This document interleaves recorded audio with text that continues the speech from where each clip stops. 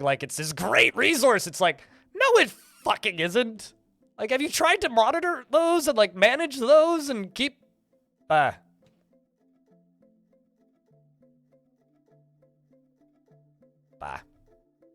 Fuck you, Tim Sweeney. Anyway, with that being said, now that I got the important stuff out of the way, I think, chat, instead of saying hello, YouTube, today, can you all just do me a huge favor? Can you all do me a huge favor? Can we start today off with a fuck you, Tim Sweeney, instead of a hello, YouTube? Can we do that? If this VOD doesn't get demonetized, then thumbs up. Fuck you, Tim Sweeney. Fuck you, and you did Bandcamp dirty. How dare you? How dare you fuck up my child like that? God damn it, Tim. People make fun of Todd Howard. I want to say, can we, like, stop being all mean to Tom Howard and instead direct our meme energy at Tim Sweeney for selling Bandcamp? Like, don't actually be mean to Tim Sweeney. Like, what, fucking whatever. Guy's doing just fine. He will live. But, like, what is Bandcamp? Bandcamp is, like, the last bastion of indie music sales that works. That's Bandcamp. Anyways...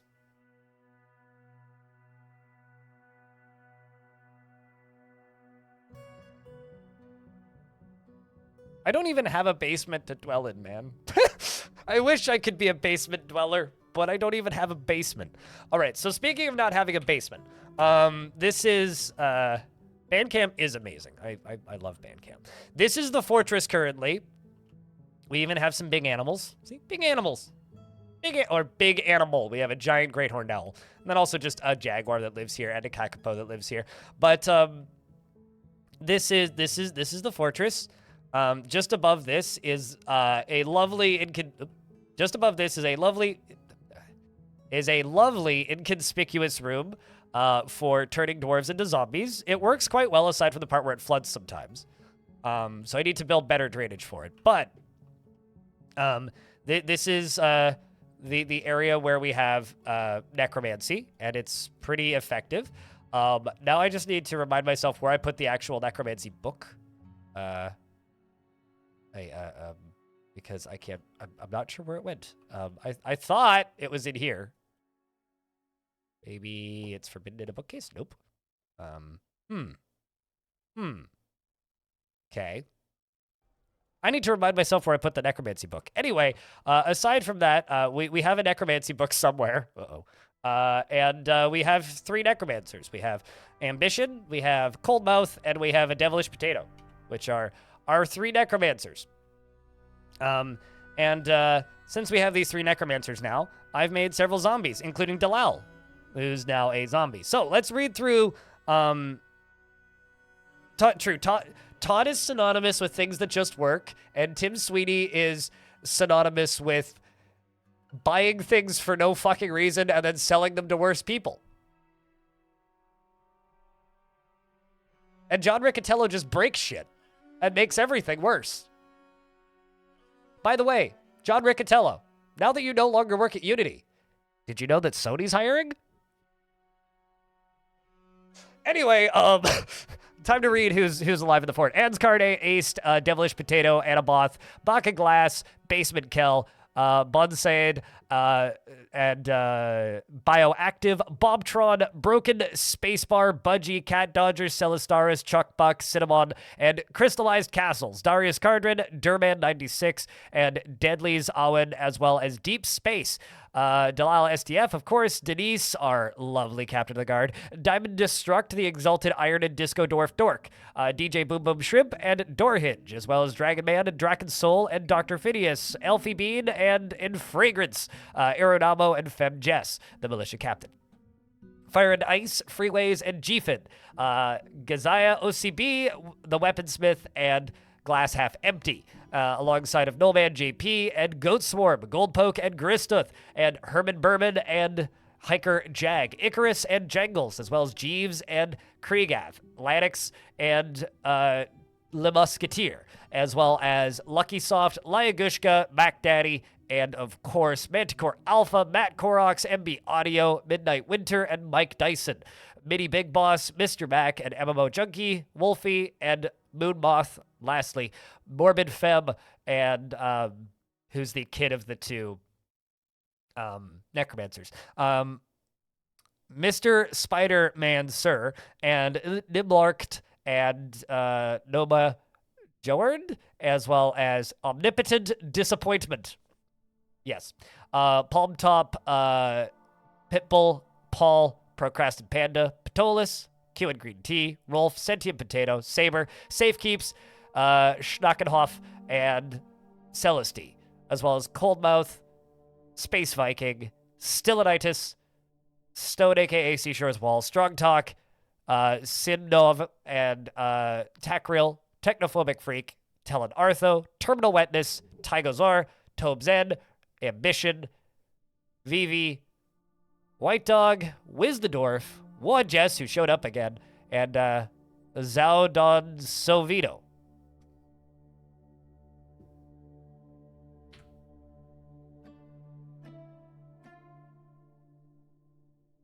But no, seriously, Sony's CEO, or Sony, like for Sony PlayStation, CEO just stepped down. And, you know, I'm sure that's fine. We have to trade with the dwarves because everything is normal and everything is fine. So thus it's time to go trade with the dwarves.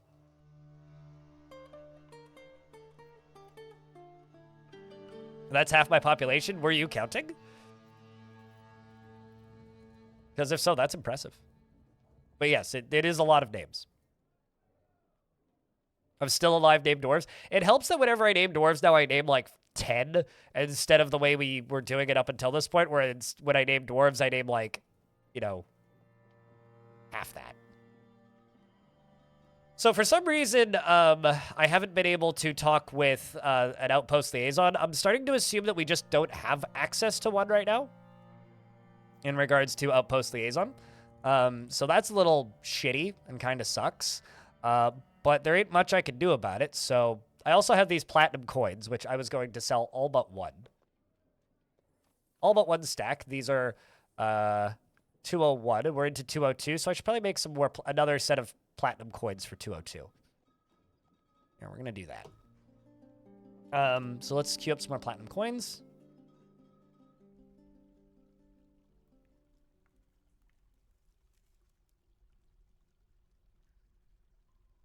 You feel your failings in fort constructions is that you like symmetry too much and you're a sucker for making it so that furniture and workshops are impassable.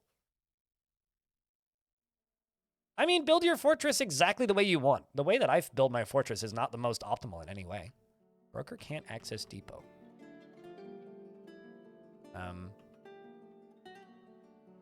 Where is my broker then? Basement Kel. Where are you, Basement Kel? So you're here and you can't access depot. Well, you go up here, you walk over here, you go up here, up to here, up and around to here. Oh, wait. Ah, that'd do it. There we go.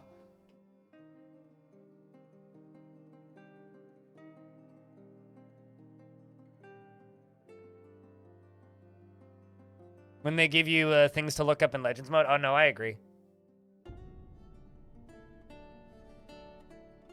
So here's the thing. If you don't like leaving, if you don't like leaving ores unmined, go into your settings and set them to minimum possible. Because this is basically all of the metal I've found on this map in this tiny area right here. So I still have some here that I can't get to, which I need to figure out how to get to. There's probably more in this aquifer up here. And there might be more on this layer somewhere, but there's like maybe 4 or 5 different veins of metal in this entire fort. So if you don't like leaving any ore unmined, lower the amount of ore that spawns. Set it to a lower level. Like, go to, like, rare or very rare. Because then, at that point, every ore vein you find, you have to mine it out.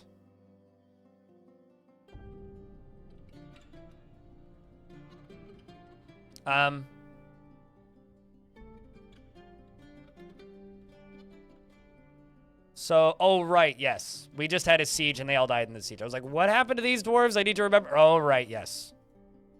All right, yes. So, big Sparn, Snowy Imp. Big Sparn and Snowy Imp. And these dwarves all died as absolute heroes defending us from an elven onslaught and decided to be idiots and run into the fray of fire when they didn't need to. But, you know.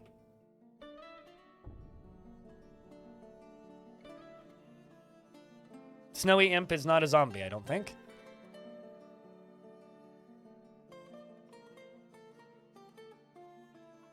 Yeah, Snowy Imp is not a zombie. Snowy Imp is dead.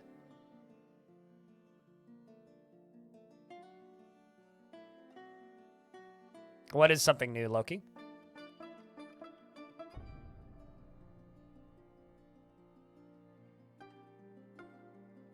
Let's also bring this one enormous corkscrew.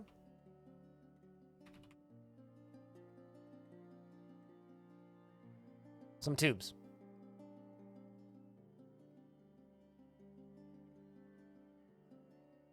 You just end up unsatisfied with whatever you do because you find a bit of symmetry really beautiful and you feel dirty being the one who created asymmetry. I mean, so here's the thing. I think symmetry is boring beyond all reason, and I think that the only beauty that I can find in this game is asymmetry. So, I don't know if I can help you. I mean, like, you can vent that into chat. You can look at the things I do to make things asymmetrical, but try making only asymmetrical designs, and don't worry about it.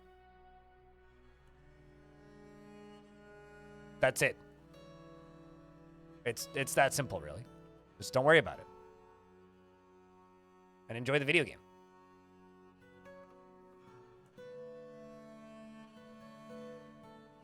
You want to be a zombie, Baka Glass? Well, you're in the military right now, so I'm sure we can make that happen. I might just put, like, a whole squad into the grinder. Like, this entire squad.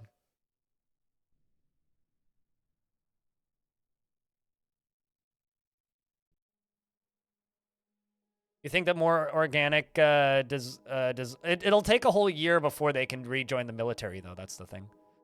Because they have to repetition for permanent residency, so they'll just be normal workers for a year. Yeah, zombies can do all normal dwarf activities, but they're like, it's like when a bard asks for permanent residency. For the first year, they can't do any, like, normal activity. They can do all tasks, like all work jobs, but they can't join the military and they can't join any position of power for the first year. I'm gonna buy these so that I can slaughter the animals and just get the meats out, or not the meats, the bones out of them, so I can make bolts. Buy these and the steel anvils. Buy the fish. We don't need those. Do need those. Do need those. Do need those. Buy the thread. Why not? Buy the quivers and the cheese. Did you bring any books? Brought a scroll about seasons in the moon. Sure, I'll buy it. And some random codex. I will also buy it. Trading completed.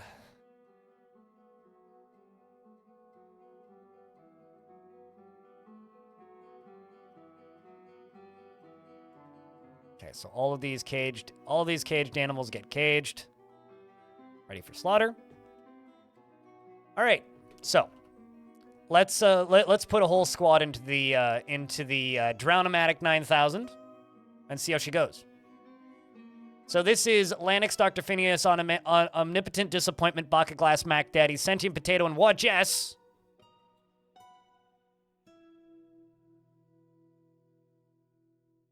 And I will leave the game paused until the ad break is done.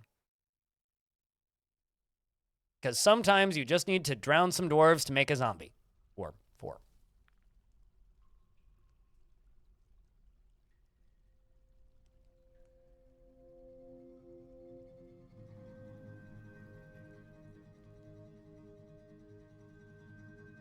Will they still level skills and have needs? They will not have needs. They will still level skills. Can a zombie get drunk if they're given alcohol but they don't feel anything? Basically, here, I'll show you a zombie. Well, these ones do this stuff. Intelligent zombies work exactly the same way as a normal dwarf. Except, they only feel things when they remember. The rest of the time, they just don't feel anything. So they have 0 stress. They sit in the middle stress. They have 0 stress. They're completely neutral. And they don't feel anything unless they're remembering something. They don't sleep, they don't eat, and they don't drink. Unless they're fed alcohol by a bartender.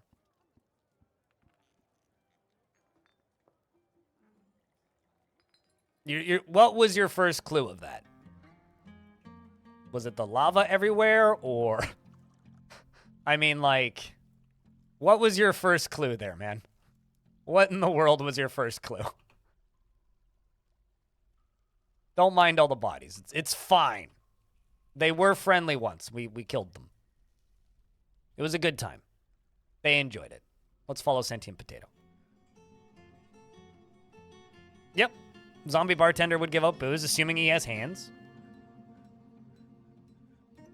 Now, we're here for the quest for eternal life, obviously. Why wouldn't you want to live forever? Without any pain. And no suffering. You're on the wrong side of the thingy, Mac Daddy. You gotta go this way. Mac Daddy, I need you to go stand, like, right down here or something. Otherwise, you're gonna watch all your friends die, which would be a terrible thing. Totally. Go stand there, then, maybe? There you go. That's 1 in here. All right. Can you go in here? That's 2 in here. That's Jess's in here. 3. Okay, 3 in here. Sweet. Sentient Potato's in here. Ah, that's plenty. All right, so we're going to turn off this squad now. And now we wait. Now that we've got Mac Daddy, Sentient Potato, and what Jess? See, SDL gets it. One of us. One of us. So now I'm simply waiting on this to be connected to this lever. That's what we're waiting on. We're just waiting on my engineer right here, Tacrill. He's doing the very important job of putting thing on lever. We're going to make you walk around here. There you are. Lock this door, and now we just need to wait for Tacrill to come back and connect the other half of this. And then I just need to disable this so that the necromancers can go back to whatever they're doing. The funny thing is the necromancers are actually the ones getting stressed here. So also, these 2 necromancers, Coldmouth and Ambition here, they joined together. And the reason I made them into necromancers is because she... Wait, no, that's not the right one. This one, Urved, Coldmouth, this necromancer. The reason I turned them both into necromancers is because this necromancer dreams of attaining a rank in society. And was sometimes cruel.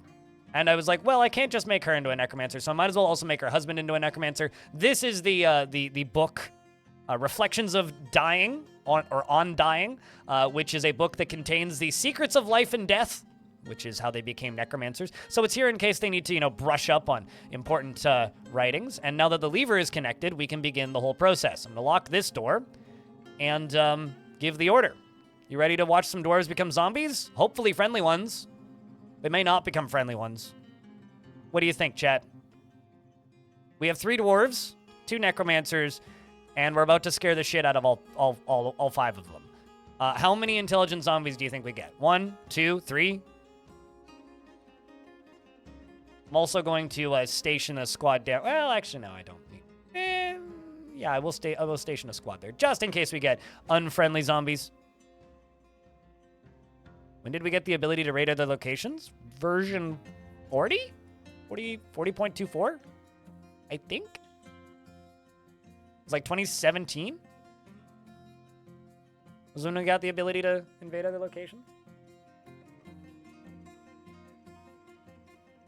We need candy? I mean, okay, so here's the thing. This is me warming up for Halloween. My Halloween fortress is going to be a fort I do after this one, after I get back from TwitchCon. Which I'll be juggling between that and City Skylines 2, probably. But that fortress, my idea is, what if I make a necromancer/zombie-focused fortress but I'm not allowed to memorialize anything that dies. No coffins, no tombstones. No coffins, no tombstones. No coffins, no tombstones. Ghosts everywhere. Be great. Unless I can resurrect them all really quickly. Let's pull a lever. So they pull this lever, and this lever releases this goblin, which hopefully scares the piss out of these two. This lever also, I'm going to set them to training, so that they are hopefully now in conflict. You should be in conflict. You should be in conflict. Okay, you are in conflict. Good. So now they're in conflict. They're trying to fight with this goblin, and the water fills up over here, and then suddenly... actually, I should probably tell somebody to pull this lever so that it stops filling once they're drowning, because that'll make this optimal. Okay, let's pull this quicker. So just so that they don't swim out the top, because I really don't want them swimming out the top, which they've done several times. Anyway, a Forgotten Beast shows up, and it's Usu as Kama, great bomb composed of grime and filth, poop and piss, basically. And it has wings, and it undulates rhythmically. Beware its deadly spittle. It's okay, nobody cares. And now we wait. This lever hasn't been pulled just yet, so they could theoretically swim out the top. But they're drowning, and one of them swam out the top. God damn it. Mac Daddy, why you do this? Why you do this to me, Mac Daddy? Why do you do this to me? All right, well, let's try this again. Mac Daddy will probably drown. These two first. That's one. And unfortunate failure. Sentient Potato is not a friendly zombie. Okay, let's try this next dwarf here. This is two for two, double failure. Oh boy. Well, this is unfortunate. I need somebody to pull this lever to suck the last zombie back down. Actually, are they friendly? Let's find out. They're probably not friendly. Very much probably not friendly. Nope. They are not friendly. So we've got two not friendly zombies. Double failure. We're going to start draining these out because this dwarf up here hasn't, become friendly just yet. Where are you? Okay, get down and in there, you dumbass. I need you to fall into the zombie pit. Fall into the zombie pit. Fall into the zombie pit. It's flooding. This is bad. Get back. Just stop it. Seriously. Fall into the place where you becometh the zombie. It is it's a dice roll, yeah. Sometimes they're friendly, sometimes they're not. All right, fine. I will not allow you to escape then. I will flood you back inside. How's your swimming skill? Novice swimmer. Okay, well, I see you are improving at swimming. I have no idea what the numbers are. I genuinely, if I knew, I would have told you already. I do not, in fact, know what the numbers are. Well, this sucks. Is someone coming to pull this lever? Yes. I need you to just fall into that. It's very simple. Just fall into that. That hole right there. There's a hole. Fall into it. Please. I'm dwarfing you. A weaponsmith has been taken by a Feymoon. Well, that's cool, but not what I care about right now. God damn it. I've had some bad luck in the zombie maker. Rumble. Oh, well.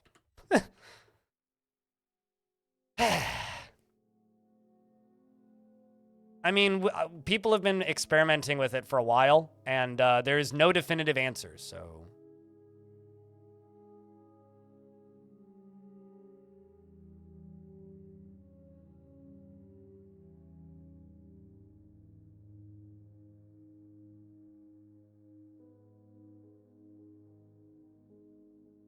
Oh, right. The wiki might have an answer, but I haven't found one. All right, so now you're just drowning up in here. Great. Now you want to attend a meeting. I would too, frankly, if I was you. I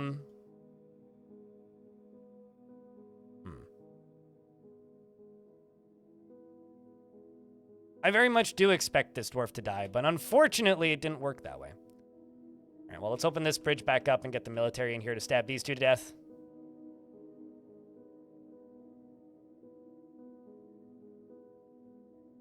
But so far, it certainly hasn't been 50-50. We had a, like, it's like a, like we've done 4 and we had 1 failure up until this point. So.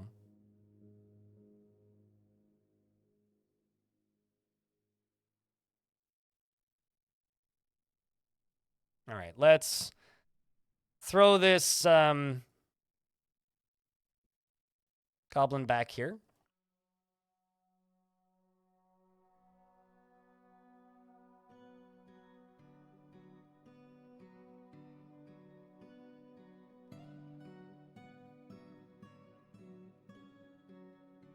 I need a goblin, not an elf. Because I'm pretty sure the rest of those are zombies. There you are.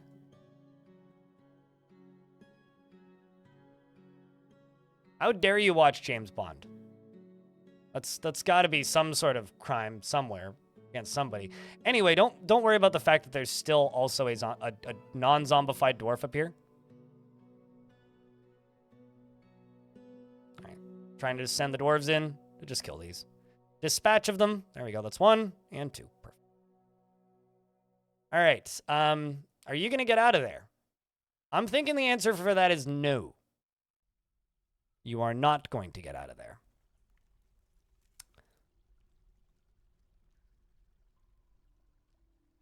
I will always stand by. I never particularly liked James Bond. Like, it's got nothing to do with any particular Bond in general. I've just never particularly liked James Bond.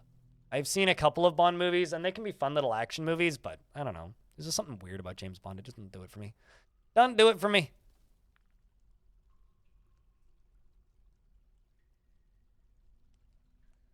All right, so Magma Forge has been claimed. We will keep an eye on that. Like Bond. I really enjoyed Johnny English, if that's what you mean by Bond movie parody. Johnny English was a good amount of fun. Alrighty, I need to pull this lever to maybe give this dwarf a way out. The naked gun is pretty good, has its moments. You really only watch them to poke fun of them? Sure, yeah. They just never did it for me. Whoa, did you make it out? Oh, wow, you did. Relieved after being in the waterfall, taking a nap, stressed, unconscious. I would be too. It was the most traumatic event ever. Now, get back into the zombie making room. I do not like Austin Powers. I don't find those movies funny. Doesn't do it for me, unfortunately.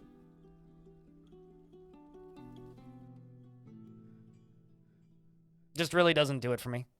I wish it did. All right, so the artifact maker, weaponsmith, has run off already and is making stuff. Has grabbed platinum, and I smacked my elbow. Now is the moment, chat, where we all sit here, cross our fingers and toes, and go, please make a hammer. Please make a hammer. All right, can we get that line of questioning? At which point, I would obviously give it to my captain of the guard, and make the captain of the guard into a necromancer. I mean, what could go wrong? Right? What could possibly go wrong?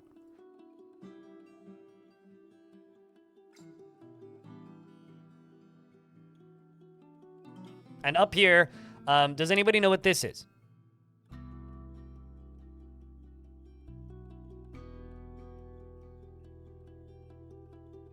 I really like okay, there is one format I like Austin Powers.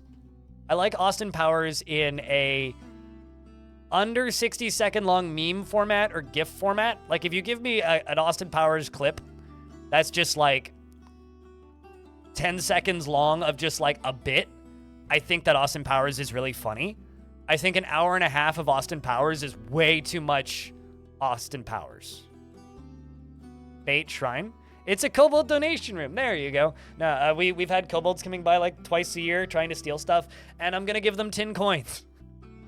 So, I'm going to leave, 10 coins. So yeah, that I don't mind Austin Powers in like as a meme format, but as a movie, it's a bit much. It's not that it's bad, it's fine. It's just I like it more as a meme format than a full-length film. I think kind of in the same way that I really like, Robot Chicken as a short format, but like the second it becomes like a feature film, it's like I don't want to do this. All right, so migrants have arrived. So let's just go with somebody I know who doesn't have a dwarf yet.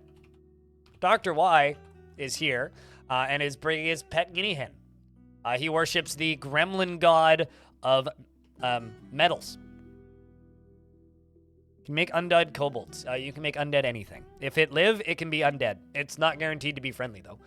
In fact, most things are guaranteed to be unfriendly. He is very ambitious and always looking for a way to better his situation. He is extremely confident in himself in situations requiring his skills. He does not easily hate or develop negative feelings, and he is brave, and he is often nervous, and he prefers that everyone live as harmoniously as possible. He's not particularly curious about the world and tends to avoid crowds. Tends to not go out of his way to help others and doesn't often feel envious of others and occasionally overindulges. When he's thinking, he has a tendency to chew on his cheek. He dreams of attaining a rank in society and personally feels those that attempt to conceal their emotions are vain and foolish. Disregards tradition and sees competition as reasonably important. Doesn't care about art one way or another. He likes satin spar and copper, wood opal and llama wool, bins and sea otters, and simple tool use. And the sound of... And sea otters for their simple tool use. And the sound of the saffron embrace. When possible, prefers to consume moghopper, fisherberry wine, plump helmets, spawn, and the souls of children. I wonder where that one came in. And absolutely hates bats. Well, he's not a vampire. He has high cheekbones, and his skin is wrinkled. He's 82 years old, and like I said, has a pet burp. Did Lanix survive the drowning? Lanix didn't enter the drowning.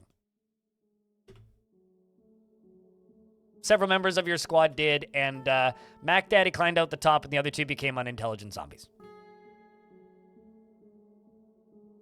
Did I? I don't know. I don't know. It's spooky month, man. Also, Dr. Y, you dream of attaining a rank in society, so I'm gonna help you attain a rank in society. Meaning I'm gonna help you read a book. All right, up next, got a peasant.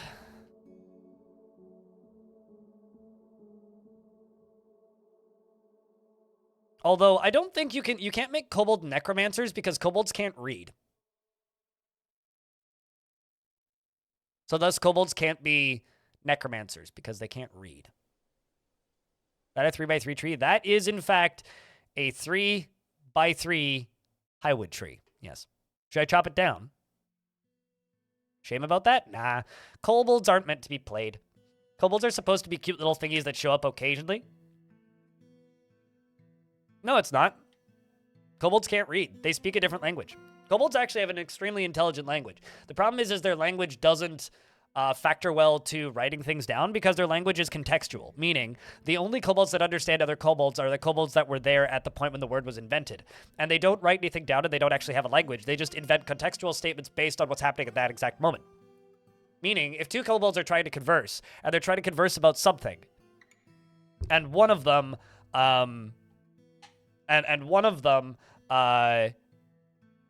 is talking with another one, unless they were both there at the time when that word was created, when one of them came up with it, then they can't communicate. So they can't read because they don't write things down because they make up words as they speak. So basically they speak in a very organized format of gibberish. I'm gonna go turn on the light in my kitchen because it's a second. Wrong button. That's the button I was aiming for.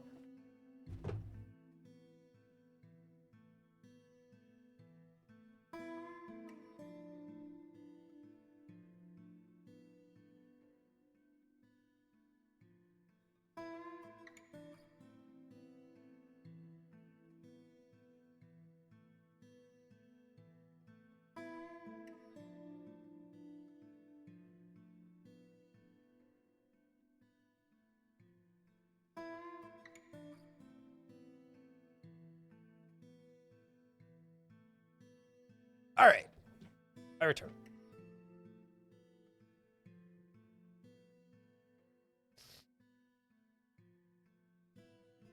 Yeah, Zeboptawop. You could look at the Secrets of Life and Death for like a solid 10 minutes and not even be remotely affected by it if you can't read.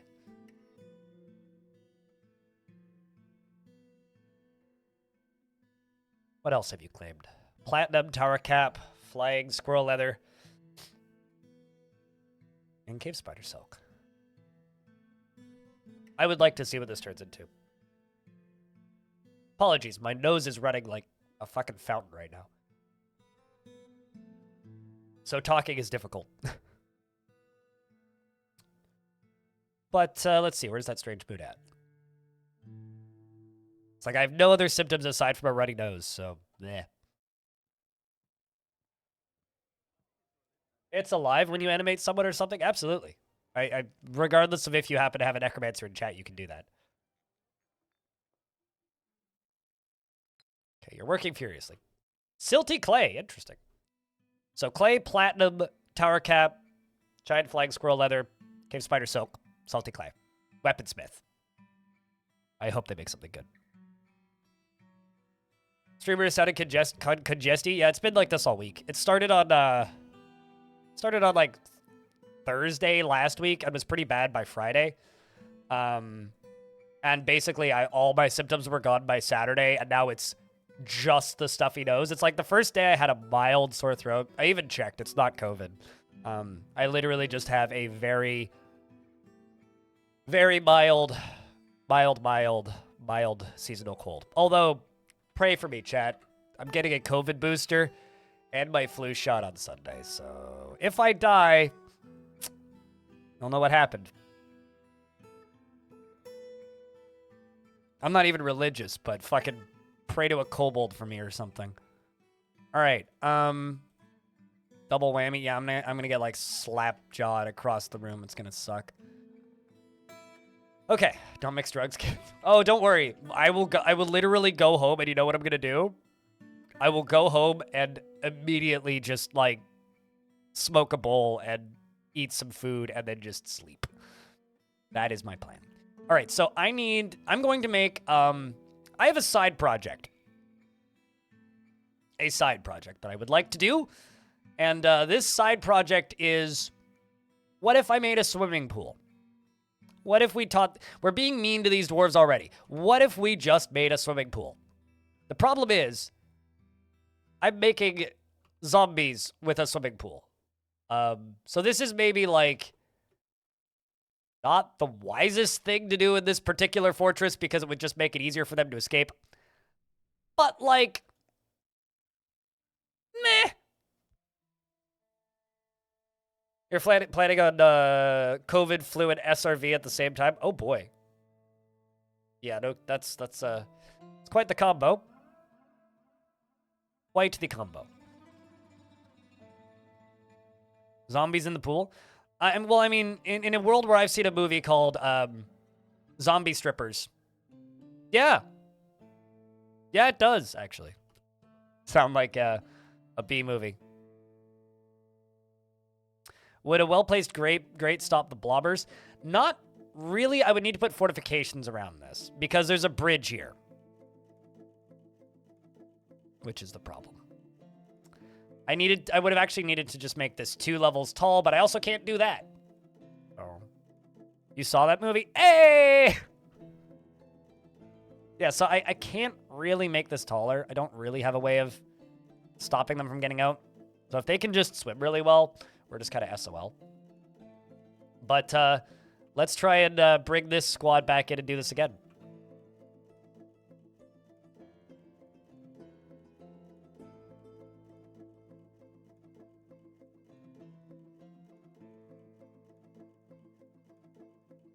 But first, we got to get some of these bodies out of here.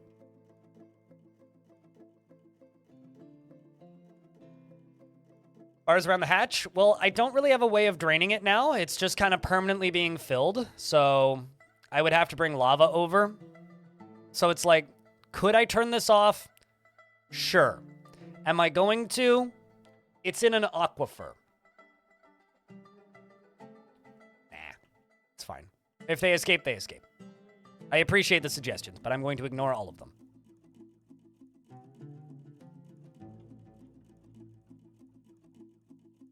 But I do appreciate these suggestions. So just know that your suggestions are appreciated. However, being willfully ignored.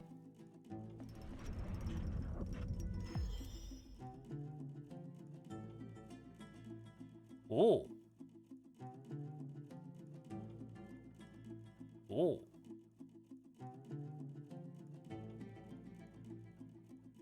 Ral, the weaponsmith, has created Lava Thor.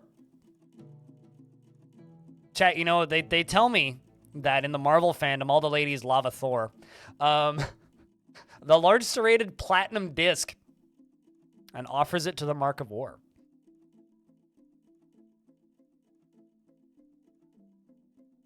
That's, what does Lava Thor translate to?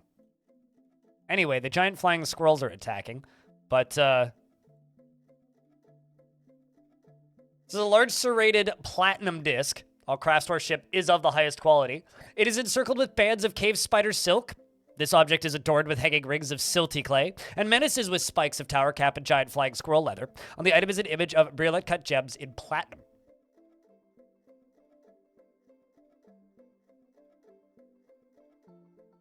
I don't know. I've heard mixed responses to that. Sometimes yes, sometimes no. So I think they have to be a were creature first, Dr. Y. Actually, I know for a fact they'd have to be a were creature first. So I don't entirely know the answer to that because the question is kind of up in the air. Because sometimes yes, sometimes no. No.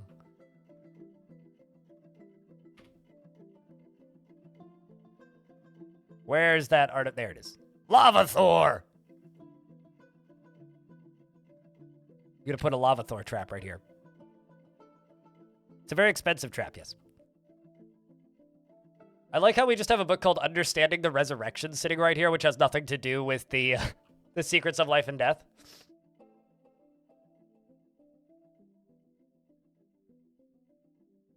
Also, don't mind this zombie. It's friendly.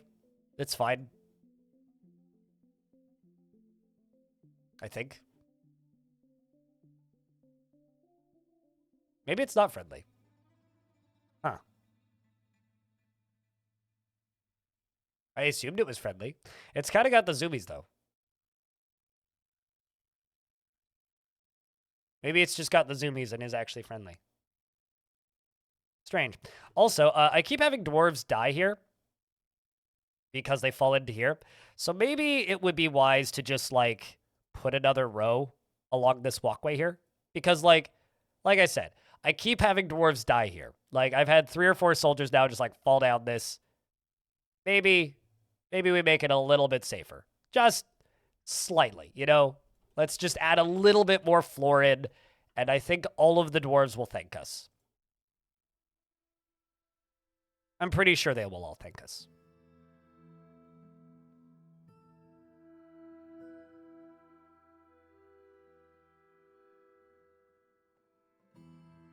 It's fine. It's just a naked zombie elf. They just got the zoomies sometimes. Don't worry about it. Also, don't worry about these skeletons or any of this stuff. It's all fine. It's supposed to be here. It's part of the patina of the fortress, you know? The constant aesthetic. This fortress has a very specific visual appeal, mostly focused on dead things that we've killed. Anyway, speaking of things that would be a sight, we've got Dr. Oh, Dr. Y, you're supposed to be on the other side, Dr. Y. Dr. What?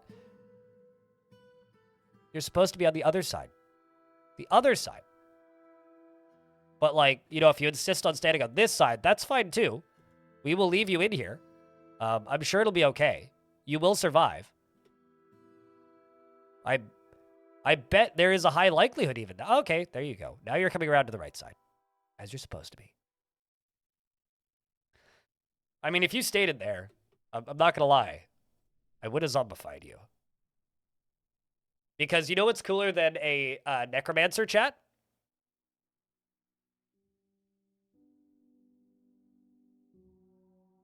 You know what's cooler than a necromancer?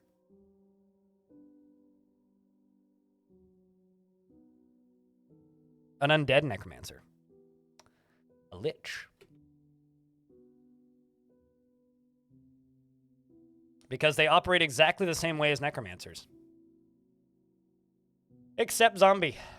But I would like to keep all my necromancers alive for right now. Alright, that's one. Here comes Nish, who's a sage. Smells like sage. You know what? Life's a party sometimes.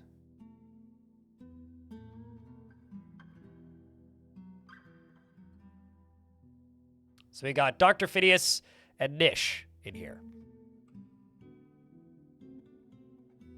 I mean, if you walked back in there, you would be. But no, you're just volunteering to be traumatized. Totally fine. Totally normal. Don't mind. You will be okay. You know, actually, here's a way that we could make this. You know what? Actually, I'm changing the design of this briefly. So maybe Nish here will have the opportunity to escape. Because I've just figured out what I can do to stop them from climbing in. What if I just did this? It's going to remove some of the space in here, but like...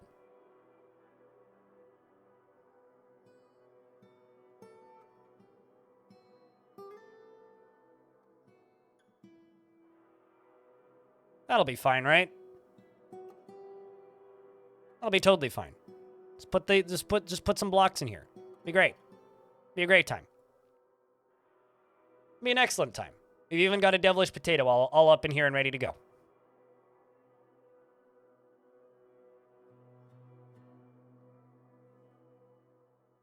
So now I just need to wait for some blocks to show up. It's gonna take a little bit. Don't mind the giant squirrels playing with the cats. They get along just fine.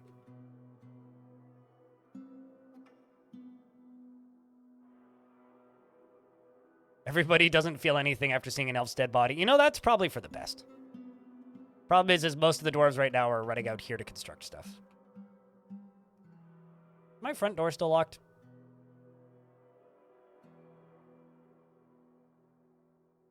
No? Of all the directions you could be heading.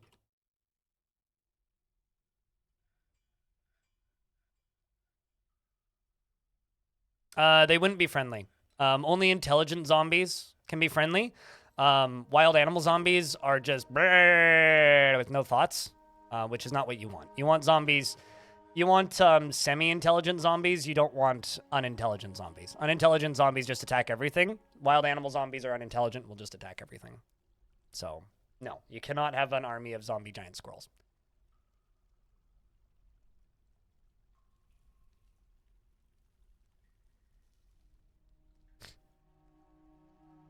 I mean, maybe squirrel men, like animal people. All right, this is going to be a mosh pit and a half. All right, so we've got Mac Daddy, Baka Glass, and Lanix in here. All right, chat, so we've got 3 dwarves once again. Gonna unstation both of these. And actually... I'm going to station the necromancers in here because I want more necromancers in here. I want the maximum chance of necromancy happening. Let's see if I can get some more necromancers into here. Yo, what's up, Kid Fox? You're not about to witness a snuff film, I swear. Bloody Baron Conrad. Thank you very much for that Prime subscription. What's up? How's things, Kid Fox? You here to leak some information? I see I have a bunch of DMs. Is that you? One of them is. Messages failed to load. Thanks, Discord. Chat, I've got a prototype of a thing. I want you guys to tell me your opinions.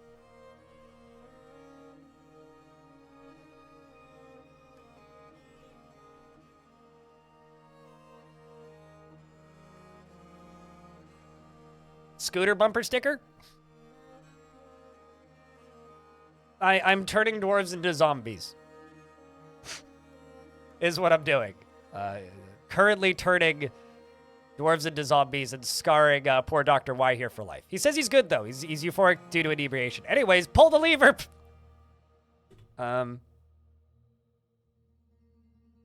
Also, it really sucks to be Basement Kel, who just kind of got stuck on this side. You'll be fine. What could possibly go wrong? Pull the goddamn lever.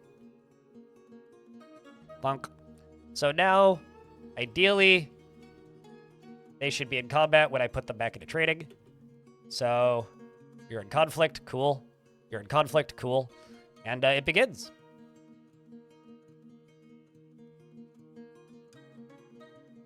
So, the drowning begins. The water fills up. So this is Baka Glass, Lanix, and Mac Daddy. They are now all drowning. Well, this is unfortunate. Disco Dwarf Dork, I'm killing your spouse. Just an FYI. She's going to be a little cold.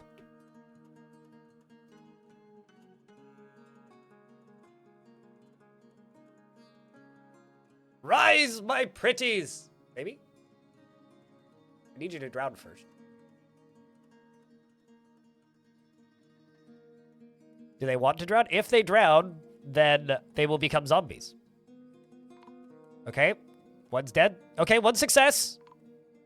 And 2 success. Sweet. Who failed? Lanix failed. I'm so sorry. You are an evil undead that will probably get beaten to death by Baka Glass and Mac Daddy. In fact, they are actively fighting right now. But double success. So I would say that's a pretty good margin, honestly. I'm so sorry. You lost the zombie lottery. We can release the necromancers now. They can go back to their, their average entertainment, and I can open this up. And there's one of them is exiting out the top, which is fine. This needs to be pulled like stat. Someone needs to come pull that. And then this one, we can pull this lever. And hopefully you'll just go get caught in a cage so we can keep you in the tavern or something. But otherwise, we'll just stab you to death. That'd be fine, too. He's running away in fear from the zombies. Checks out. All right, this zombie's out. Baka Glass is good. Baka made it. I'm so sorry, Lanix. What's the reason for the goblin? Necromancers only use their powers if they're being scared for their life. It's like a self-defense thing. So you have to scare the ever-living piss out of them so that they resurrect creatures as undead. So that's all it is. So I need to get this lever pulled first. Spooking my necromancer. Or I need somebody who doesn't care. So this is one of my previous zombies who very much is not going to care. So there you go. Goes in there, pulls that. That's been pulled already. So they can just drain out here. And then I can just tell my soldiers to get in here and go stab this thing to death. Or stab it to re-death. Because currently it's dead right now. We got to kill it a second time. Anyway, what's up, Kid Fox? How's things? Discord still isn't loading messages for me. Oh, chat, go look at the Steam page. Apparently, screenshots are updated. Well, ain't that neat? I think we should tell Semtexagon to check the Steam page. But, there are some more screenshots now. That's cool. We did a thing. Looks awesome.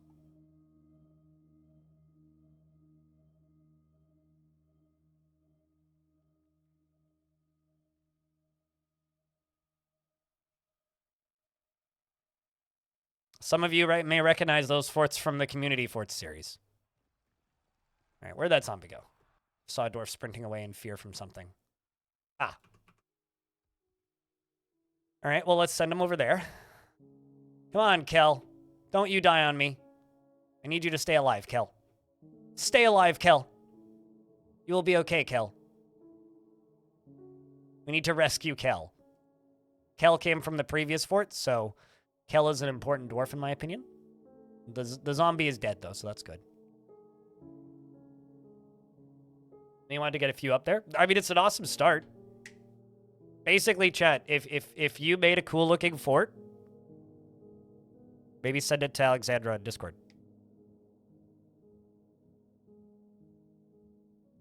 We'll get some more cool screenshots up. So yeah, with making zombies, it's not a perfect system. It takes a year for them to request permanent residency. And then once they do that, then you will get more, you can do more with them. But for the first year, they just operate like mindless drones. So that's the beauty, but also imperfection of zombies in Dwarf Fort. And I like how this necromancer here is just like cleaning the blood up around this dwarf, but like not rescuing this dwarf. That's very funny. Send you your spooky forts? You want this one? I've got, I mean, some catastrophes going on. Mac Daddy, the corrupted slayer, has been missing for a week. Wait, what? Where is Mac Daddy currently? Have they not seen Mac Daddy for a week? Is Mac Daddy stuck in a wall somewhere? Nope. Okay, you're around. That's fine. Wealth's labored. That's a name. Are those wood? No, they're sheep. Oh, good. We got lots of bolts again. As it should be. If you have a link, you can link it in chat. I don't know if there's a tweet about it yet. What do we need the zombies for? Fun? What do you need anything in Dwarf Fortress for? I wanted to end this fort in a exciting fashion, so I figured I would end it in an exciting fashion. Are necromancers living or undead? What even is living, man? Technically, they're alive because you can kill them. But they're immortal. They're like, they basically gain immortality. But technically, they are alive, as far as I know. But once they become like true undead, they still have their powers. So by true undead, I mean like get killed again.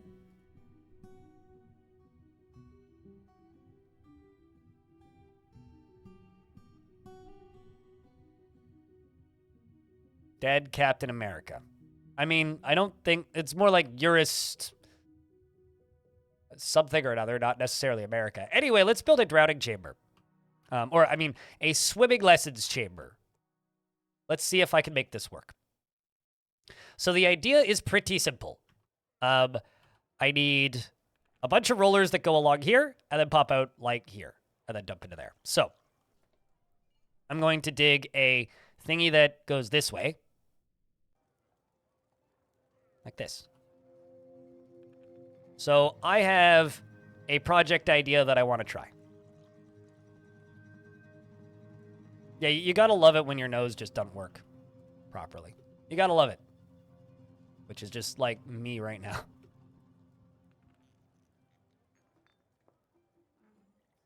And then right here, and then we'll connect up there.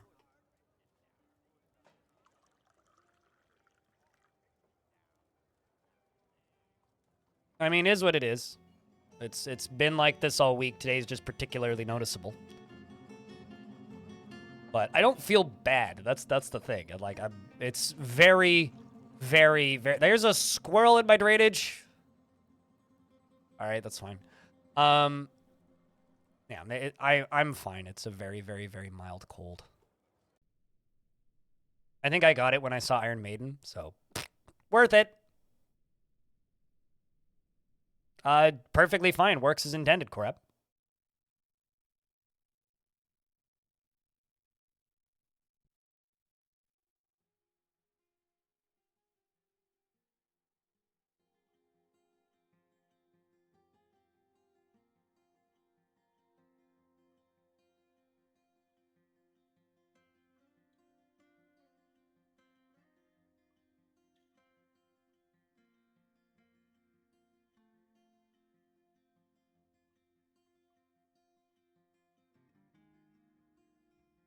Wait, how did I make a lava minecart contraption?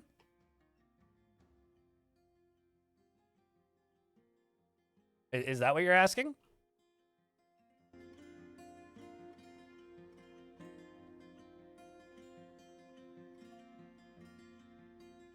Because I have a video on YouTube of how to make one. If you'd like to make the same contraption anyway.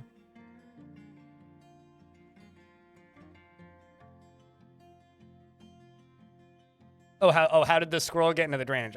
It walked there, clearly. Probably swam a bit. Probably jumped.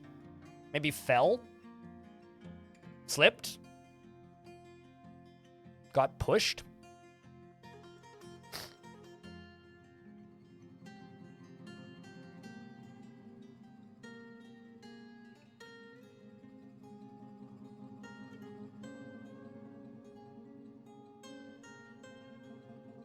So I'm just making a real quick community post about this on my YouTube channel because I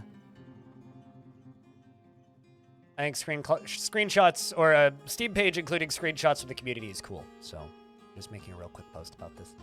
It's easy and I can do it. It's a flying squirrel. They don't actually fly in Dwarf Fortress, but yes.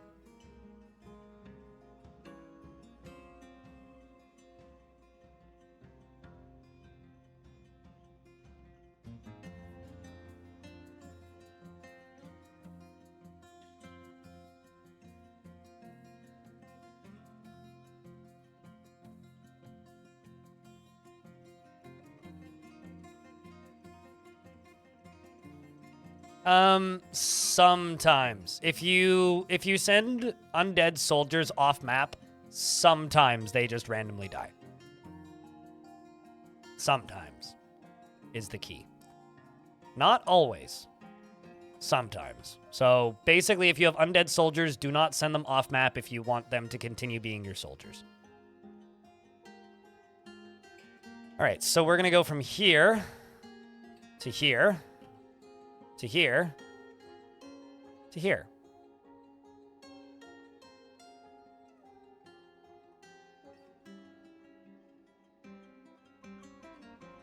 Except actually, I'm going to forbid this one. We're going to remove this ramp. Also going to remove that ramp. We're going to leave that one at the top. They disappear and then reappear at either as ghosts or a weird reincarnated, zombified, debilitated, broken dwarf. Which then eventually dies.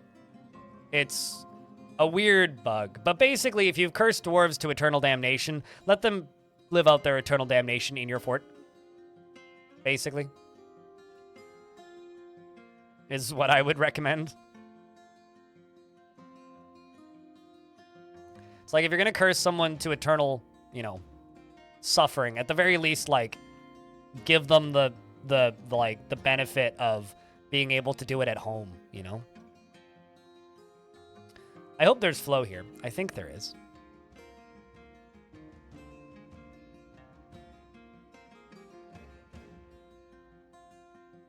All right, so now I need some power going from here to here. And then along here, I need scroll rollers, or not scroll rollers, just rollers going all the way across to here. Using whatever. And this way up. Can't do it. All right, so I need to do it one closer this way. Instead, we will go up here. I will smooth these out up top.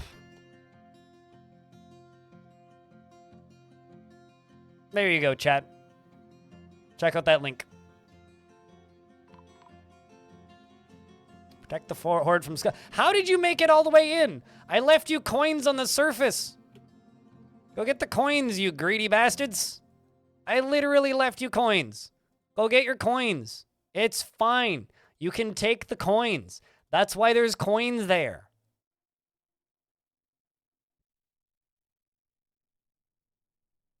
I left you coins on the surface. It's way safer. Like, look, there is literally 10 coins. A stack of 500 of them. Year 201. It's the tin currency of Theleth and Lensantir. On the front of the coin is an image of Rye. The back is a superiorly designed image of circles. My guys. Take that. This fort has aluminum in it? Aluminum's pretty rare. Not super common.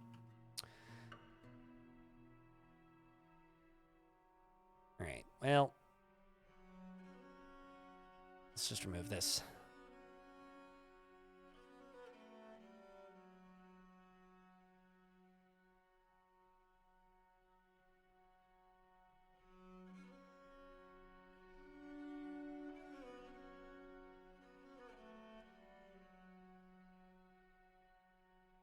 All right, so this down here, gonna rollers all the way up to here. This right here. Going to have rollers right there. And this right here, once it's done, it's gonna have rollers popping up in here. And then it's going to dump this way onto a grate. Or maybe dump forwards onto a grate. We could just do that.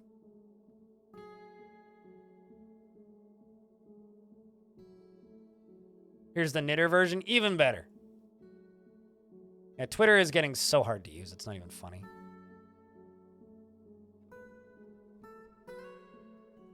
Like, I'm basically just off Twitter at this point. Like, I use it begrudgingly, because this is my job, but, like, yeah, I don't like using Twitter. All right, then up here, let's just go around to there.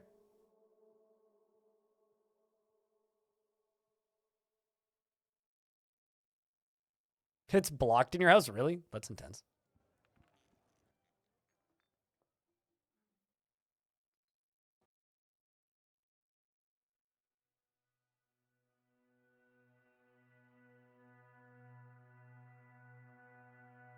And then at the end, I'm going to put a track stop doing this. And just in case it overshoots, I'll put brakes on the end. This will be maximum brakes, there. And this one here will be no brakes. And we will put a pillar here in case of oopsie. And we just need to wait for them to build this thing. But in the time being, I can create a new route. I can add a stop. I can put a tunnel tube minecart on it. I can call it Swimming Happy Fun Times. And I'm going to remove all these. I'm going to add one, which is going to say, ride it once every 3 days.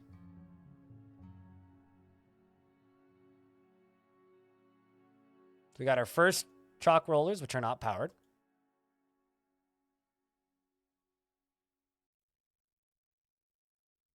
Have you considered making a Mastodon? Or an account on a Mastodon instance? I don't recommend it for direct DMs, but that's been my favorite social media since the point in time where it all became worse.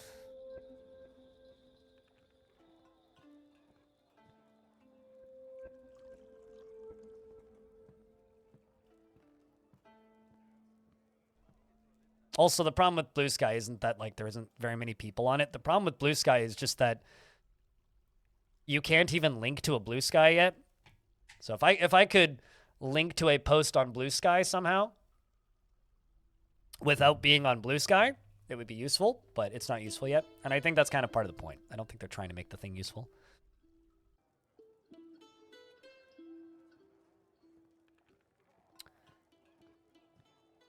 All right. So we just need this, and we just need someone to try and ride it. See what happens. So now this whole thing is powered. I'm going to go to this minecart route down at the bottom. Let's see if it works. And just say, just do it. Just do it right away. Just do it right away. Just do it right now. Right now. Somebody go take a ride. See what happened.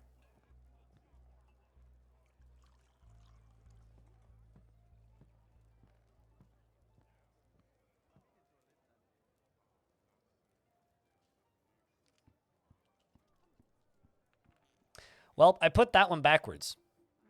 That's a slight oopsie.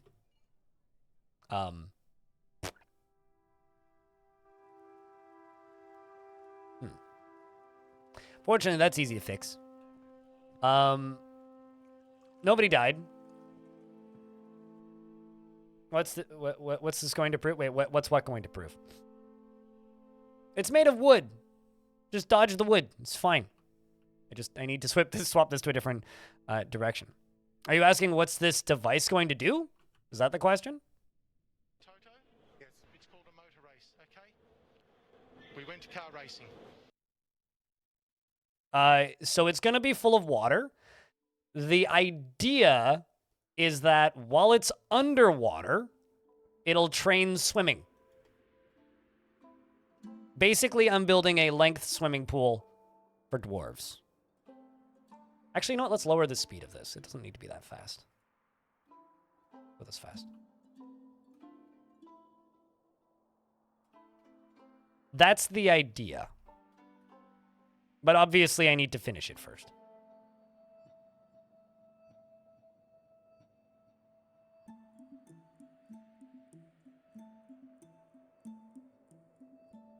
So suspend this for right now.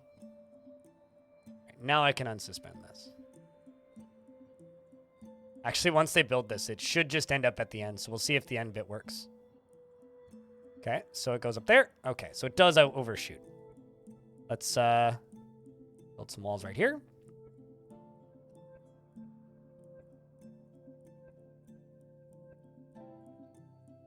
Let's also build some walls right here. And some walls right here.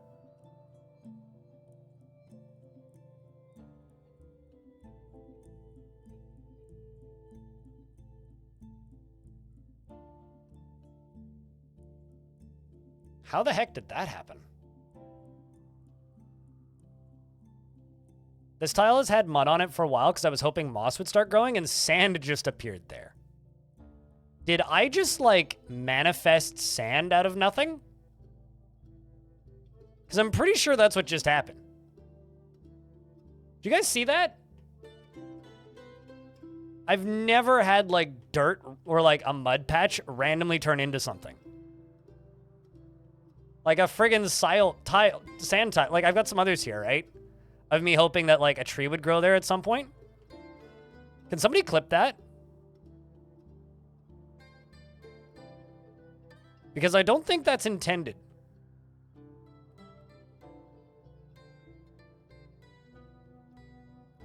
Anyway. Let's see if this works now.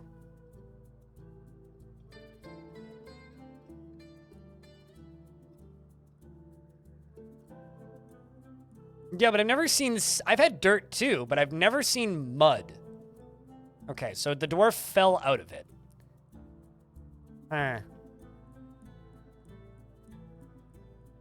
Current issue. Dwarf fell out of it. Yeah, see, they fall out of it when they hit the bottom. So this currently would be a death machine because they'd fall out. And also it's still ending up in the wrong spot.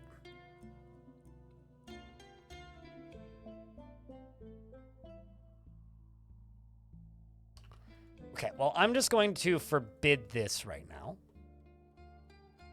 I'm going to take this minecart route, and I'm going to add a new stop, which is going to be one further. And I'm actually going to channel this down. I also need to, I think, slow down this.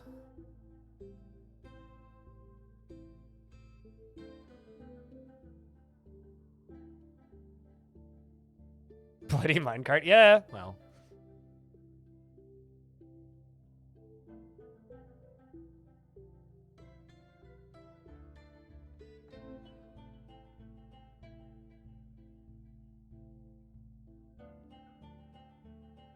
And then this end bit.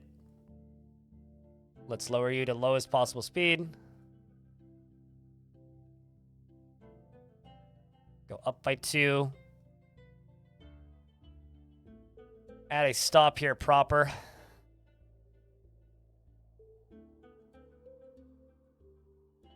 It's not a roller coaster, it's a swimming pool. There's a difference. Also, sup, King.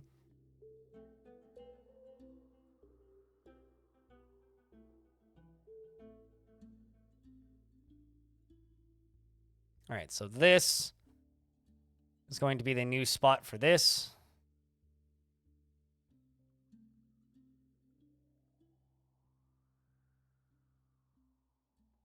And we're going to just remove all these for right now and unforbid you so you can get moved over.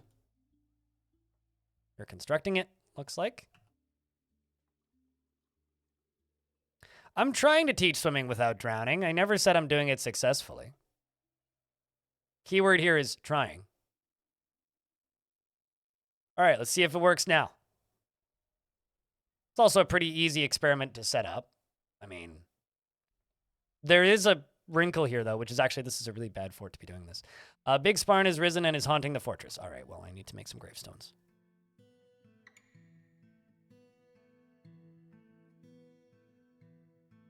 Actually, no, these don't go here. Those are civilian graves. These are military graves. So these go down here.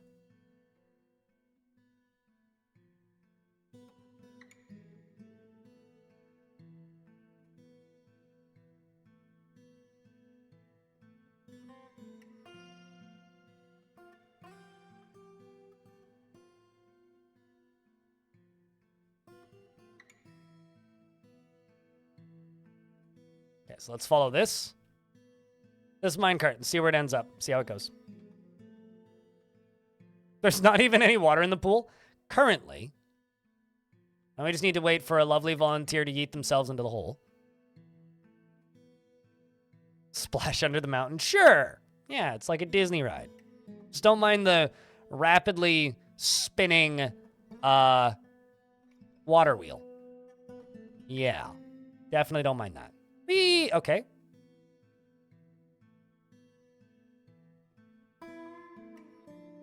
All right. Well, moment of truth. We need to fill it up with some water. Now, I have a question, chat. Do I do this intelligently and safely, or do I just do it unintelligently and unsafely? I think we do this intelligently and safely. But if you guys counteract me before I finish building this, we'll do it unsafely.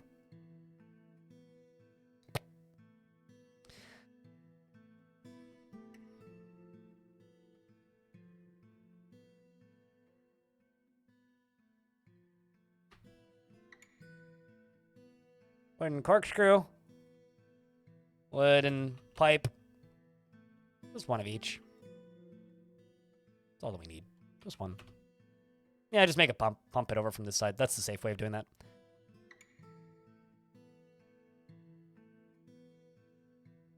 We don't want to lose these dwarves now. I mean, we only have 216 to spare.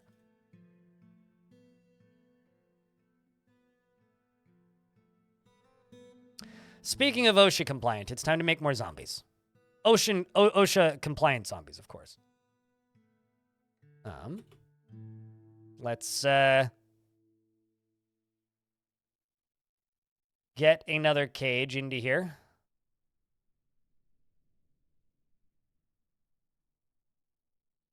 Get this hooked up again. Well, we're running out of dwarves. Any volunteers to be zombified? Chat?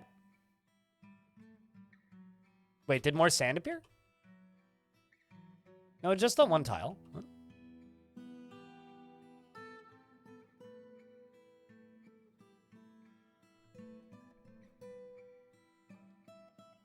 I don't think Rick has a dwarf currently. I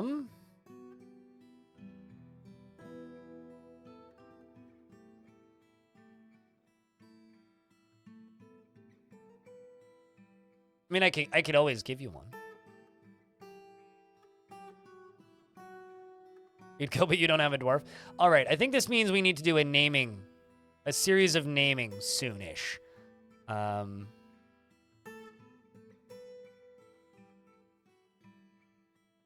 Scrolling until I see names that said me. I don't know if I'm going past. I'm probably going past people too. Arm. Jagwol Rolf. Monkey Soft G-Fin. Celesty the second. There you are. There's one.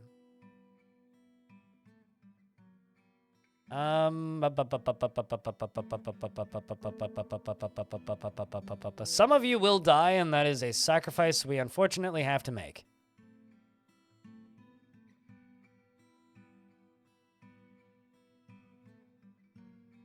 and zombify the most pissed off dwarves.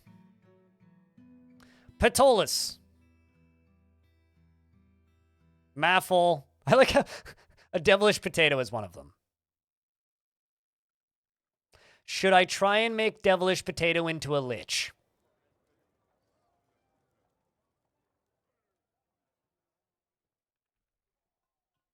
Who is currently teaching moon phases. All right.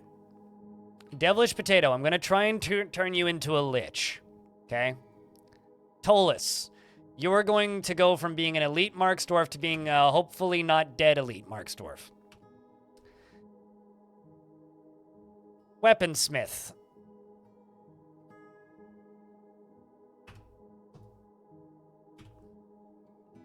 And Omnipotent Disappointment, who's already in the squad. Perfect. You. You.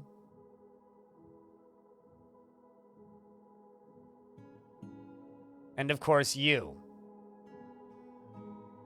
This squad is going to be told to obey orders and stand here. Nowhere else. Just right there. Then I'm going to link this lever up to that. What? Oh, I see, because this hasn't been placed yet. Gotta wait for this to go there.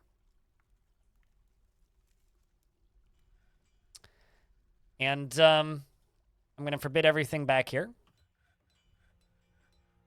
Oh no, there's a ghost in the hallway. Anyways.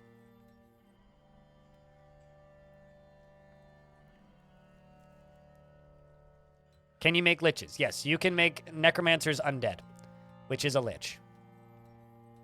At least, that's my definition of lich.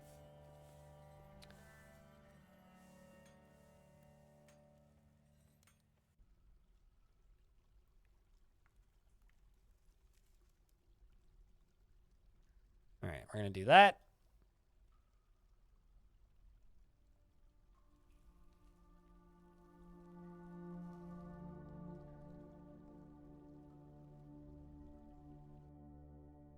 This is the weirdest military hazing ritual I've ever seen, chat. I'm going to send the necromancers up to here.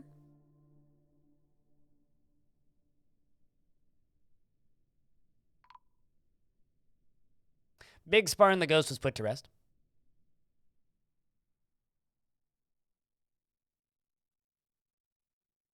Okay, we're going to get that done. I'm going to link up this lever. Speaking of linking up levers, go down to here. I'm actually forbade you because there's no reason to have you running.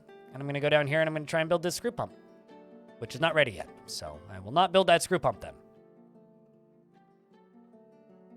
All right, so now I'm actually going to just simply tell this squad to go stand down here. Necromancer 1 is here. We're waiting for this lever to get hooked up. But yes, necromancers can be made into zombies. And zombie necromancers I just call liches. They're not officially called liches in any format. Like, they're not named liches per se, but they're liches.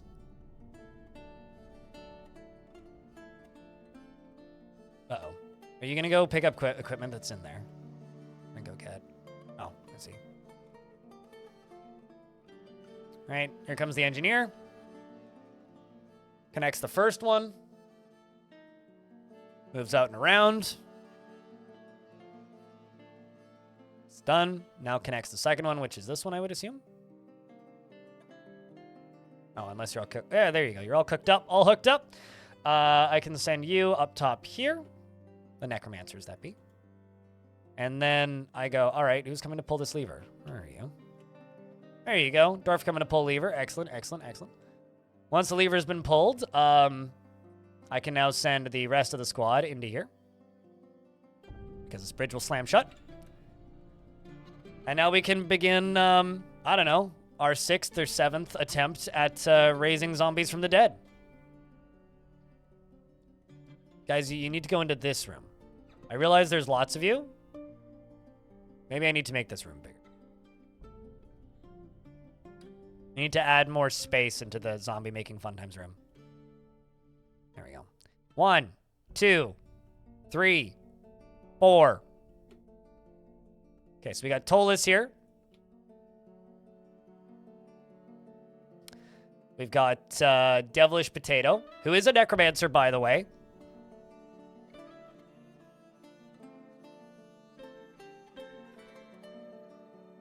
Then we've got Omnipotent Disappointment and Dr. Phineas. Dr. Phineas, by the way, is kind of a legend in this particular fortress. Up there with the legendary Dwarf Mac Daddy, who killed a Sasquatch. This one killed a Bronze Colossus. So we would like this to be successful. So if my necromancers fail me, I will be very unimpressed. Cross your dwarf and hope to rise. I need to make a grand metalsmith haul after this. I now simply unstation these guys. Lever gets pulled. I restation them so they go into conflict, which they should be. And the water comes down. It flows onto our dwarves. The water rushes over them, cleansing the soul. Tolis, Phineas, Omnipotent Disappointment, and soon to be Devilish Potato. Drowning. Now, ideally, we want them to pop up as turquoise zombies and not purple zombies. If they're purple, we failed. If they're purple, we failed. That's one. First one to succumb to the water was Phineas.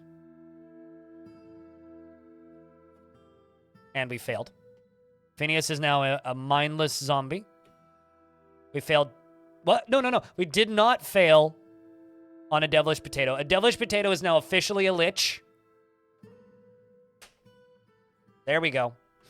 See, they are still the Necromancer color. They're still listed as a Necromancer. But now they don't need to eat or drink or sleep. Next, we have Tolis and Omnipotent Disappointment. And I think they both failed. Yes, they did. Wow, that was a real bad one. That was a real bad one.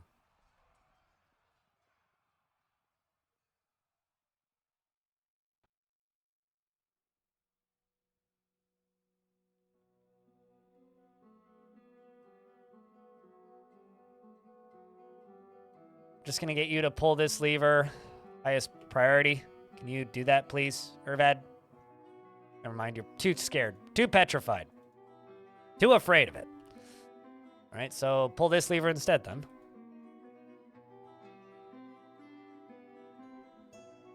And I will bring this squad up here. Oh, no, not that squad. Bring these two squads up here. There we go. Oh. So we failed, but sort of unfailed. So this zombie came out and died. And then Ambition gave it a second attempt and rose this zombie from the dead again. Did you kill it?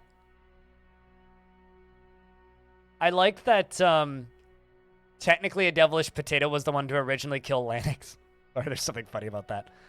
So now we just have a friendly dumb zombie instead of an unfriendly dumb zombie.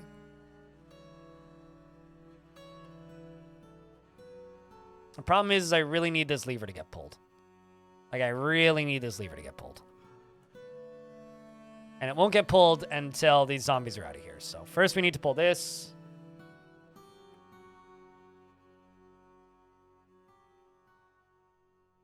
What are you going for? Oh, just the random crap in there? Yeah, I get you. They see the zombies and they go, ah!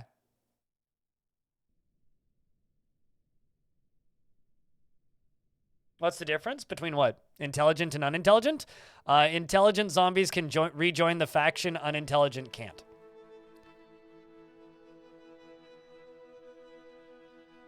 So these are hostile to me. This one isn't hostile, but it's dumb. It cannot rejoin the faction. This one just simply is hostile and also cannot rejoin the faction. So if they're purple, they are hostile.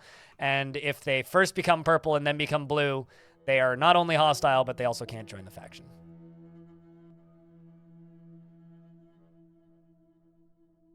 Please pull this lever. Please pull this lever. There you go. And thunk. Easy peasy. Okay, so you get rebuilt down here. And we'll line this up for more. This is never going to be a 100% success rate. But, the bright side, we got less stressed dwarves. And now Holy Kai here is doing a duel. I think I should bring in my necromancers as backup. Just in case something horrible happens. I mean, like, he is stunned, after all. Overexerted, bleeding. Oh no. We lost Holy Kai, chat, and the necromancers were not close enough by. It's time for an emergency. We must try and save Holy Kai. Let's actually see if I can do this. So I'm going to real quick place a stockpile underneath you and set it for corpses. I'm going to do that.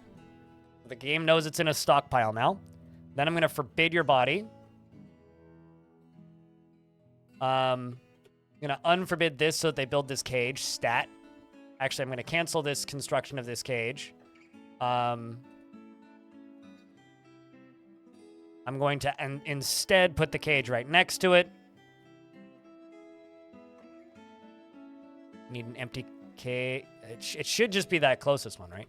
And then I'm going to tell the necromancers to go stand right here. And I'm going to need a piece of furniture right away. Hopefully we have one.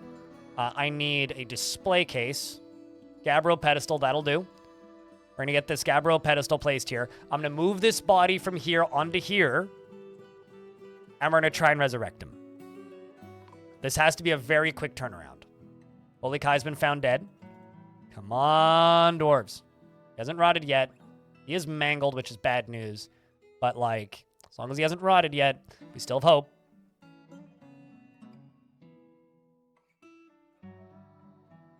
We still have hope. Still have hope. Come on, dwarves. All right, necromancy is up and running.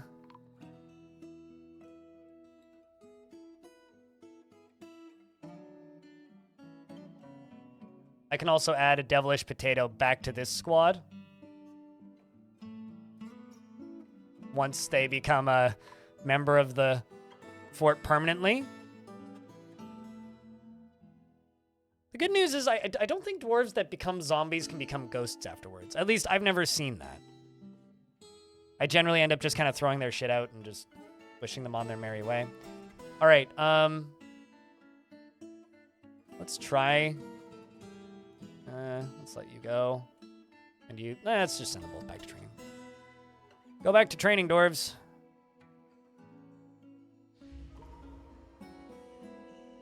Denise, the captain of the guard, withdraws from society. So Denise is going to go make us an artifact. I have a feeling that this corrupted slayer here is going to cause me problems.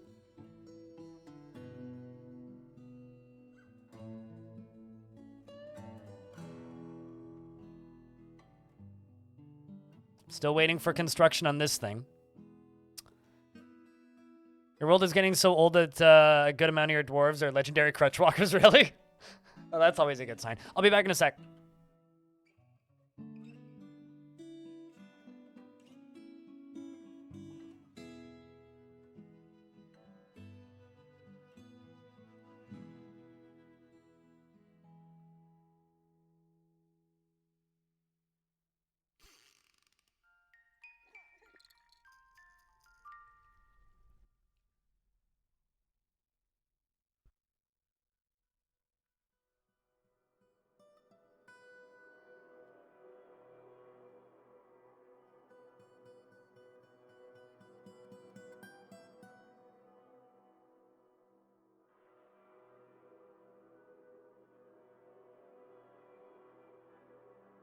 All right. Thought I heard a knock on my door. I'm waiting on Appliance Guy to come take a look at my washing machine. So this is here. Sweet. So I can now unforbid this body. This is going to be fun to find. Assign new display item. Corpses. Holy Kai. So this is now going to just put Holy Kai here. I need a lever connected to this. Stat, like now.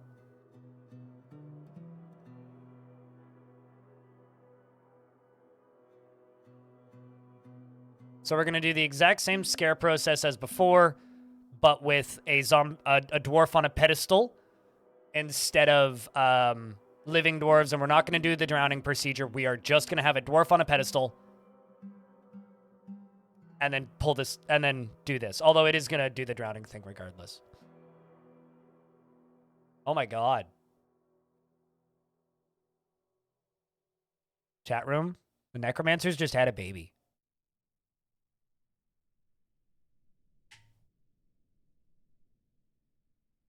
Anyway, she says Daba. Daba Daba Necro. But not actually a necro. They aren't born necromancers, no. No, they have to be taught. It's a skill, it's not genetic. All right.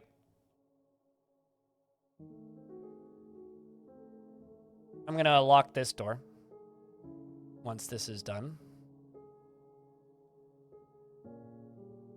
Let's pull this lever. Why are you stationed there?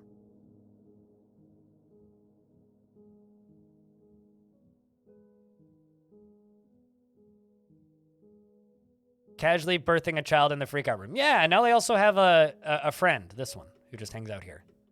And now I've got this necromancer who's just going around picking up equipment and putting stuff on. You know, good stuff like that. All right, so that's been pulled. Has you been connected? Yes. Pull lever. Do it. Get her done. Right now. Pull the lever, dwarves. Pull the lever. Shoutouts to Dr. Y, who made it out the door this time.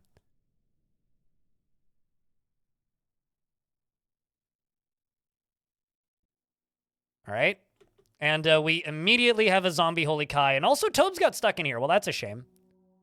But we have a zombie Holy Kai who is an intelligent zombie. So we've saved Holy Kai. And Tobes is just trying this out for funsies.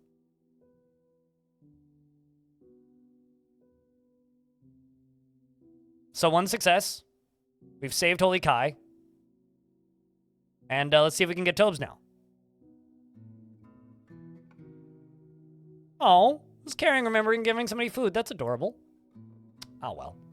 What a shame. Oh, shit. Goblin's doorknob part. Never mind. We need to save you. Can I open this door? Crap. Well, I mean... Okay, you made it. It's fine. How was the drowning process? Did you have fun? I hope so. Anyway, let's pull this lever. Problem solved. Anyway, Tobe survived. It's probably for the best. But we did save Holy Kai, though. Easy enough, I say. Easy enough. And now the Gorblin can get replaced. This Goblin's got a rough life, man. It's just like a constant loop of just like getting stuck here, getting retrapped, re-replaced, retrapped, re-replaced, just ad nauseum forever. So this zombie's probably going to go to the hospital because they are seriously injured, meaning they were killed violently. So his front teeth are gone. He's torn open in many spots, but because he's a friendly, neutral undead entity, it is likely he will just go and be taken to hospital. Yes, he is being recovered by one of our other zombies, actually. He's going to be taken to hospital and then treated like a normal dwarf. Denise has claimed a magma forge. I will need to check it on that magma forge. And currently is gathering items. Pig iron bars, fungi wood logs, rough aventurines, pigtail cloth, and fungi wood. Zombie incoming.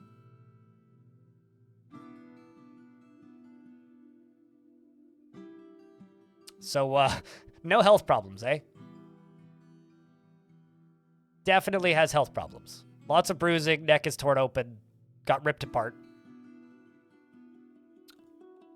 It's almost like our experiments created more experiments, you know?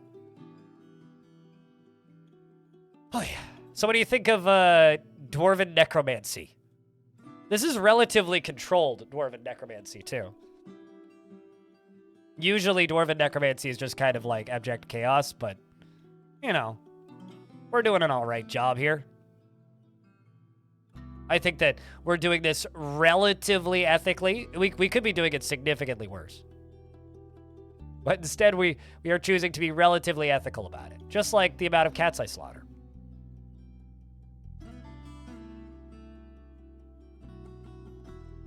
Also, we have an elephant, by the way.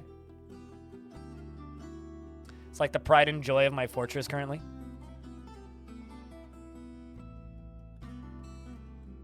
This is also a great opportunity to make more bone bolts.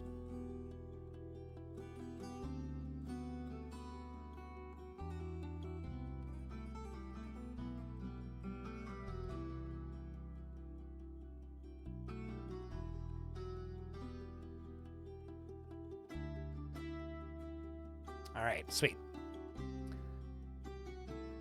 War elephant, what's the point of having a Okay, so I have a question.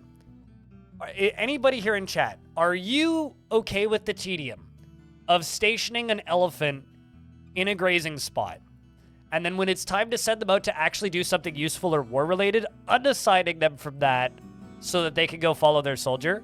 Because I'm not. I've never been willing to do that. It's a level of, like, micromanagement for my military that I just have zero interest in.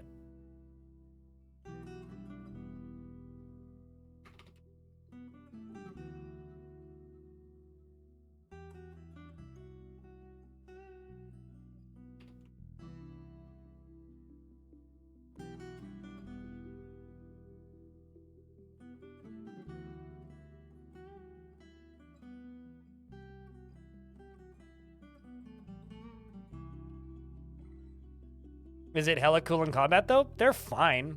I'd rather have just, like, 10... Like, I like using war animals, but I don't like using war animals that graze. Because you have to unassign them from their pastures and then remember to reassign them to their pastures. It's like... Yeah, I don't know. I don't like doing it.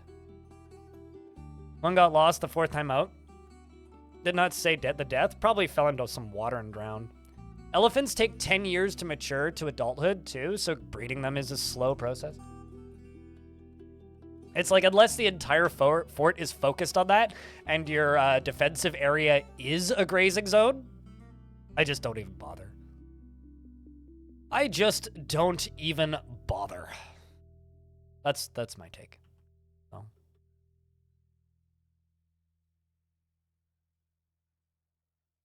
And then back after the battle? Sure, you could do that too. I don't feel like doing that, and I'm not willing to do that. I'd rather just have some elephants and then occasionally slaughter them. Unless they're giant elephants, at which point, then I'll go through the process. But a single elephant? Nah. Round sardonyx, cloth, and then that. Neat. Make us something interesting. I'm a little worried that you grabbed pig iron. The worst metal you could have grabbed. All right, let's do this again. Well, actually, no. Let's see if my pump's done. See if my pump's done.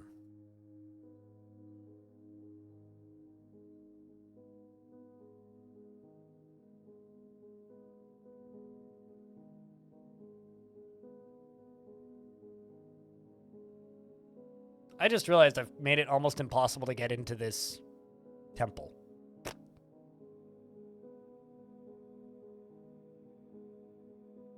Let's give him a second door.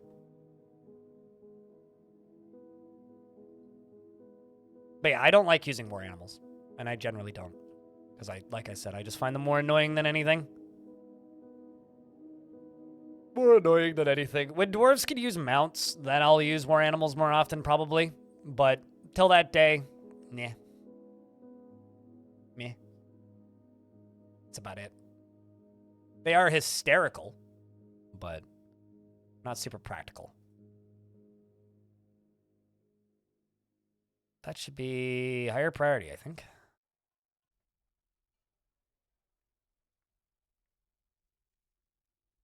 What's not practical? War animals in Dwarf Fortress?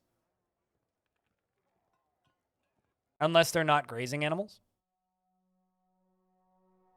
I'm not a fan of micromanagement, and they require a lot of that.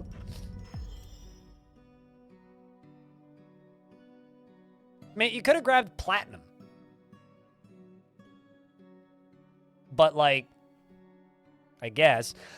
Denise, the captain of the guard, has created Nitigakalal Vethmur, a pig iron warhammer.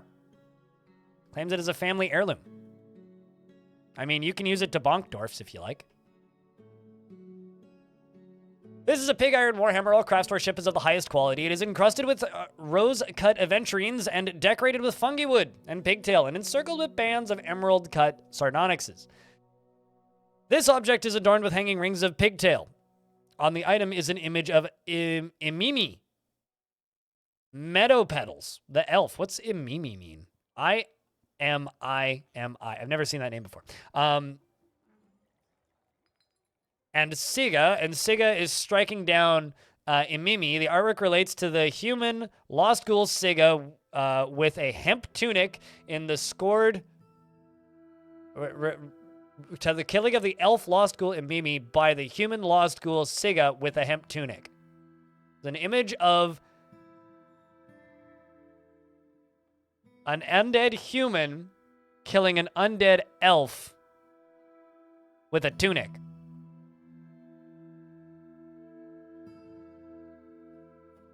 No, it'll just never degrade, Merlin Buff. During the Siege of Incineration in 199. I think that might have actually happened in my fort. On the item is an image of quivers in fungi wood. On the item is an image of round, brilliant cut gems and pigtail. Oh, was the elf alive? Oh, okay. Well, there you go. I will give you this hammer, Captain of the Guard. You can use it as your bonk stick if you like. You made it. You can have it. And now it's strapped to your upper body. Damn right. There you go.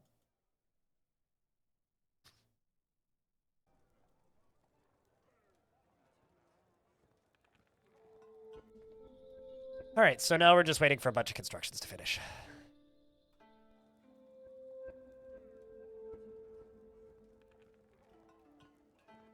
I hope they never do. If they ever change miscellaneous object users, I will be very sad. Because I really enjoy miscellaneous object users. They are very goofy. So now we're literally just waiting for them to build this. And let's go to the places screen. Which is the metalsmith's hall. It's the weaponsmith's hall. This is the ranger hall. Did I ever make that high enough value? Yes, I did. No, I didn't. Oh boy. Oh, that sucks. Here, we'll just put a bunch of bookcases in here. That'll probably make the Rangers happier-ish with me. Although they're probably pissed already.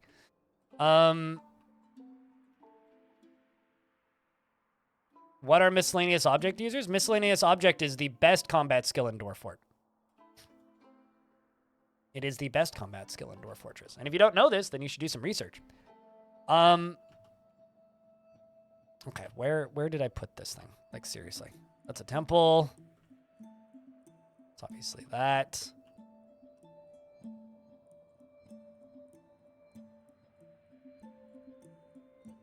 It's the Weaver Hall. It's always that moment where you're like, crap, where did I put this building? Church. There's the Metalsmith Guild Hall. Okay, so you can accept this. This needs to go up to a much higher value. I'm out of pedestals. Well, okay. Let's look at this. Bars 42. Make 10 platinum statues.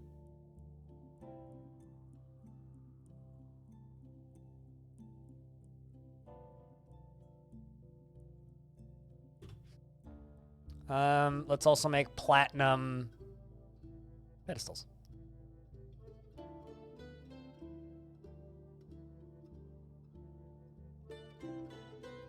Yeah, everybody's always talking about buying everybody, and everybody's always talking about being sold to everybody, so that's nothing new.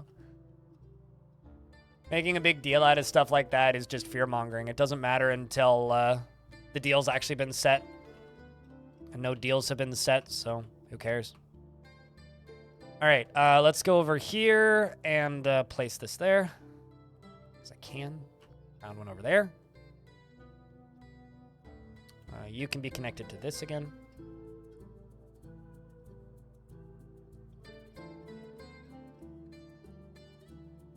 I mean, genuinely, like, I've heard like 5 different. I remember there was a weekend there where Activision was rumored to be buying EA. Microsoft has been rumored to buying EA a couple of times. Disney was rumored to be buying EA back when they announced the original round of Star Wars games. Like, who cares? It will matter the day it happens. Talking about it doesn't matter.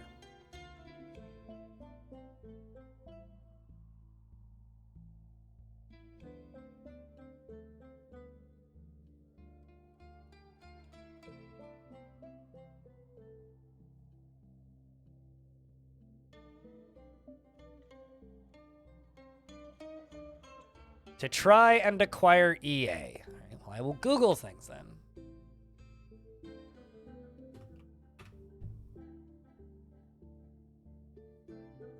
Okay, let me read this again. Disney CEO is reportedly being urged to consider. Being urged to consider.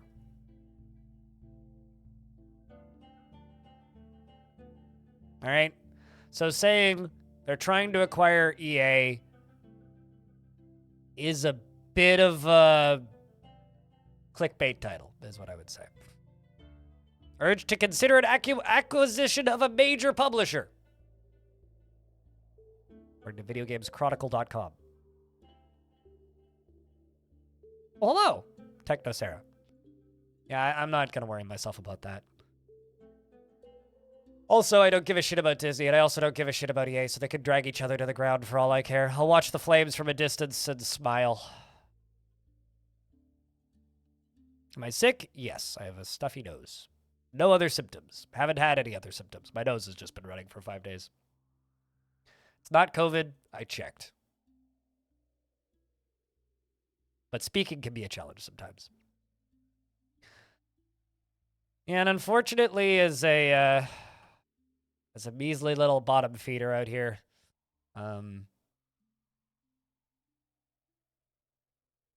all I can do is watch the fireworks.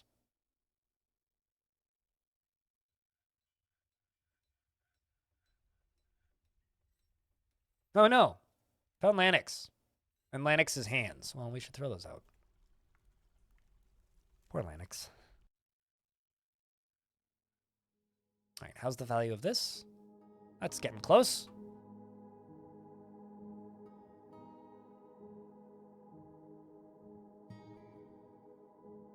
Stuff up here done. The stuff up here is mostly done. I just have 1 more or 2 more spots I would like to put walls.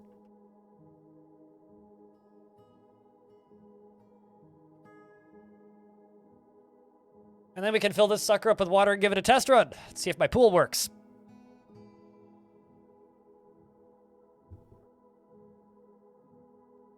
Although the zombies seem to be integrating into society pretty good.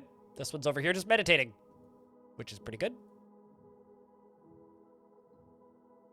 Round 1, round 2, sweet. Push it the button. I just need a dwarf to run over here and pump this. Pump it, dwarfies.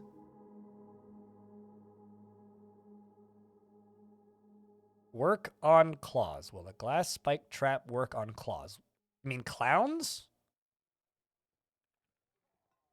Because anything from the underworld is trap avoid.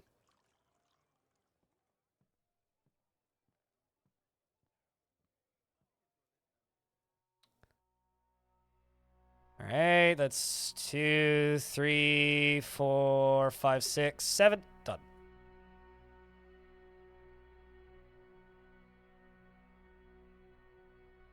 All right, let's give this a test run. Who's the brave dwarf to give this an attempted test run?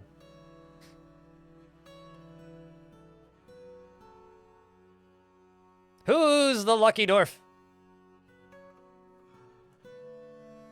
It appears to be Sazir. All right, let's see if this works.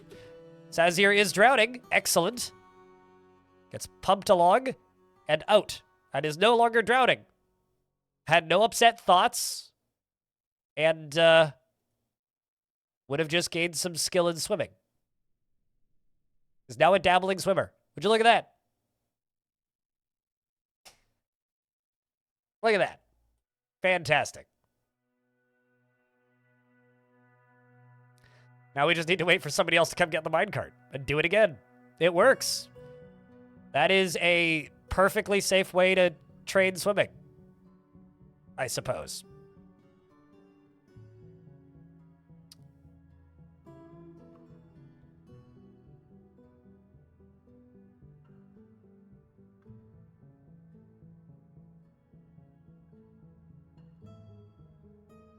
And then Frontier goes for a ride. Comes out the other side. Now is a dabbling swimmer.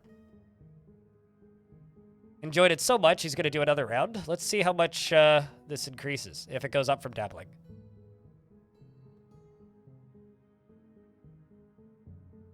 Because while the minecart is submerged, they are swimming, technically.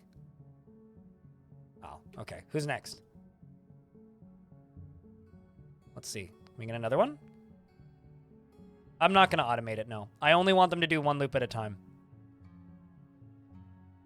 I mean, I could just make it go in a circle until they're legendary, but nah, I'm not into that. You could do that, though. Yeah, the dunk pool system always seemed kind of unethical, so I just refused to do it. Okay, so what's this dwarf got? This dwarf is currently a dabbling swimmer.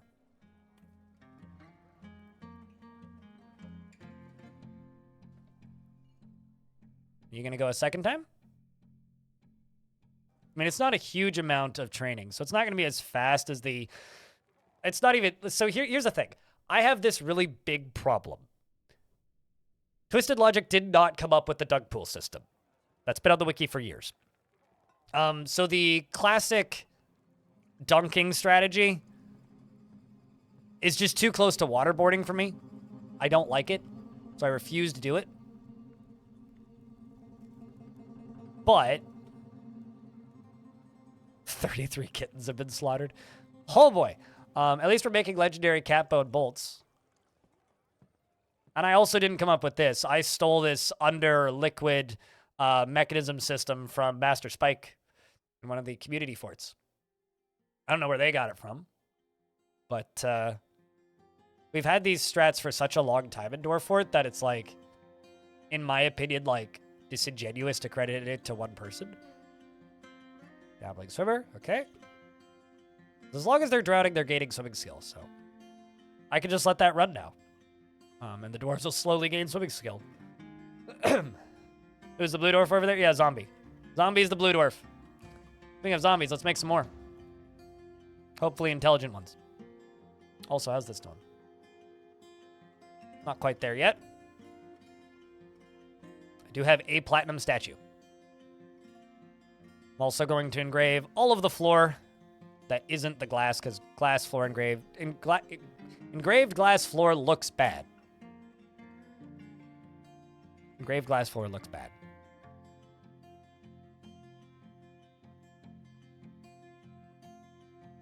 So, yeah, I would not credit Twisted Logic with that. Maybe that's where you learned it, and that's totally fair. He did make a video that got a lot of views out of that. But it's just like, I don't take credit for the misting system, right? Me taking credit for the, like, square-shaped mist generator, I didn't make that. You shouldn't credit me with that. Even if you learned it from me, I took it from the wiki. It's been on the wiki for as long as I played. Same with the various techniques of making dwarves swim. You should credit the wiki.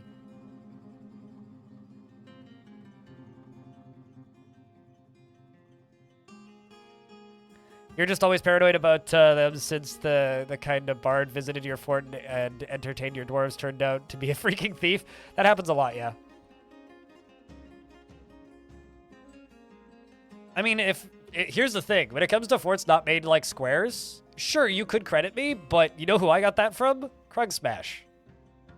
So, I used to make mostly square-shaped forts. Well, square-adjacent forts. I would credit Krug Smash and Cupo, actually, for my fortress building habits.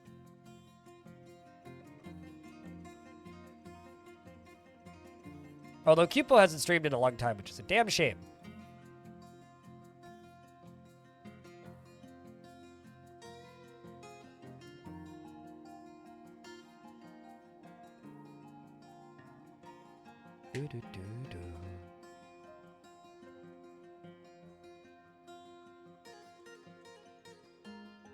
See, here's the thing, though. They don't actually get any negative thoughts about going into the water.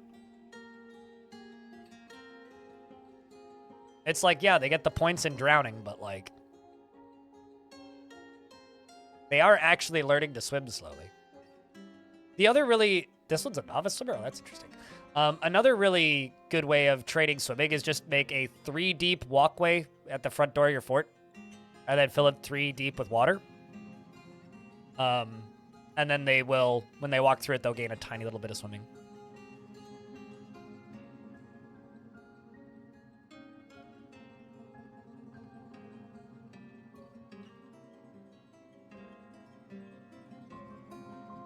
Okay, so you right here are connected to this. Let's lock this door and this door. Send the necromancers right here. And the full roofs. I'm just going to add some dwarves from the bottom. I mean, like, what could possibly go wrong? I mean, why not just, like, add a list? I mean, I'm just saying that, like, once they're undead, they can be powerful. I mean, sometimes you just need a list of volunteers. Look at that. Lovely volunteers. In fact, I'm going to tell them to equip no uniform, so that they're even more efficient.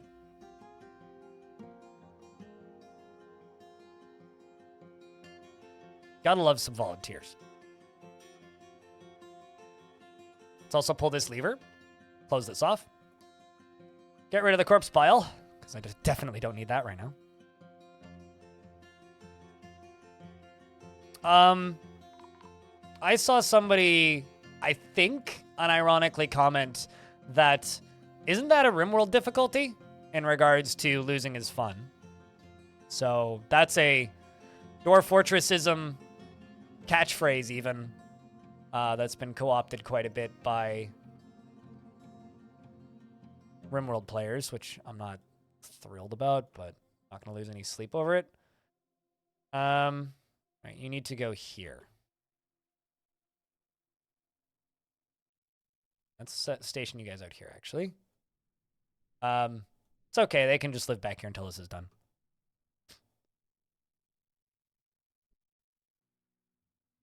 Yeah, I want to say that there's a pretty large number of Dwarf Fortress myths that get credited to... Oh, you fell asleep. On the lever.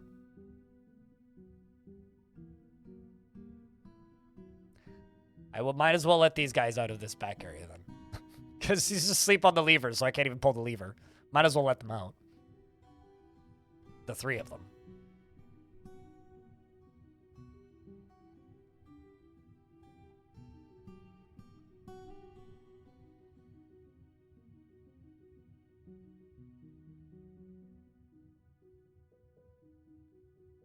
Oh no, now you're sleeping and you're sleeping. Well, that's great. Okay, necromancers have arrived and immediately left to get provisions. Well, okay. Sure. Go get provisions then. Well, I guess I'll wait for you to wake up, Kogan. Oh no! We have a tantrum. Liebrecht threw a tantrum. I think got forbidden. Well, that's horrible.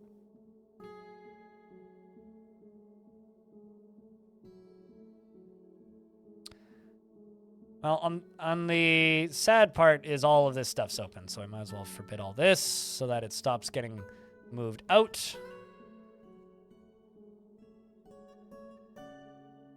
What's the value of this place? Still not quite high enough. That got suspended for some reason. Let's place some more platinum statues.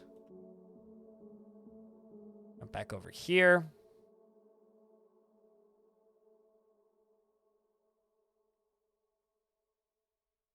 Pull the lever again.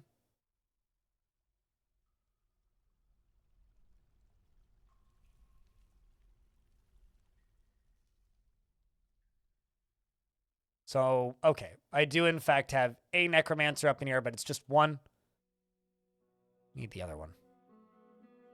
Get over here, necromommy. That's going to get pulled. Where is your wife? Oh, there she is. Irvad's coming back.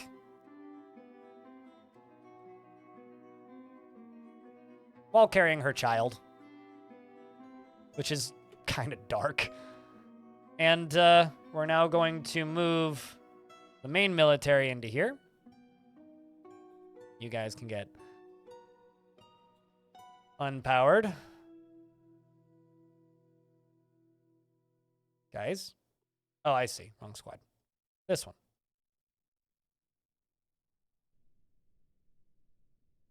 And then they all wander in all at once. Oh, duh. Back up. Back up. Back up. Back up. Back up. Back up. Back up. There we go. Lock this door. Now get in there. Listen, they had to grab a snack. No, it's true. Mom had to grab a snack for her kid. Is in fact true. Yeah, let's see how many of these unsuspecting victims, immortal wannabes, into this. There we go. Perfect. Now, I have a very important question, chat. If you don't currently have a dwarf in this fort, would you like to be one of these lucky 10 victims for ascension into eternal life and or damnation? I will not be reading your descriptions, though. True Pen Panda. You feel so good. Lytast is run, raise, choke. Whoops. Rune. Raise. Choke. Got it right this time. One should always respect the law. Well, you are obeying the law. It is the law that you move in here. You are still alive, Manticore, but there's more opportunities. Shinaira? And Lycod, who says, isn't it great to be surrounded by family? This will be Mr. Smiley. Mr. Smiley. The spookiest zombie. Next up here, we have Arkmaster, who is married to Moma's Hammer Races, who is Troopin' Panda. So we've got a husband and wife couple in here. Let's see, we got Cora Lash. She doesn't, or this dwarf, he doesn't have any spouses or anything, and is zany. By the way, you're not anxious, which is good. Very calm demeanor. And a skilled warrior is a beautiful sight to behold. Next up, we have this lady who's going to Embertron. Embertron, she says, did you hear the one about the grizzly bear and the forgotten beast? No, I forgot it. Is there anybody who hasn't been named in here? Rovad. Rovad, she can be Shaku, who's about to be employed. And I think that's everybody. Oh, Attis, we got one more. Zephyr Cloud. All right, now the important bit. Pull the lever. Dwarfs.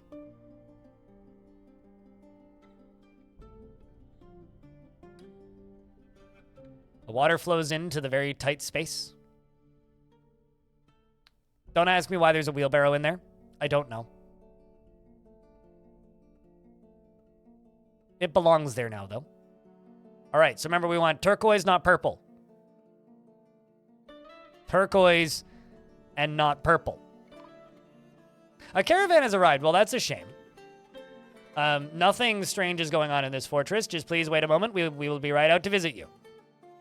Anyways, turquoise and not purple. Elves are like, hey guys, what's up? Success. Number 1, Cora Lash has become a corrupted slayer. Success 2, I think, yeah, Arcmaster has become a corrupted slayer.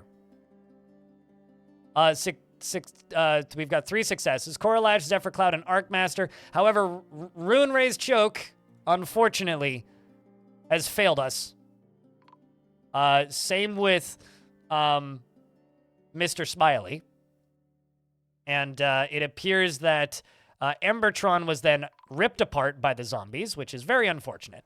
Troopin' Panda, Cora Lash, Embertron, Arcmaster, and Zephyr Cloud are all one of us. And I think that's all of them. Now we will see. We'll Rune Raised Choke, get ripped to shreds, and then come back to life as a zombie that's friendly this time.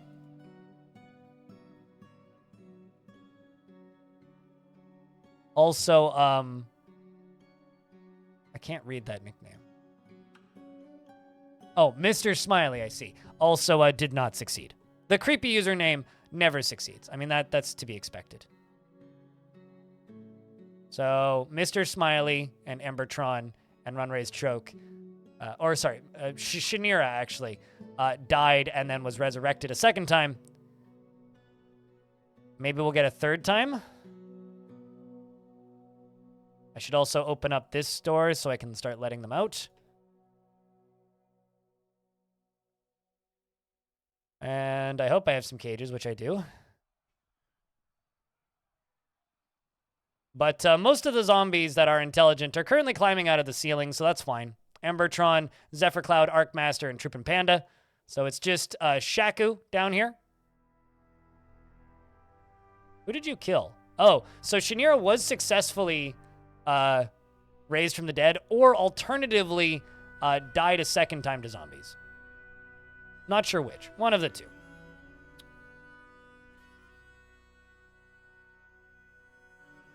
We'll just let this guy through, so I can pull this lever now.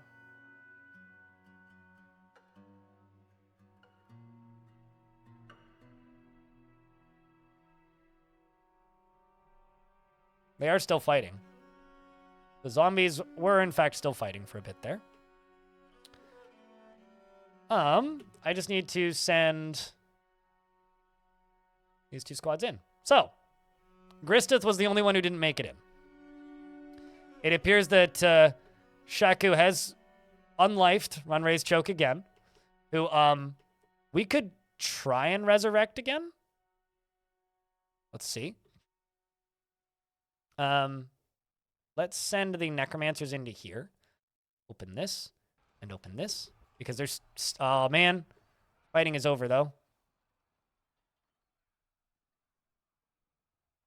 Come on, guys, pull this lever.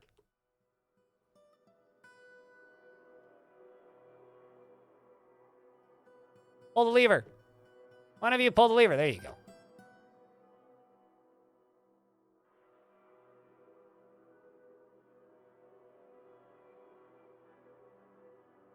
So I'm going to send them into here, hopefully.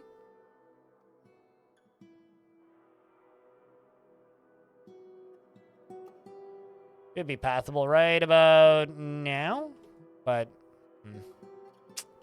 yeah, I don't think that's going to happen.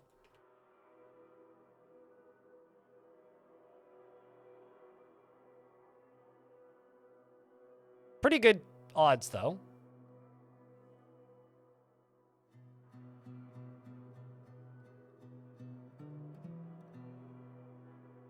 Fortunately, there's nothing to scare them in here, so these guys are just going to be sitting here. But what I can do is we can try a second time. I can put a thingy there, and I can go here, and I can go to corpses. And then I can scroll all the way down to the bottom. Shanira, Rune Raised Choke in that one.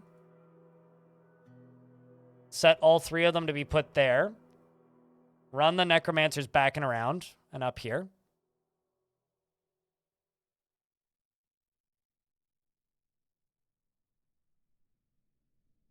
By that, I mean actually like right in here.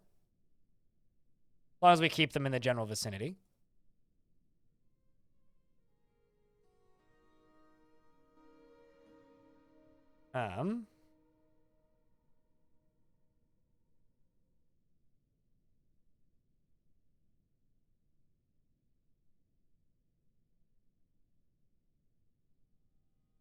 So they should put all 3 of these onto this pedestal.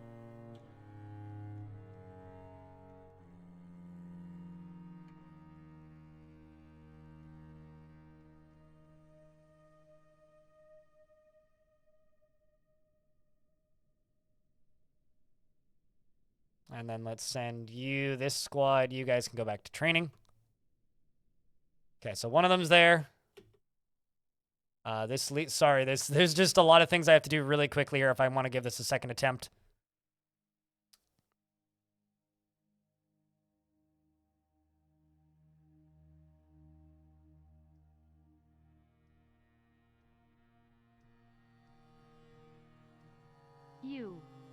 Thank you very much for the 6th month, Keepa Keepa. It's been a slow couple days on the stream, but thank you very much. For the first subscription in an hour and 40 minutes. We got another one who's been missing for a week.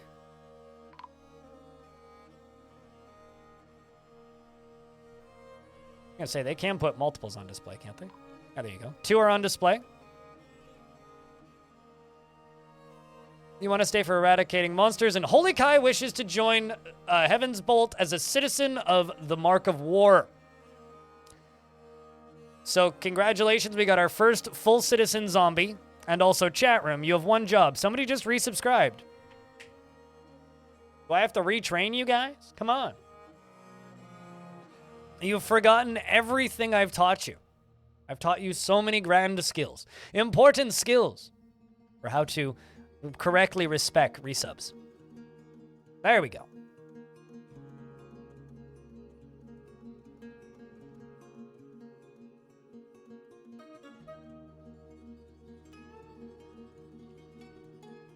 Okay, we just need to get that other one over here before they begin to rot.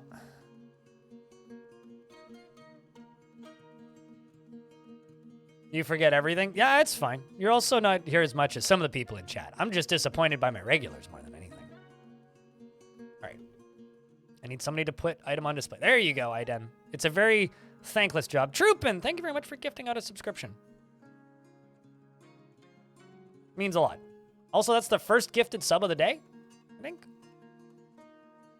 Okay. So, let's pull this lever down here.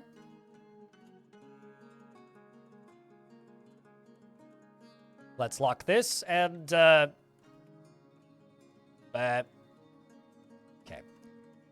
I'm going to send this squad down here.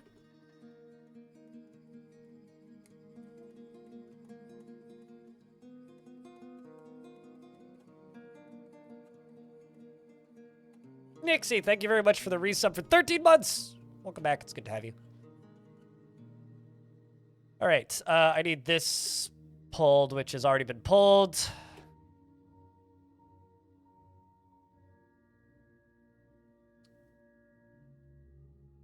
Where are you headed? And you're already a zombie. Why are you here? Okay, so now I can take this and I can lock this. Also lock this. And also lock this. Tell these 2 squads to go stand here. We're going to do another round. Fight Attack, thanks for the $5. Appreciate you. I think you guys have, like, at least added a third onto my revenue for today. Maybe more. Thank you. Let's see if I can get as many of these soldiers into here as possible. You and you. All the way to the back corner here. You guys cancel. Stand there. Oh, that's 2. Celesty and Maffle. We'll go for them. All right, let's pull the lever. Let's try this again.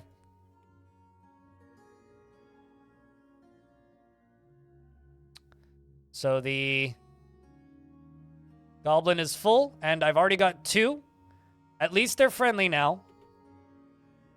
At least they're friendly. Or they should be friendly now. Are they friendly? Let's find out. Are they friendly? I hope they're friendly. Yeah, they're friendly. So they're unintelligent, but at the very least, they're friendly. They can hang out in this room. Uh-oh, now we got an unfriendly one. Well, one of them didn't come back correctly, so that's bad. While they're fighting with it, and it appears that Celesty has come back as Celesty the sequel. Celest more of what you got here. Celesty is standing by the door. This dwarf is fighting and has improved my shield, and that was satisfying, but looks dizzy. Apparently was pointed at by the corrupted slayer and felt dizzy. Are one of you not friendly? Necromancer gestures.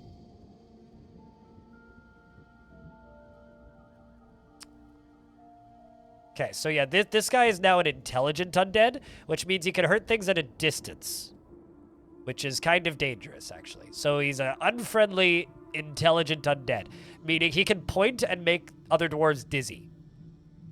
He can make them dizzy, which isn't the scariest skill that they could have, but is still pretty bad. And you can see little lines shooting out of him. That's the spells going off. Right, Maffal has fallen. And Maffal is now back as a weaponsmith corrupted slayer. I'm going to open this door. I'm going to go over here and I'm going to grab this. I'm going to pull this lever as soon as possible. We're going to release this so that this goblin can get out. And I will lock this again. And I will say, pull this lever as soon as you are able. But first we need somebody to come pull this lever. So if any of these die, hopefully they will get revived pretty quickly. Although we've got a problem because Maffal appears to have died twice, which is bad. Aside from now, Maffal's back up and then dead again, and then down again and then up again, and then okay, so Maffal is dying repeatedly, meaning it seems like this dwarf right here is getting a bit of a kill streak here. So is now not just the corrupted slayer, but is ruled mob the trustworthy kisses. So that's a good name. The trustworthy kisses. This is just gonna kind of keep doing that for a little bit, probably. Fortunately, they keep coming back as intelligent, so hopefully they stay intelligent and we win this lotto. How many times have you killed her now? Yes. Okay, so this lever is about to be pulled by another zombie. Good. Is she dead? Dead? No, she's not. She's still alive, in fact, somehow. Has been killed. You can count that, chat. You got that? Okay, cool. Next. So you're over here now and no longer dying every 10 seconds. Water flows out. I'm sure somebody has escaped out the ceiling. The scary zombie go this way. I need you to pull this fucking lever. Stop running around in a circle having a panic attack. There you go. So now what we need to do is I need to send all of my military into this room. Maybe not all of it, actually, not the necromancers. I need to send the rest of my military into this room because this is going to drain. Necromancers, you guys can leave. That's fine. We'll set this whole thing up again. We've got still got this corrupted slayer. The trustworthy kisses. Very, very trustworthy. Don't forget that. And they are continuing to fight. Although we did just lose Maffal once again. God damn. Okay, now I do need to send the necromancers in. Sending the necromancers in as well. Sending the necromancers back in. We have to re-resurrect Maffal. You motherfucks. Come on. Oh no, now they're dueling with the undead. That's not what I wanted. We're supposed to resurrect Maffal. Not this. Not like this. Not like, I could put, by the way, to make this a lot safer, I could put cages into that room with them. I could do that. I'm aware. But this is more entertaining. Okay, I'm going to put the fourth wall back down and get back to what we're doing. So they keep dueling in this hallway. This is awful. They were... No! Who did you just kill? You son of a bitch! You've murdered ambition! How dare you! Actually, both my necromancers are dead. Shit. Well... maybe they deserved that? Vengeance is sweet! Oh boy. Military is too late.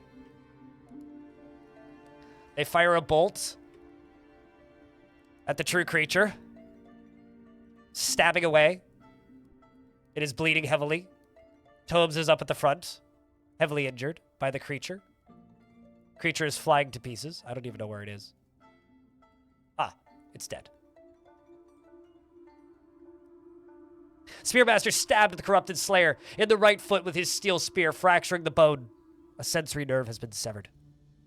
A ligament has been torn.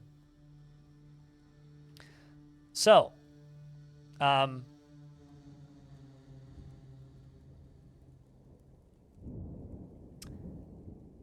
we have a very important opportunity. We do actually have an extra necromancer.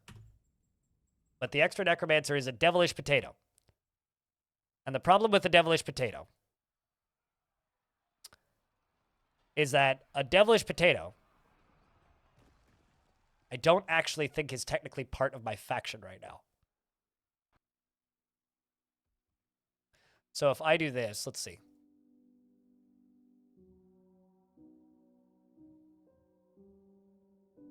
Yeah, see? I can't add them as a squad member.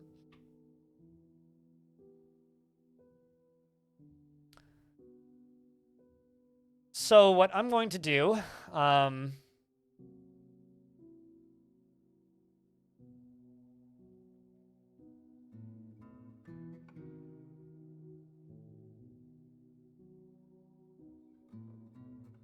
actually, I wonder. Potato, devilish potato. Can you be added to a burrow?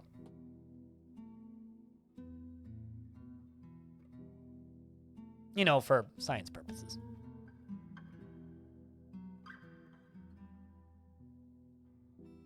I'm just curious. I don't actually know if you can be added to a burrow. Oh, well, would you look at that? Neat. Interesting. Let's add some new display items. Display items. Corpses. Yep. Well, you don't get to get resurrected because you're an asshole. However, you two, Maffle, Goden, we're going to try to do this. Except this time, I'm going to learn from my mistakes, sort of, and I'm actually going to station my military down here. You two can go do whatever, you can go do whatever, and you can go do whatever. I'm gonna go up to here. I'm gonna go grab Cage. I'm doing a terrible job reading chat, so hopefully you guys are entertained. What color is that? It's like Ashen. Goblin. There you go. Now we just wait. And also there's just a zombie here now. So these ones that like just are like this show up in the others menu. And they show up as friendly. Because they're just indifferent to others' existence, so they just live here. We just have zombies that live here now. And they won't really leave these rooms, by the way.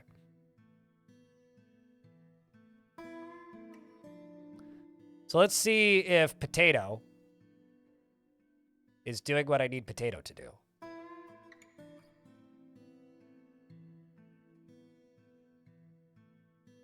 Because if you're not doing what I need you to do, he has problem.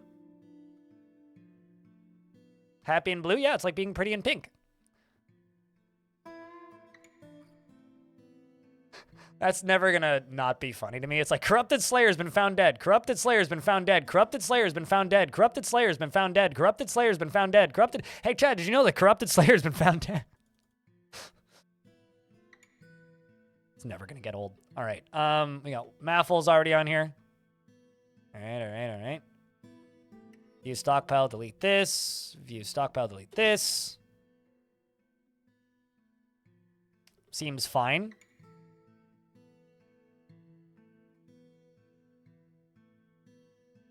Although, I'm gonna do a mean thing. I just don't feel like making this this guy move out of this area, and he's insisting on standing in this doorway. All right. Look at this. Devilish Potato is obeying the orders. Well, that's excellent. I just need to get the Fear Factor monster back over there. That's all we need to do. And then I got to connect this to this lever. Then, of course, we need to get these 3 bodies onto that. That's 2.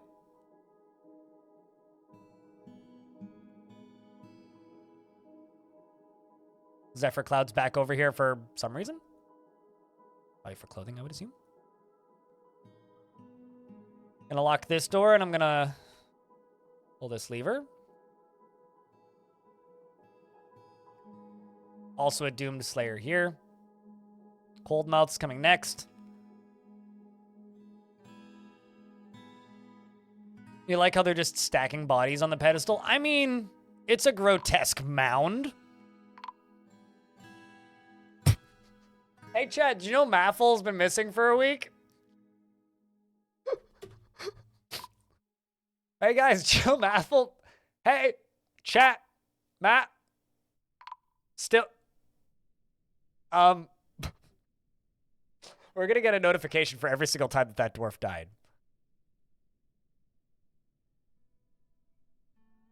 For every iteration of Maffle's death, we're going to get a notification.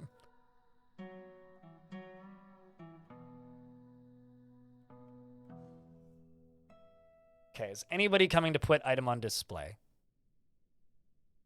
Because if no, we will just test this. There we go. Okay. Urist is coming to put the last body on display, which I'm pretty sure, by the way. I'm pretty sure that this is the child of the necromancers. So we are trying to resurrect an entire family with this.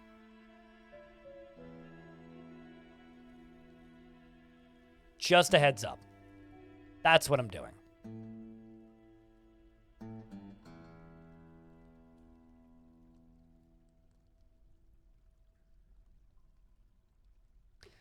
Oh, wait.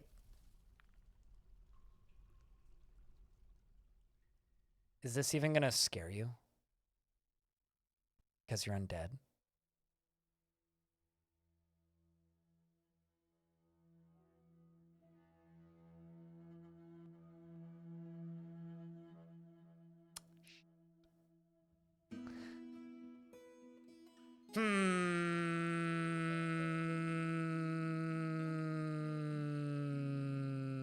Balls. Okay.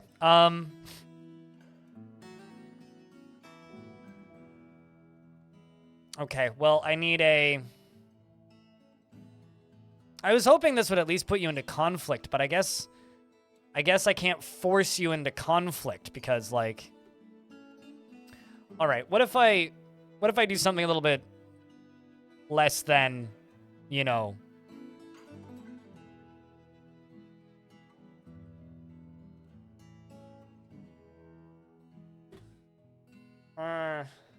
What if I... Okay. What if I do this?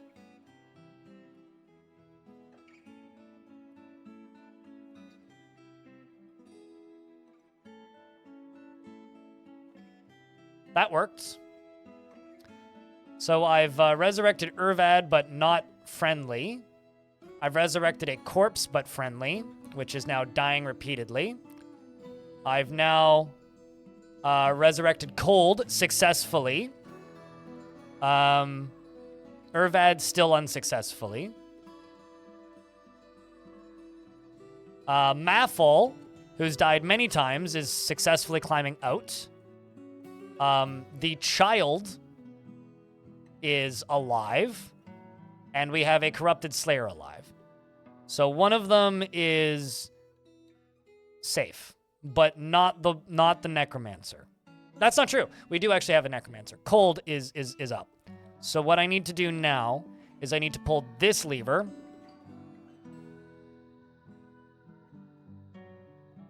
And open this up. Are you fighting currently? Okay, so he's just woken up. That's all he's done. So we have another necromancer out. So Coldmouth is now moving towards the exit, and his zombified child is also moving towards the exit.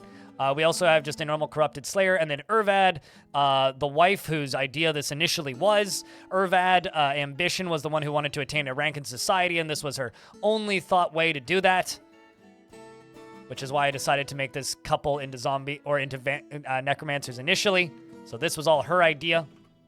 I'm going to send my squad to kill her, assuming they get to her before the cage traps do. Nope, cage traps did. All right. They can go back to whatever they were doing, and at the very least, we were able to remedy this situation, and you know what? Devilish, you can just live here. You don't need to move. You're our lich. Dwarf lich is your new job. And you can be released, you doofus. Success, I say.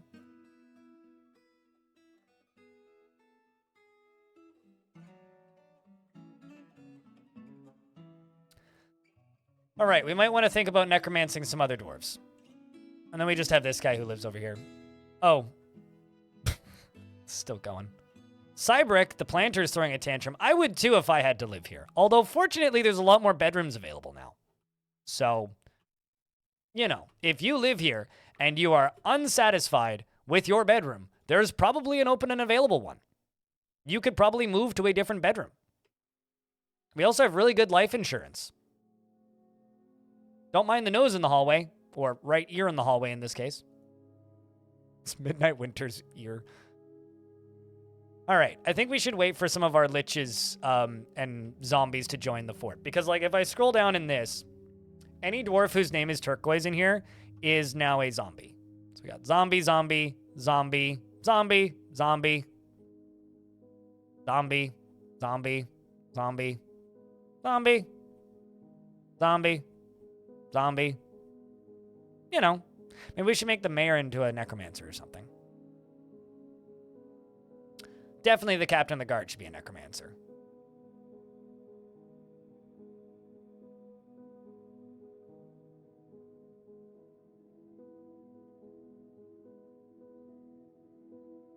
Casual zombie? Yeah. All right. Gotta place a new cage here.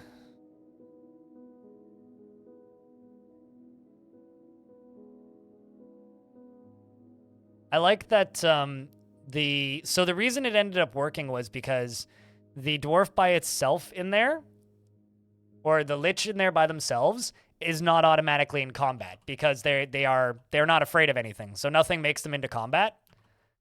However, having other soldiers freaks the other soldiers out, so they automatically go into combat. Mac Daddy is here, by the way, and keeps all of her kills, which is good.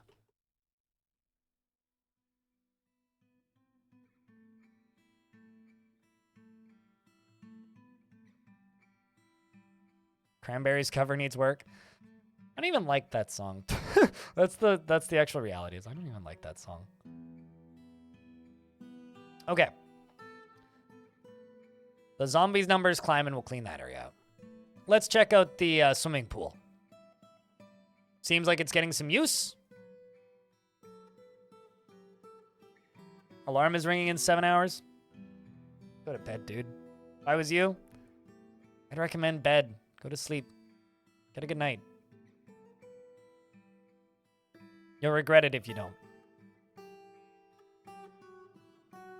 There's nothing criminal about being a necromancer, no. Necromancy just means that you have weird hobbies. They just have an obsession with making sure that things don't die. Although that being said, there is some stuff with ethics because, like, in World Gen, as an example, they inevitably get... The first time they get noticed that they don't age, they tend to get exiled. And usually dwarves in World Gen that become necromancers also have other criminal tendencies. And usually end up getting booted out of whatever faction they're in, which is why they leave and build a tower somewhere.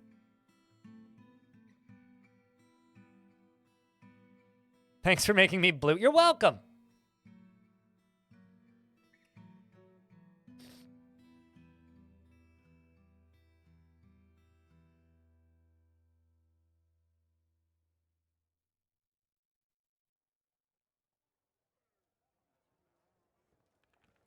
So am I building a tower? I wasn't planning on it. But yeah, that's the swimming pool. They jump in here and then they gain skills in swimming. Dabbling swimmer. And also, it probably cleans all the it adds contamination of water, but probably removes all other contaminants from them too. It'll be fine. Got a bunch of zombies in the hospital. The doctors are just like, yo, what? Moderate blood loss. I mean, not really a problem. You're a zombie. You are a zombie. I mean, okay, so most of your thing is gone. Well, I mean, it's good training for my doctors, that's for sure. We've also got Cold Mouth, my necromancer in here, or one of my necromancers in here. So if anybody dies, his brain is mangled beyond recognition. Same, man. The merchants have embarked on the journey. Oh no, I forgot to trade. Anyways, I hope minecart pop out. Oh, maybe it's being transported.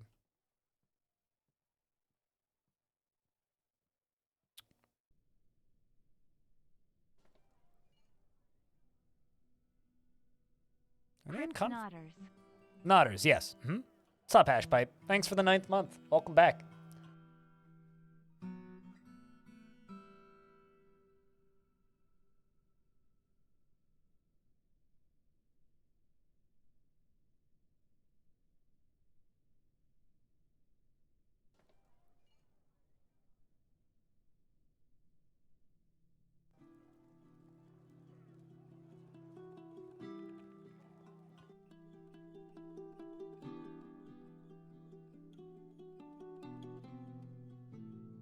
But it seems like... Is there a dead donkey in my fort? Doesn't see anything when seeing a donkey's dead body. So we only have one a zombie that is currently a member of the fortress proper, who is Holy Kai. Holy Kai dreams of mastering a skill. This is one of my spear squads. We're going to make this into an undead squad. But the thing that I have to note about this is I can't let this dwarf leave, otherwise it'll bug the dwarf out probably, or there's a good chance it will. So they have to be local defense, which is fine.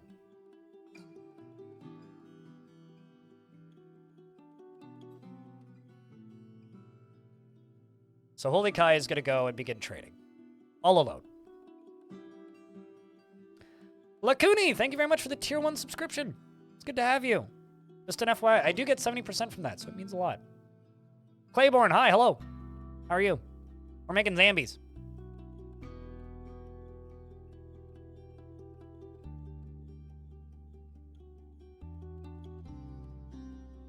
I've got an undead necromancer, which is fantastic.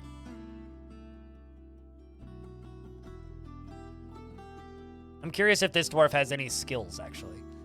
But we won't know until they go fight something. Also, hey, Kaiser Soze. Have I seen you in Cringer's stream? Or am I thinking of a different Kaiser?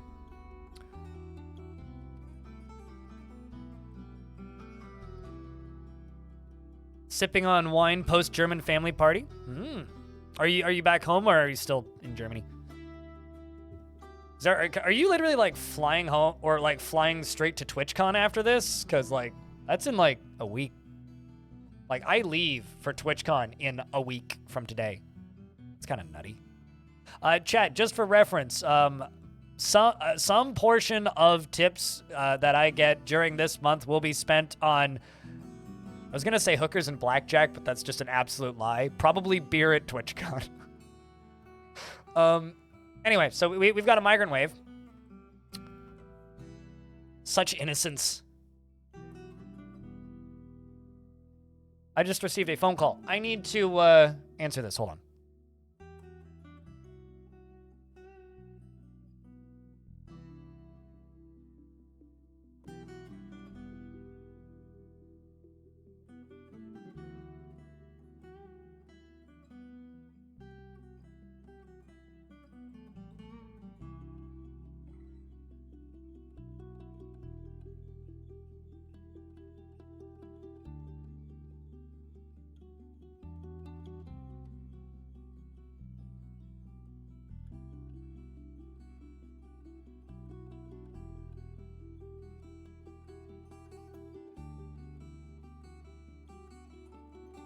Some guy's coming to repair my washing machine in about 15 minutes, or coming to look at it and see what needs to be fixed in about 15 minutes.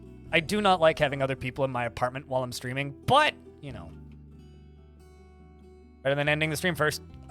So, Claiborne, congratulations. You are a, emotionally obsessive, forming lifelong attachments with others even if they aren't reciprocated. He doesn't stick with things even if minor difficulties arise and tends to present himself boldly, even if it would offend the average sense of modesty. Generally is unhindered by the thoughts of others concerning his actions, is grateful when others help him out and tries to return favors, thinks he is fairly important in the grand scheme of things, and often feels envious of others.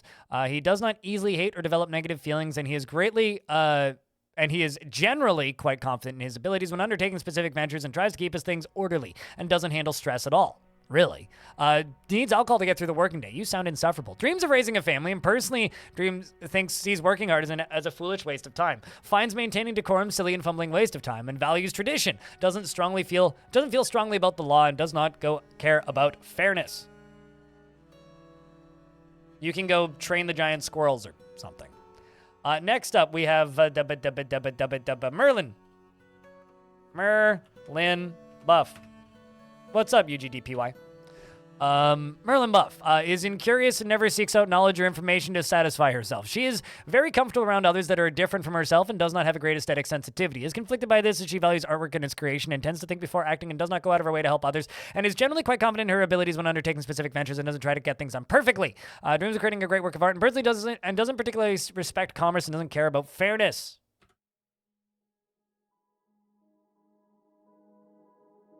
Also, Lanix, I don't know if you were here for it, but your dwarf did not survive the gurgle box. Which is what I'm going to call it now because that is way less awful sounding than Drowning Chamber.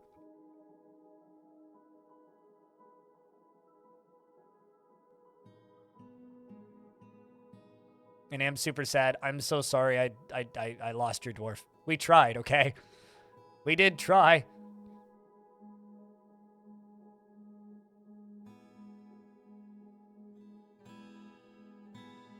Brewer that dreams of raising a family. We'll all have a moment of silence for the dwarves that we've lost. Anyways, right here, let's throw this dwarf into that.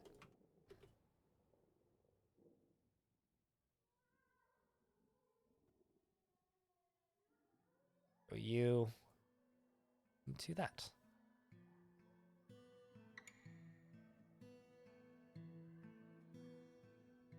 You were willing to sacrifice for a necrofort. It's part of the coming of age tales of this fortress.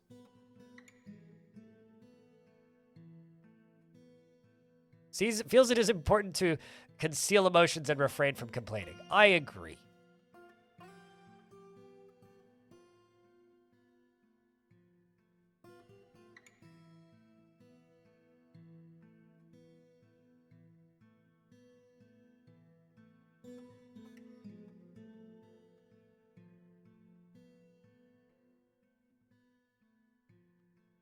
Just recruiting dwarves in the military that won't immediately hate it. We are going to need it. Because the thing that I did yesterday that we didn't really get to see the full force of just yet, but I seriously increased the maximum size of enemy sieges. Seriously increased the size of enemy sieges. Meaning, we could get up to like 800 dudes per siege. So I may actually do need military people. Don't mind the blood on the ground. It's just part of the patina.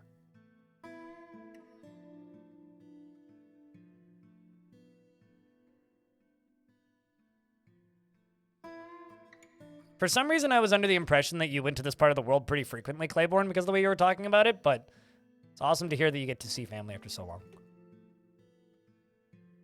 I've got family in Europe that I've never seen. And I'm kind of like just accepting I will never see them. They all just want to be zombies. Strange.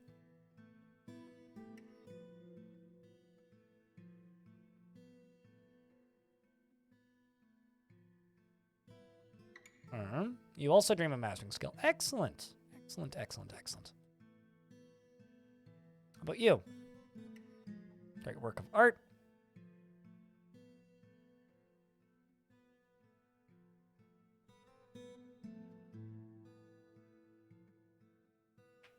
Lagfest siege time? The last time I had a siege that big, it only went down to about 20 frames a second.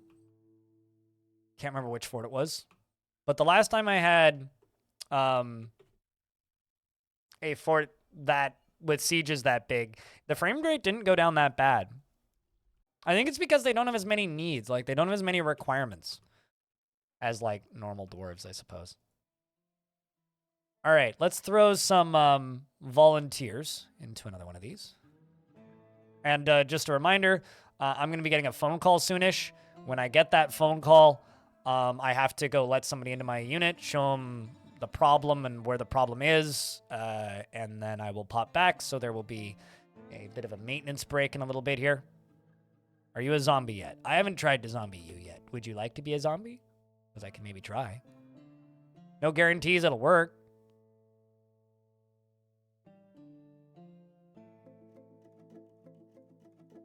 Your wife is one?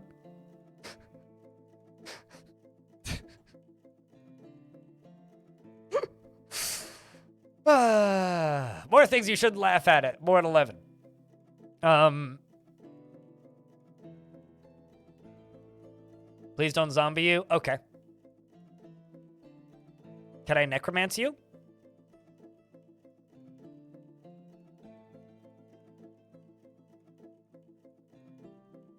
And if you die, unrelated to the necromancy and drowning room, would you like to be resurrected? Or should we put a do not resuscitate on you?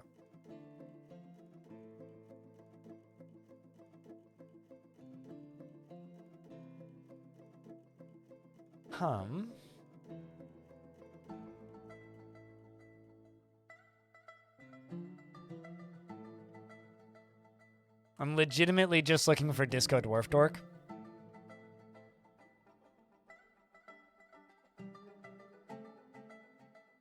That's literally all I'm doing right now. I realize I should just go add stuff to your name so that you're easier to spot. Hey, Cappy. What's up, dude?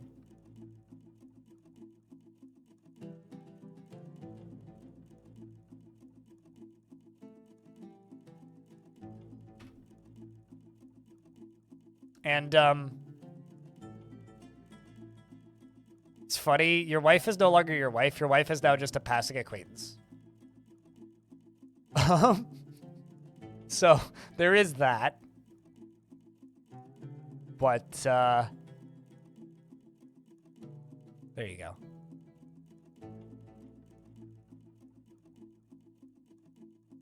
Now you're just somebody that you used to be.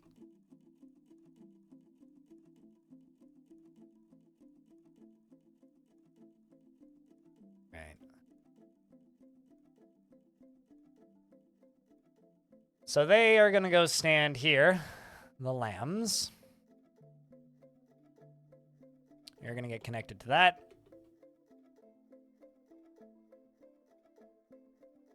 And once that's connected to that, we can just do this again.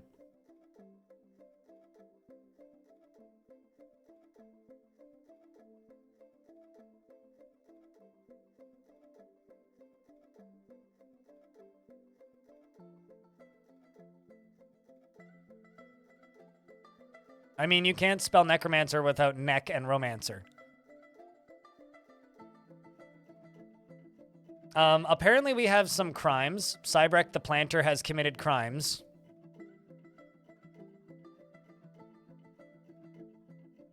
Suddenly tempted to just put a bunch of chains in here. And, you know. But, I mean, man, too harsh? Maybe a bit too harsh.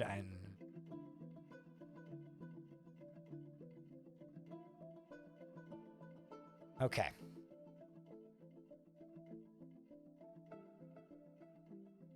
So this is connected to here. I can lock this.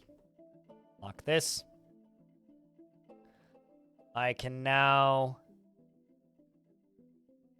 send this squad into here to station.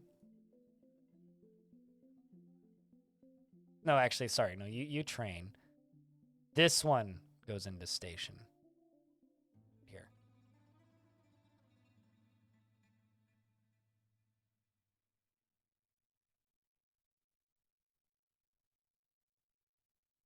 Your farming guild is a prison? Really? Why'd you make the farming guild the prison? And not a more useful guild?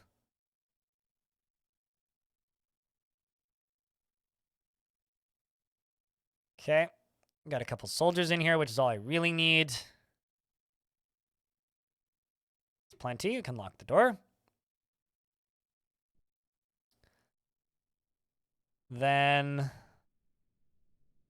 I will pull this lever. Hopefully nobody gets squished. That would be very unfortunate. My necromancer, one of my other necromancers, Coldmouth, is running into here. Fortunately, his wife didn't make it. Just waiting for a dwarf to pull this lever. Oh no, a volunteer. Okay, well, never mind. Volunteer walked all the way through.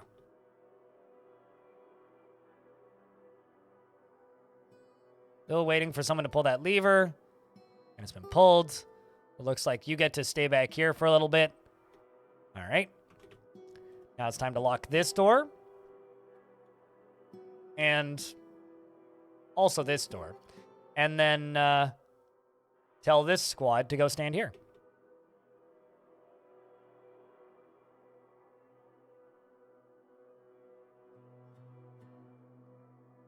And here they come. The volunteers. Not all of them, apparently. Let's try this again. And now you can move in.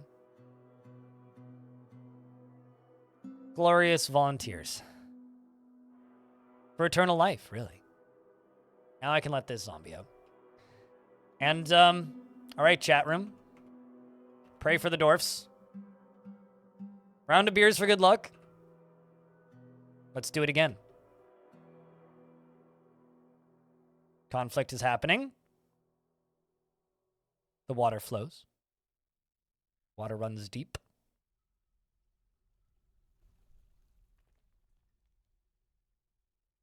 Wait, damn, I know, right? Okay, so they're all drowning. All of them are drowning. And the soldiers are bored. Oh, boy. All right, so they fall. Oh, no. 2 failures.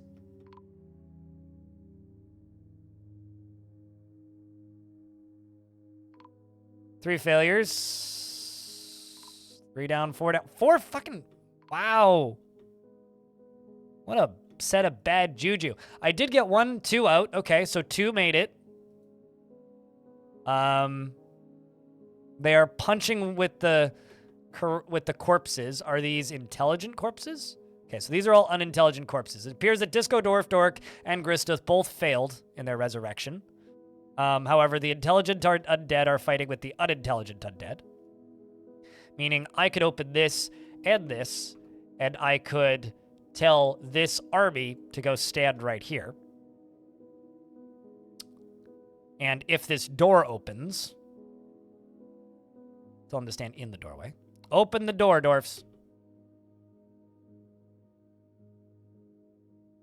If these zombies make it out, then we'll have the opportunity to kill them.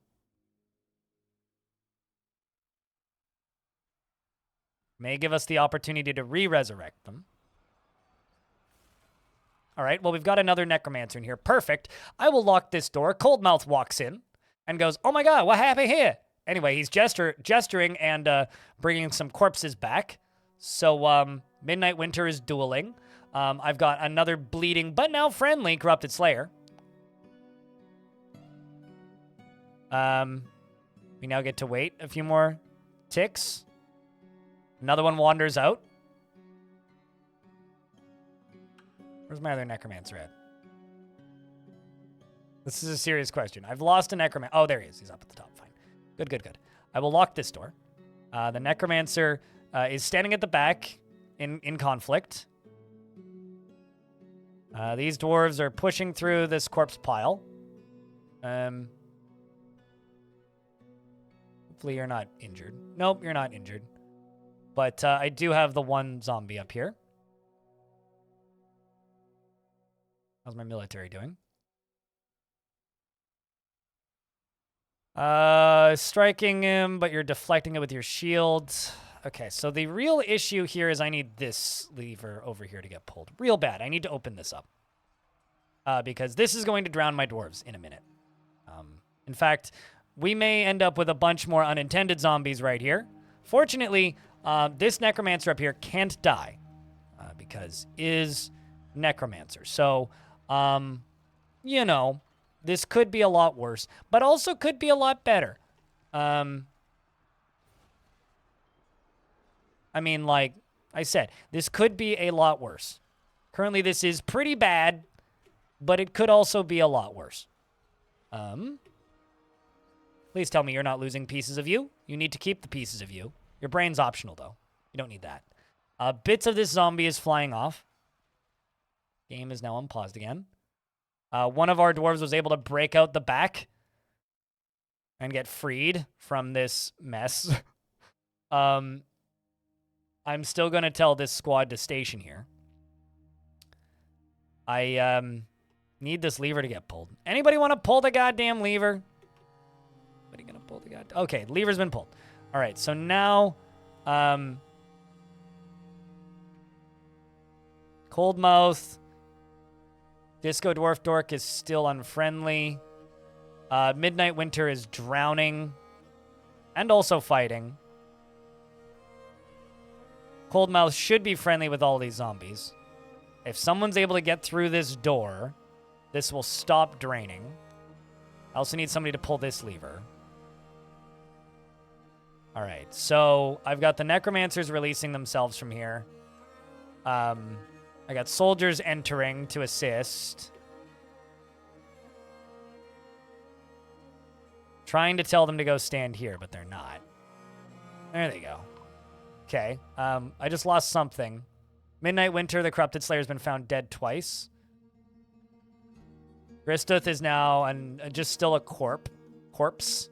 Midnight Winter has been resurrected as a zombie, so this is good. We got several dumb corpses. Where's my necromancer at? Cold, who's not fighting with anything, I don't think. Nope. The Dwarf Strand Extractor Necromancer. Okay. We're fighting with Disco Dwarf Dork and other dwarves, ripping them apart, which means they may just start immediately resurrecting constantly, so let's see what happens. It appears that they are both being resurrected a couple times per minute. Let's remove this here. Let the dwarves through. Where's the necromancer? The necromancer is standing right here and clearly resurrecting this dwarf repeatedly. So every single time these dwarves die, they get resurrected again. This is a really, really, really effective method, by the way, of training your dwarves extremely quickly. The problem is, I have no way of turning it off. Can you please pull this fucking lever? Like, sometime this year.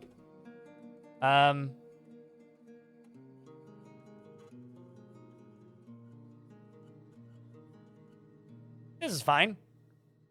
There's a child joining in with the mix, probably trying to get one of the arms. Okay, so how many times do you guys think they've killed that zombie? Zombies.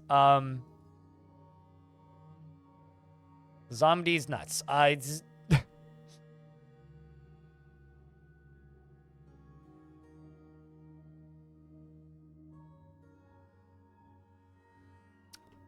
Yep. Anyway, so I started stabbing.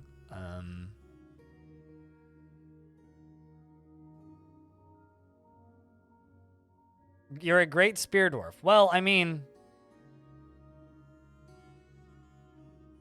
you know, it's funny. Somebody suggested under one of my videos they should make an achievement, which is just have a dwarf with 100 kills.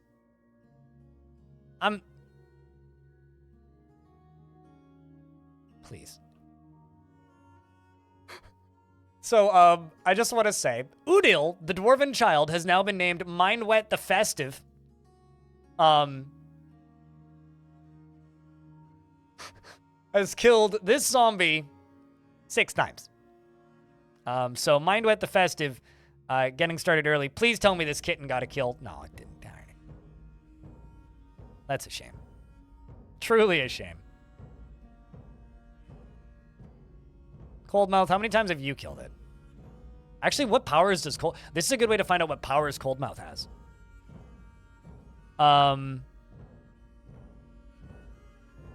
Gestures begins to move. Gestures begins to move. Oh, man. He's literally just resurrecting it. Okay, fine. Uh-oh. The other dwarves join into the mix. This is fine. Nothing bad could possibly happen here.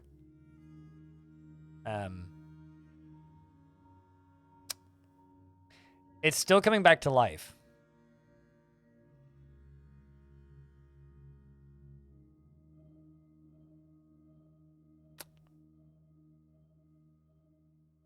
Mosh pit. Dog pile. Are you still coming back to life? Doesn't look like it.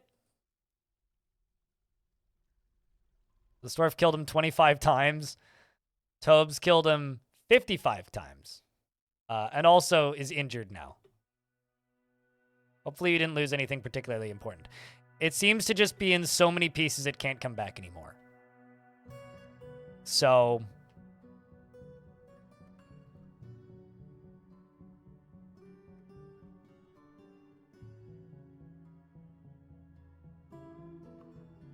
I can unfear this and we can pull this lever now. I would say that went kind of great. I don't think anything bad happened there. What do you think, chat?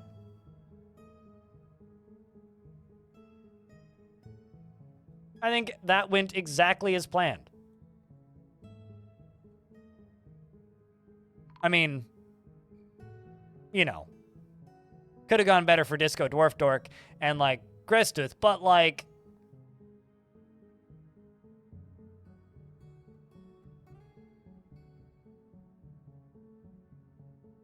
Could have been a lot worse. I mean, like, come on. There's a sheep here, and they're enjoying themselves. I don't know where my necromancer just went, but, like... Toulon, the craftsdwarf, has withdrawn from society. And Toulon is particularly secretive. So, you see this notification? I hope you like seeing this notification, because we're going to be seeing it a lot. A lot of dwarves have been missing for a week. I'm receiving a phone call, chat. I'm going to go AFK. Hopefully not for too long. I will be back momentarily. Please entertain each other and chat amongst yourselves. I will be back.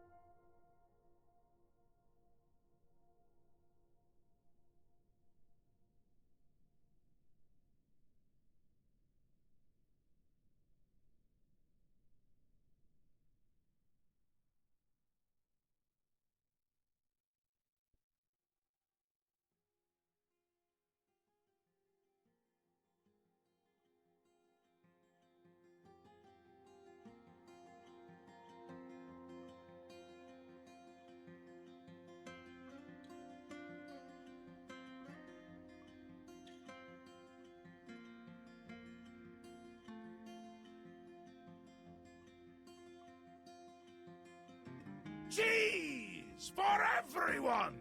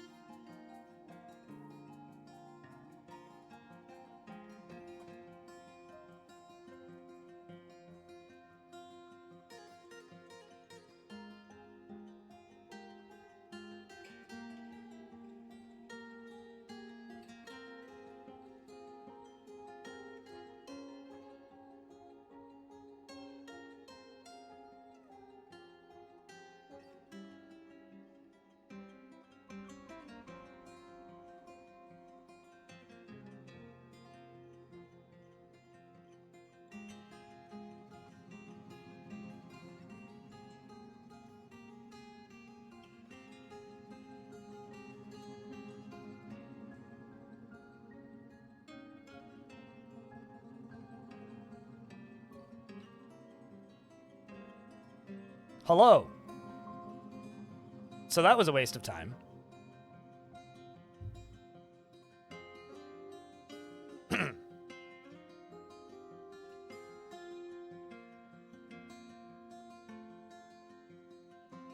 Guy comes by, right? Go let him in. He's like, all right, show me the washing machine. Takes one look at it and goes, fuck. I'm like, what's the problem? He goes, I can't do anything. It's a double stacked unit. The reason he can't do anything is because they're not maintenanceable unless the top one is removed. He doesn't have help today. He's by himself. And my landlord only paid for one guy to show up. So there's nothing he can do because he can't unstack it himself. I could help him, but legally, I can't. Because I'm a liability. Because I'm just a tenant. So they have to rebook. And bring 2 people.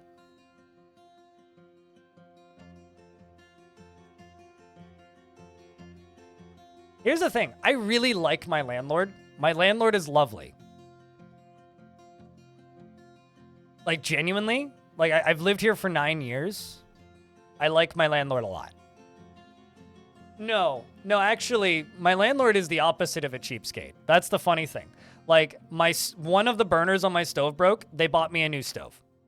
A very nice stove. An upgrade to the previous stove. This washer dryer has been bullshit, and it's not my landlord's fault at all. So I had an old Samsung that was in the unit when I first moved in. Yes, I pay utilities. When I first moved in, it had a brand new Samsung unit in the washer dryer, and I used that until Christmas of last year. So basically a year ago, when the barrel cracked at the back, and I told my landlord within a week and a half, it was like January 1st, I had a new washer dryer, no problem. However, the process of getting that was awful because they tried to deliver it once, and it was broken. It had been crushed in transit, so problem at the warehouse. It got crushed. They couldn't deliver it. I had to wait for a second one. Happened a second time. Finally got the third one. So this is the third one. Not my landlord's fault. Fault of the delivery guys. Now the unit's failed. So it's leaking and needs to be repaired. So we go through the whole process of like trying to figure out why it was leaking, what was causing the leak. We figured out that we need to call the repair guys. She calls the repair guy, and he can't do it because he needs a second person. So I'm still on the side of this is the appliance's fault and not my landlord's fault. I mean, right now I would say they're wasting money. But up until this point, yeah, generally they pay for exactly what they need to. So I don't have to pay for any of this. This isn't costing me any money whatsoever. This is just costing my landlord money. So have you ever tried to pick up iron and then try and pick up a brick of silver? What's up with the washer? Your washer's pump recently broke and you managed to find one on Amazon for super duper cheap. See, I don't own the washer dryer, right? I can't touch it. I can't do anything to it, right? Because I rent this unit and I rent the appliances with the unit, right? Everything else in the unit is mine. Stove, microwave, washer dryer is part of the unit. So I can't touch it. As for what's wrong with it, there is either a valve or a spring that is loose on the inside of it. So after it's used, it starts to drip. And it fills up the bottom of it, which then leaks out the side onto the floor. Which then drips down into the basement of the building because this building isn't the greatest construction-wise. So I need to upgrade my weaponsmith's hall to grand weaponsmith's hall. So let's do that. But sorry about the break. We're back now. But yeah, I also agree. I hate using Amazon. Amazon pays my fucking paychecks, and I hate using Amazon. All right, so this is my weaponsmith's guild, which admittedly is a little bit sparse, but we can make it nicer, I'm sure. I'm sure we can make it nicer. Yeah, I mean, that's what I've been doing. I just, when I use it, I turn the water on, I put a towel underneath it, I run the washer, then when it's done, I turn the water off, replace the towel, and the next day I take the towel out and I dry it up and it's fine. Like it's not the biggest issue for me personally. That yeah. Anyway, had to rant about that for a minute. You know, like when you have the annoying, well, repair people are coming by to fix a thing and then they can't fix the thing. You gotta rant about the thing because, you know. Also, it's documented obvious proof that I live in my own apartment and not my parents' basement for that one person who still likes to say, move out of your mom's basement. That's, my parents don't even have a basement. Like, go over to my parents' house sometimes. They straight up do not have a basement. How could I move out of something that, well, anyway. It's a long time. It doesn't matter how long you've been making content. Someone at some point will tell you it's time to move out of your parents' basement. Parents don't have a basement. Murdering the semi-wild ones. All right, let's do this. Get some platinum statues in here. What's the value of this currently? Oh, damn. Almost there. Well, that's pretty good. Let's give them some windows. That'll help. What, telling me to move out of my parents' basement? Well, I mean, I work a nothing job that isn't appreciated by society, so you're an easy finger to point at. You're easy to, like, point a finger at and make fun of, right? When you work in any kind of, like, desirable job that everybody really wants to do that also isn't immediately benefiting society, you are the first target to get made fun of by people on the internet. But, you know, it's fine.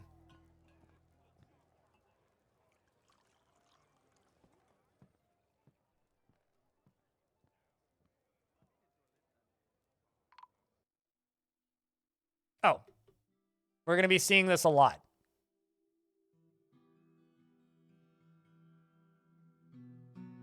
All right, let's throw some glass windows in. Stupid internet ruining the internet. Now, the internet's great. People ruin the internet.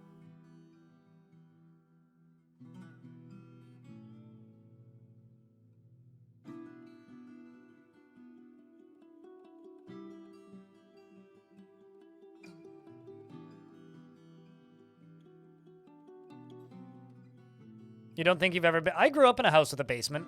I actually grew up in the basement of the house with the basement. Which I know, like, isn't helping my case of, like, I don't live in the basement, but, like, I did actually live in the basement for a very long time. There we go. It's done. A matter of getting these windows done.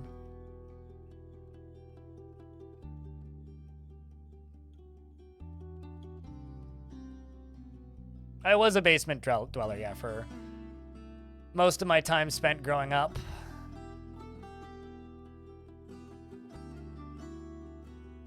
So Dr. Y, Moses, Reg, and Tobes are my most upset dwarves. Not that I blame them. I would be as well. If I had to be honest, I would be as well.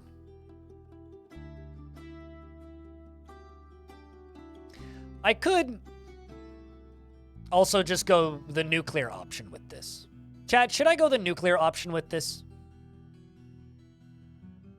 What's up, Mako? What you looking for? What are you asking for help about? Because we could just go nuclear with this. Going nuclear would be make this into the only place the dwarves are allowed to go in the entire fort. That would be the nuclear option.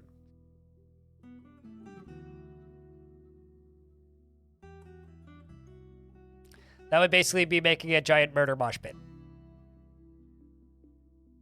Which, in order to do, I think I need to make this area a little bigger. Well, not nah.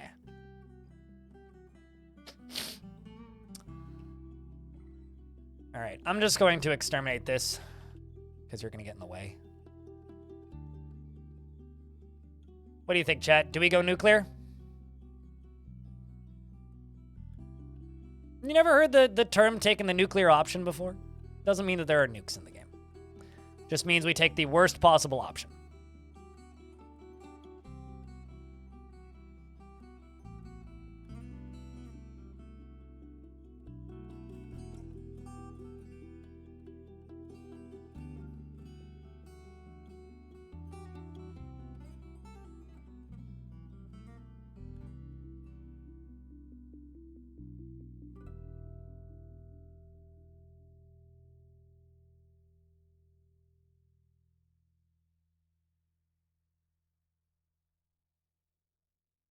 Why can I not tell you to go here?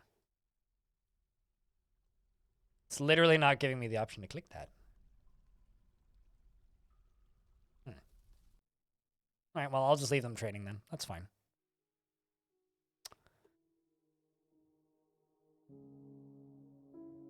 I will, however, send you up there.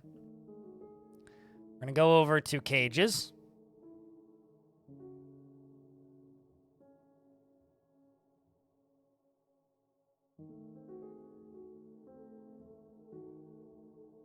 A black bear man? That's interesting.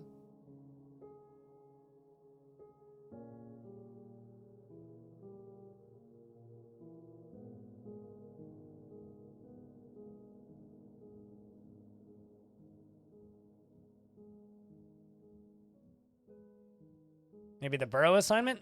No, because soldiers are not assigned to burrows. But, so I mean, the burrow wasn't even enabled at the exact time. Yeah, soldiers aren't assigned to burrows, so it shouldn't cause any problems there. But I'm not sure why. Oh, maybe it's because that menu was up. It's got something to do with that.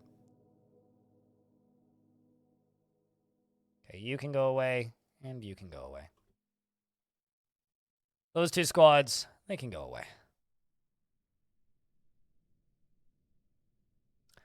Kind of wish I could automatically set it so that none of the zombies go into here. Because there's no reason to have the zombies in here. So what I think I'm going to do is I'm going to scroll through this quite slowly. And anybody who's blue get removed.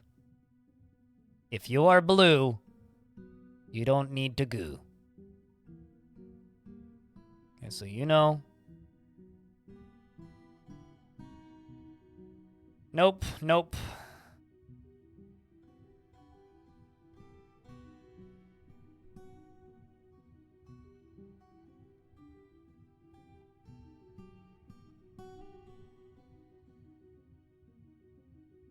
Which means the population is probably about to drop a lot.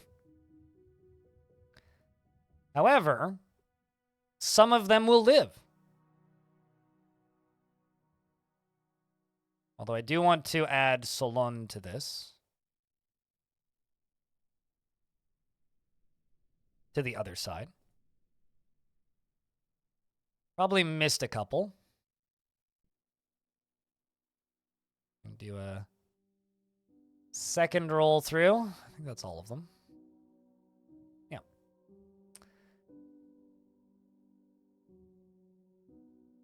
You hurt your brain with which one?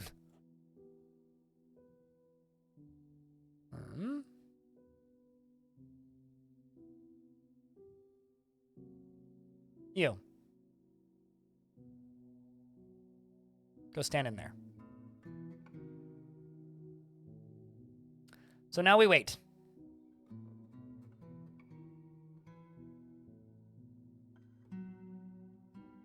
Nothing has changed with burrows in recent patches.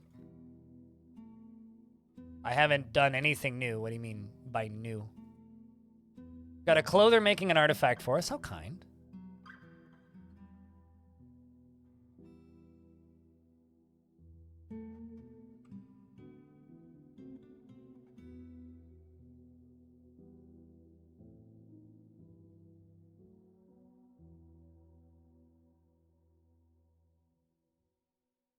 And, you know, maybe we should get rid of these.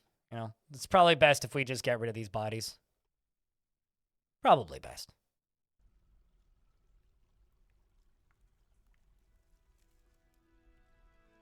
What are you running from? The dwarf's acting like it's in combat, but it's not.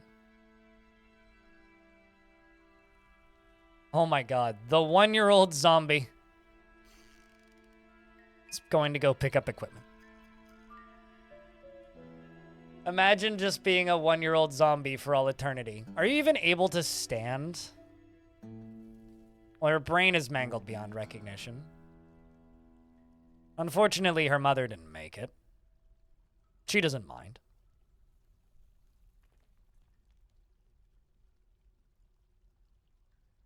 We gotta clean up the space before we go for the final countdown.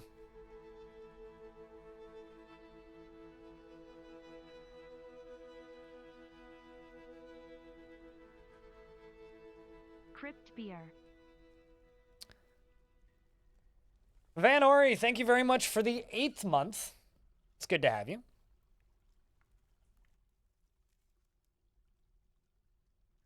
And thank you very much for the first resubscription in 49 minutes. Yeah, the ASCII graphics made it seem a lot more morbid, a lot more consistently.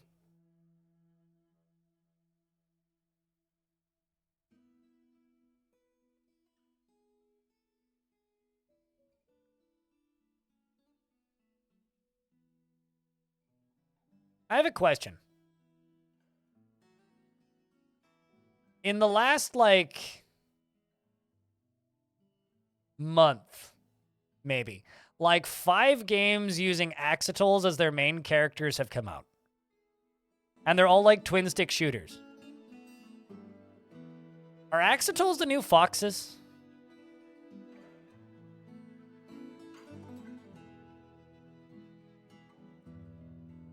Because they certainly seem to be in vogue.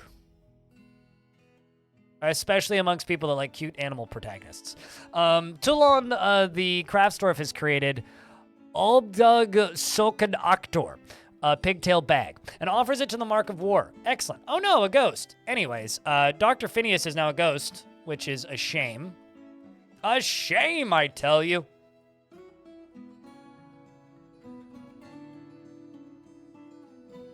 It's really just showing us what will happen soon, really. It's foreshadowing. Midnight Winter, you really did lose all of your teeth.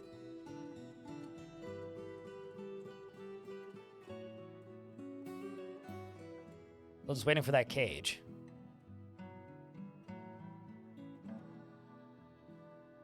All right. Both of them are up here.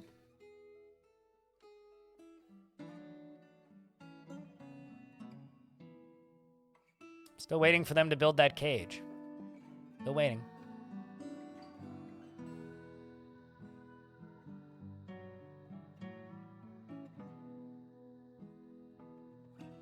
Powerful Axetal lobbyists making their move. No, yeah, no, they're definitely pushing it. It's like I just discovered another one that I've never heard of, which is why I say it's this Axetal Warriors. I like, they're all twin sticks. They're all like top-down shooter things.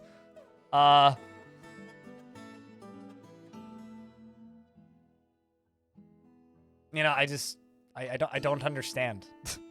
Where did this obsession with Axetals come from?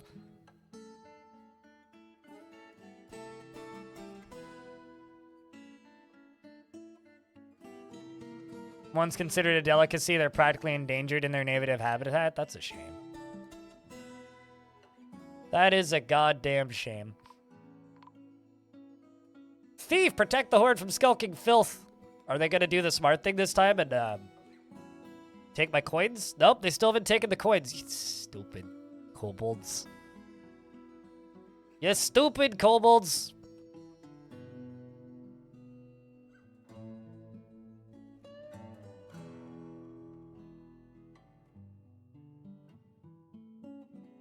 All right, why is it taking so long to build this cage? Are you building the cage? There you are. Oh, wow, someone actually wants me to read the last Discord word story. Perfect. Hold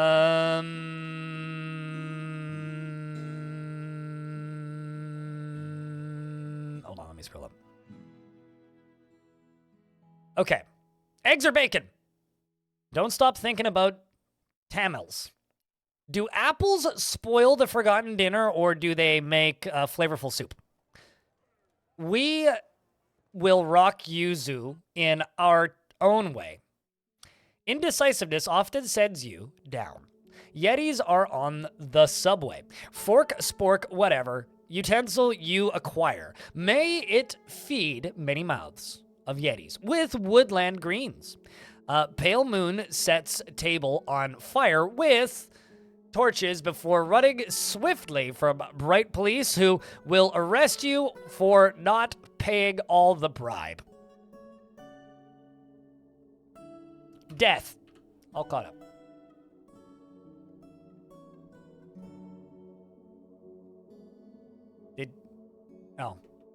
Decided to skip the job to go get drink. Well, that's probably for the best. And if Forgotten Beast has arrived, then I don't mind. It's fine. It can go do its thing. Where are we going with this? Dr. Phineas. Dr. Phineas. Dr. Phineas. Dr. Phineas. We're going to go down here.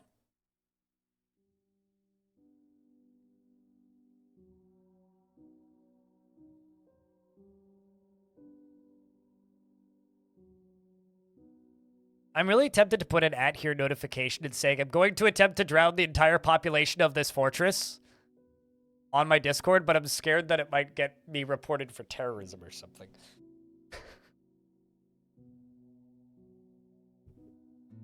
Not all Axetal are cute. I don't think any of them are particularly cute. Like, they're neat little amphibious creatures. I just don't... I just think it's interesting that, like, industries get randomly obsessed with things all at the same time. You know? HOI. You are correct, yes. Hearts of Iron 4 streams do happen every day.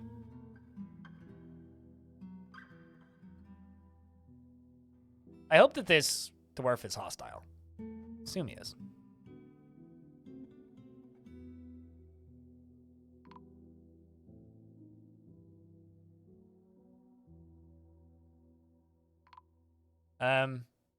Human caravan has arrived to trade. Well, that's interesting. Anyways, we're preoccupied with new hobbies. I'm sure we could trade with them in a moment. Our two liches here, also Coldmouth, you're a lich.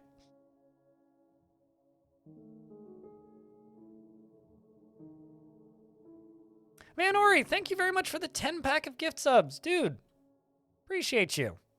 Kind of made my day. Means a lot. Holy shit, man. Have you already been linked up? Nope. There you go.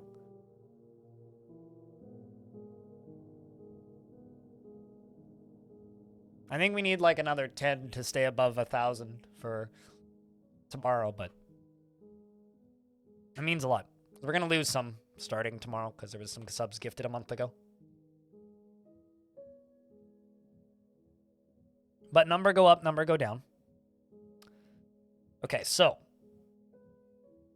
Did I really delete all of my squads? Did I do that absent-mindedly? Wow. I thought I deleted 2 of them. Okay. Holy Kai, you need a squad with metal armor.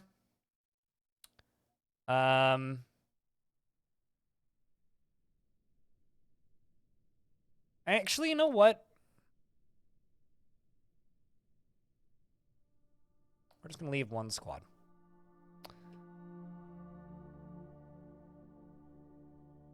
UGDPY, thank you very much for the 10-pack as well. Appreciate you. Holy shit. All right. Well, since we got some excitement, I'm going to quickly exterminate this guy who's in the way. And just say, let's get this done. And then let's run this through. Let's do the whole thing.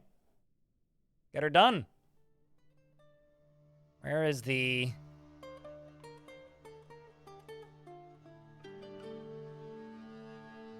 link item to trap? There you go.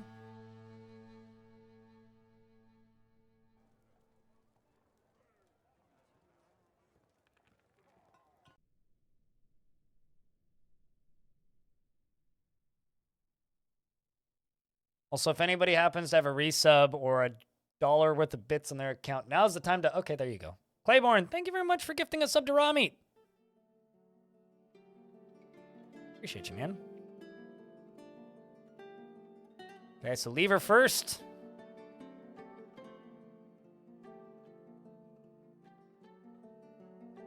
And we're now connected, I assume. Yep, okay. So let's just double check to make sure that this dwarf is not friendly.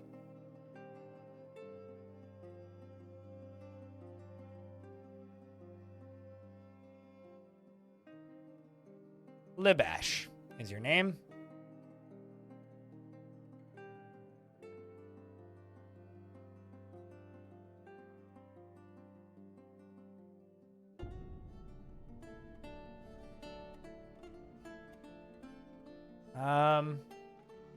Attacking Sharks, thanks for the 5-pack. There you are. Oh, you're a ghoul. That should be fine. I think I will throw one of my legendary dwarves in here. First legendary dwarf that I see. Proficient melee. High Master.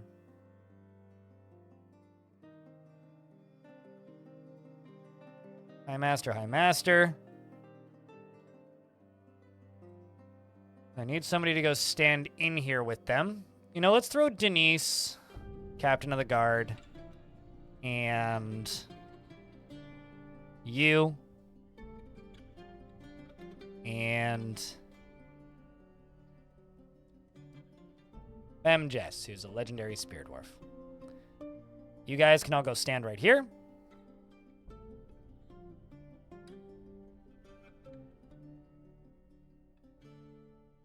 because I will need them.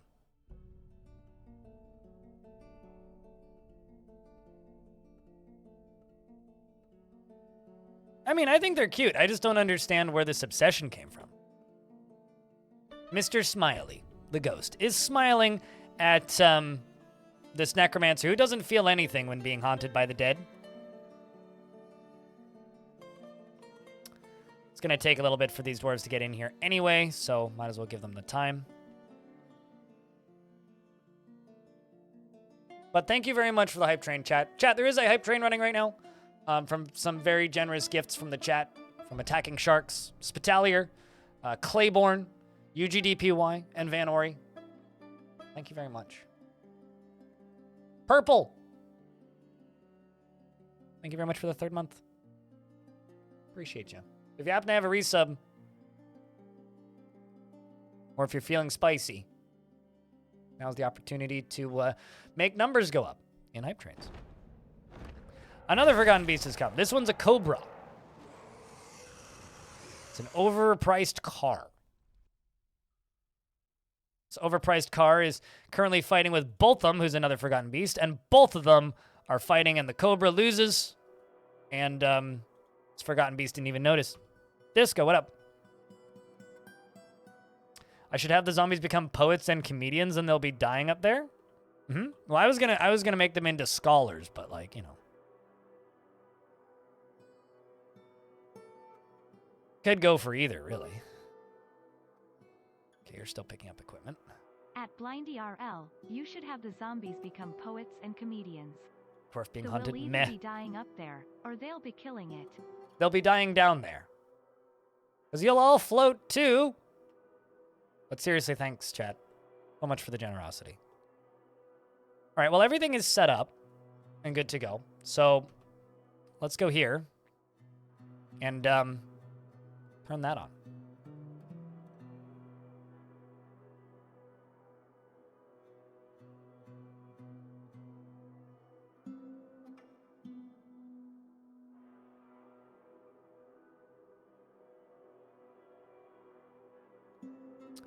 Which means, pretty rapidly... Oh, look, some migrants have arrived. Excellent. Excellent. More for the pit. I mean, the future. More for enlightenment.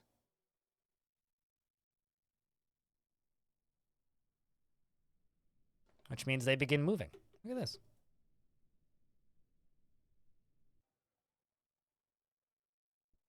I'm going to have to go through and remove the zombies, though.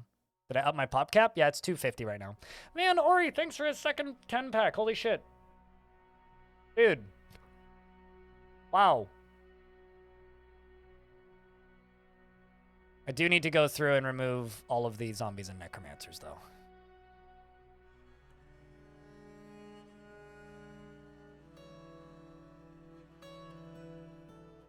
Block of glass.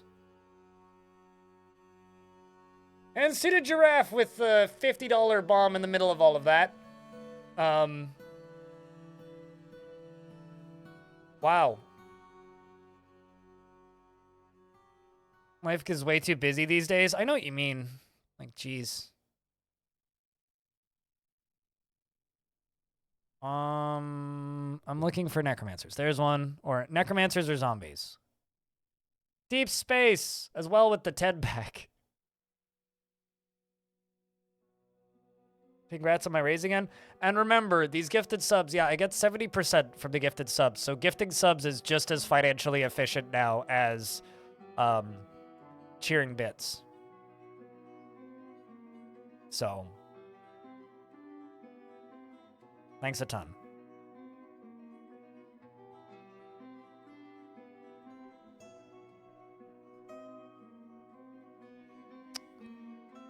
Just looking for the last few zombies.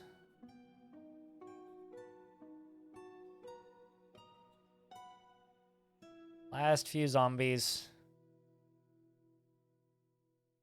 Last few zombies. You.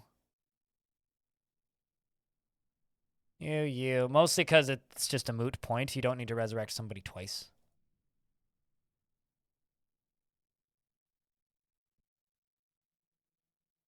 Okay, you and you. All right.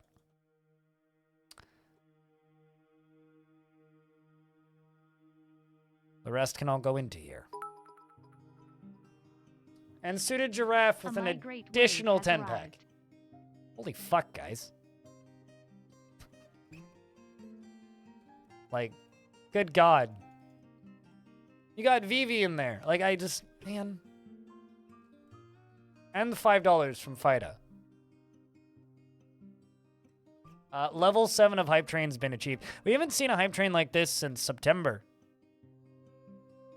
And even then, I don't think we hit level 8. Golly gee. How have you dodged all of these, Diamond? What the fuck?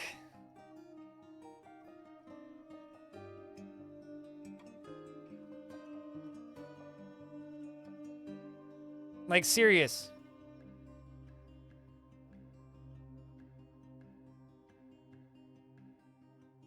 Trying to just get more of these dwarves into here.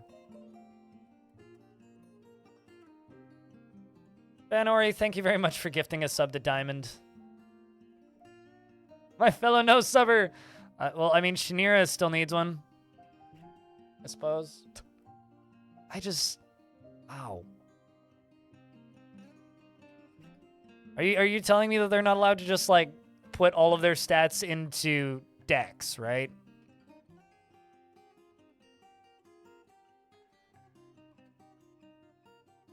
Vanori, thanks for gifting a sub to Shanira as well. And now we wait slowly.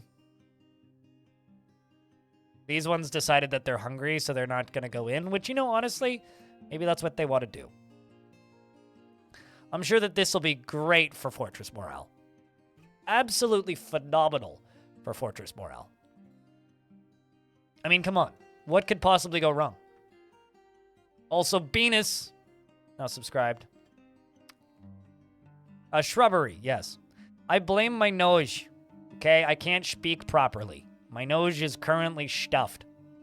I'm schmarry.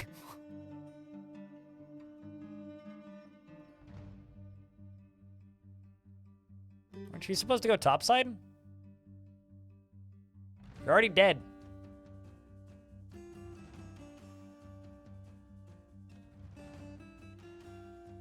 Okay, no, you aren't. You're just hanging out. Okay, I see. Now you're going where you're supposed to. Perfect, perfect, perfect. Now I can lock this. Okay, I'm just going to put an at here on Discord saying I'm about to drown the whole fort.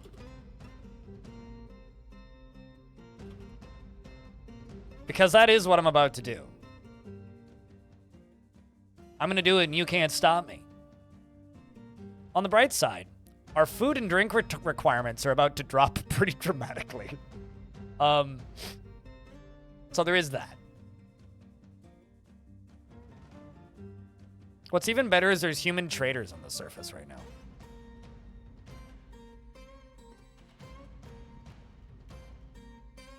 She's testing a fix for Mark's dwarves rushing in? When's that out? Is there like is that like an out soon type thing or just oh, it's being tested? Also, my mayor is petrified with fear as they are currently trying to conduct a meeting. So any dwarves that don't make it in, they don't make it in. That's fine. They're all like hungry or like busy in a weaponsmithing demonstration or something. Van Ori, still going nuts. Dr. Linden, by the way, thank you very much for the 10-month resub. Van Ori, thank you very much for gifting a subscription to Josh. Casual goddess? I would say full-time goddess. Full-time code warrior. Meditating. All right, well, I mean, I'm not going to remove their ability to meditate. So if they, if they just want to hang out, they're allowed to do that. Holy Kai is still getting provisions. All right, so maybe false advertising. I'm not about to drown the whole fort, but I am about to drown a really large portion of the fort.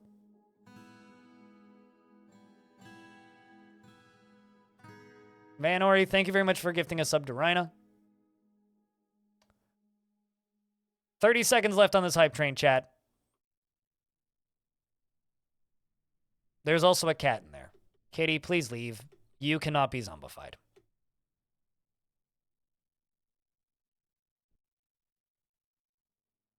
I will tell the dwarves to pull this lever when the hype train ends.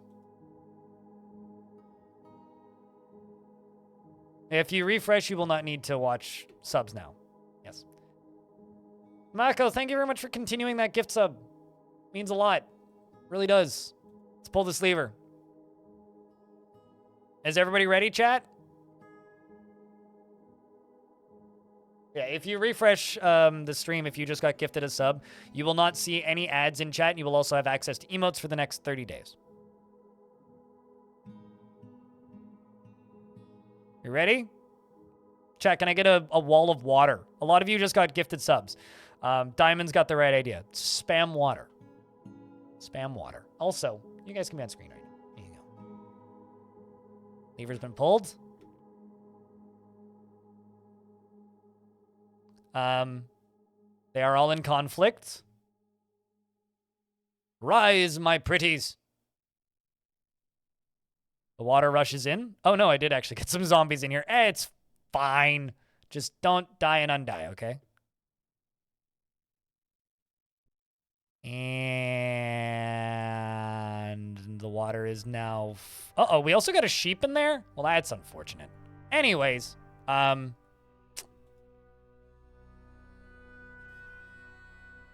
7 deep. We do have some that are trying real hard to get out. Have any of them swum up? None of them have swum up yet. Haven't seen any start dying just yet.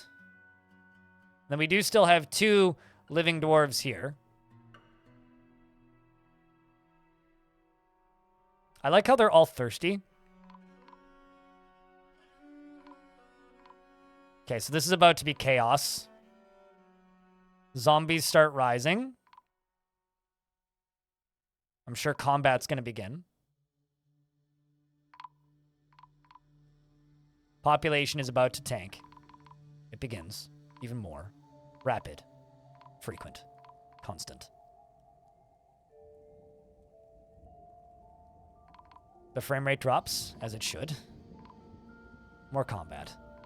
I do have 2 dwarves that are climbing out. I wish them all the best. So, this isn't going as smoothly as hoped. There are definitely a lot more zombies here now. All of the turquoise ones are friendly, intelligent undead. We are making good progress. The problem is it seems as though we've had several zombies or several dwarves die multiple times already.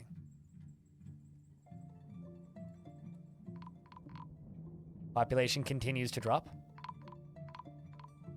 We do have some of the smart zombies climbing up and out. There's a ghost in there somewhere. Noses are flying. The experiments continue.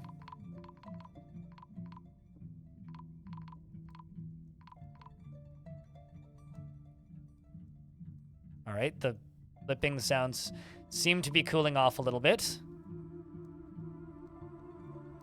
They're constantly waking things up. Although it seems like Devilish Potato is doing the majority of the resurrections here. So there's 2 types of zombies in Dwarf Fortress. There's intelligent the game's paused. Intelligent undead and unintelligent undead. Intelligent undead are the turquoise ones. They get special powers like the ability to cause pain at a distance. Basically, they get like force push, force pull, cause agony, and a couple of other spells. Then there's unintelligent undead. They're always hostile, and they do nothing except for attack anything that moves. Then there are non-hostile, unintelligent undead. And then there are unintelligent, intelligent undead. This is an unintelligent, intelligent undead. They're not part of our faction. They don't hurt us, but they can't do anything. Whereas a dwarf like this dwarf is undead, but still has their dwarf side. Now, the problem is I've now got all of these zombies that I need to get rid of. And not a lot of cage traps to do so. So, what we're going to do is we're going to do this. I'm going to turn off this burrow. Let the other dwarves go back to whatever they were doing. We're going to pull this lever. And we're going to just kind of let this sit for a little bit. We're going to let the problem ones keep dying. And we're going to let the non-problem ones hopefully win. Which they should, in theory, eventually. Because they're just corpses. Versus corrupted slayers, which do have a unfortunately, or fortunately, a significantly better chance of winning. Also, G-Fin is evil, I think. Now what I'm going to do is I'm going to do this. And I'm going to tell my squad to go stand right here.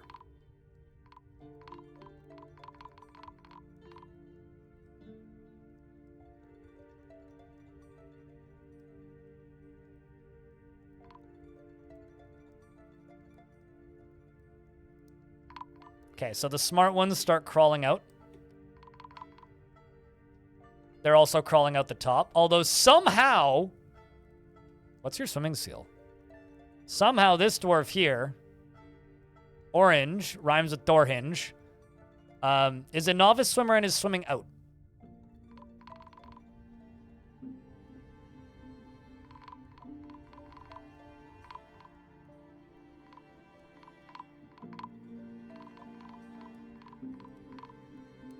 All right. I will go through the list in a second and see who became what. The problem is this is getting a little wet. I need this lever pulled. I also really need this lever pulled. So hopefully somebody is coming to pull the lever.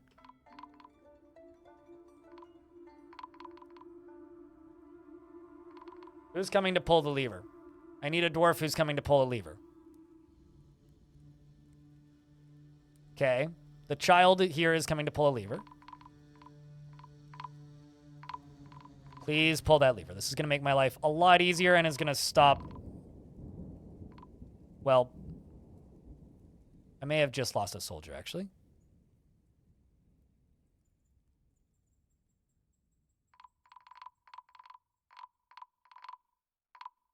All right, this drainage will help significantly. There's a bunch more zombies climbing out the top, which technically is totally fine.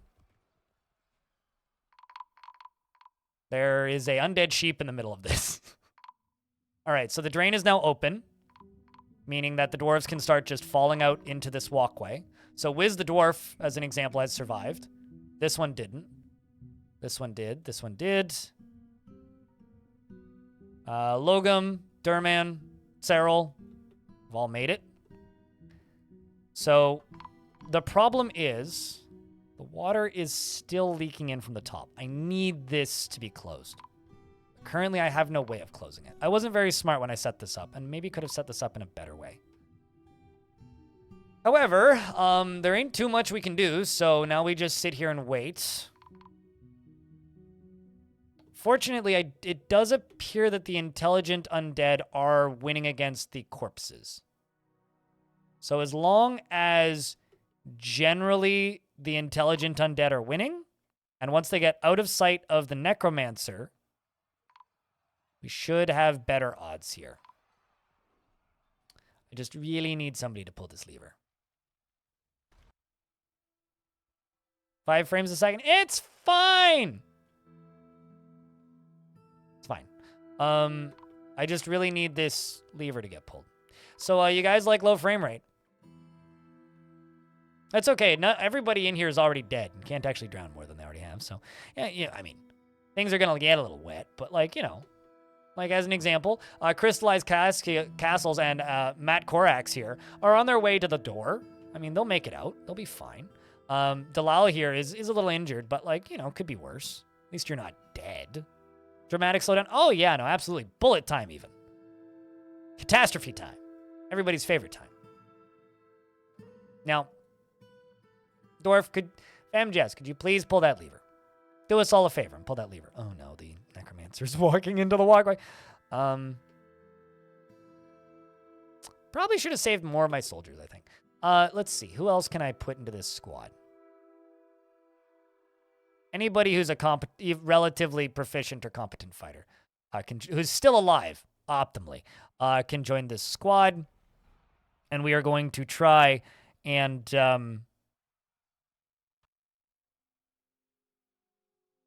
clean out these issues. And by issues, I mean pile of zombies that are not friendly. Chat, can you give Maxwell a quick update on what they just walked into? TLDR, I'm making the entire fortress into zombies. Some of them aren't friendly. Or TLDW, I guess. Too long didn't watch.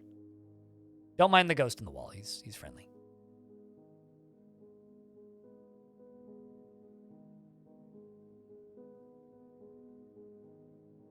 Actually, you know what? I'll bet you the frame rate would go up if I did this.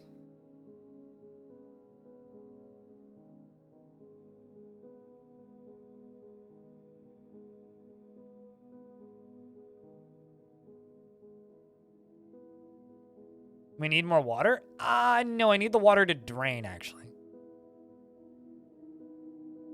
Fortunately, all my necromancers are also undead, so they're helping.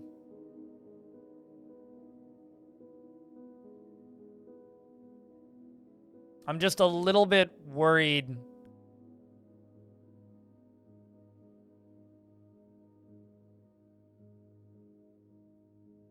Little bit worried that that lever's not going to get pulled. Which is the issue. I need that lever to get pulled now. If that lever gets pulled, then the water stops flowing into here.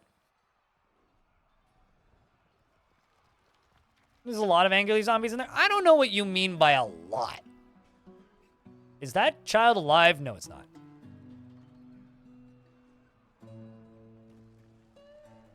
I mean, there's a lot less than there was. I mean, the smart ones are winning.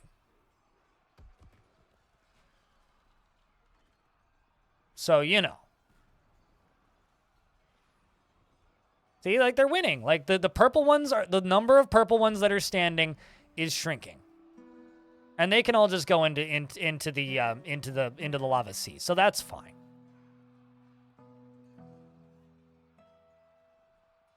The question is, do I still have the same mayor? I do!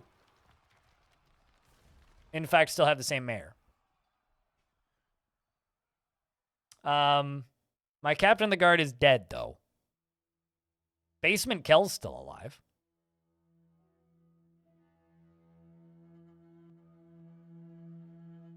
It seems justice is winning slowly.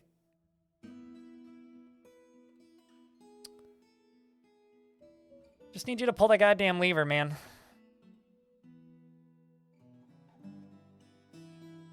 That's all I need. Just need you to pull the goddamn lever. The frame rate is starting to pick up, though. Because the zombies are starting to all be dead. Or the ones that we need to be dead are all starting to be dead.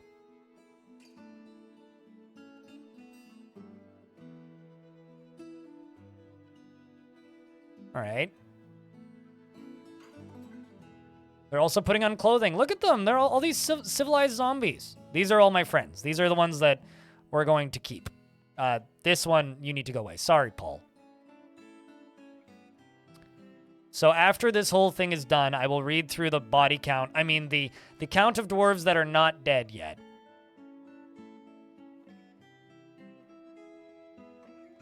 Okay, we've managed to get the water to stop because all the zombies are out of here.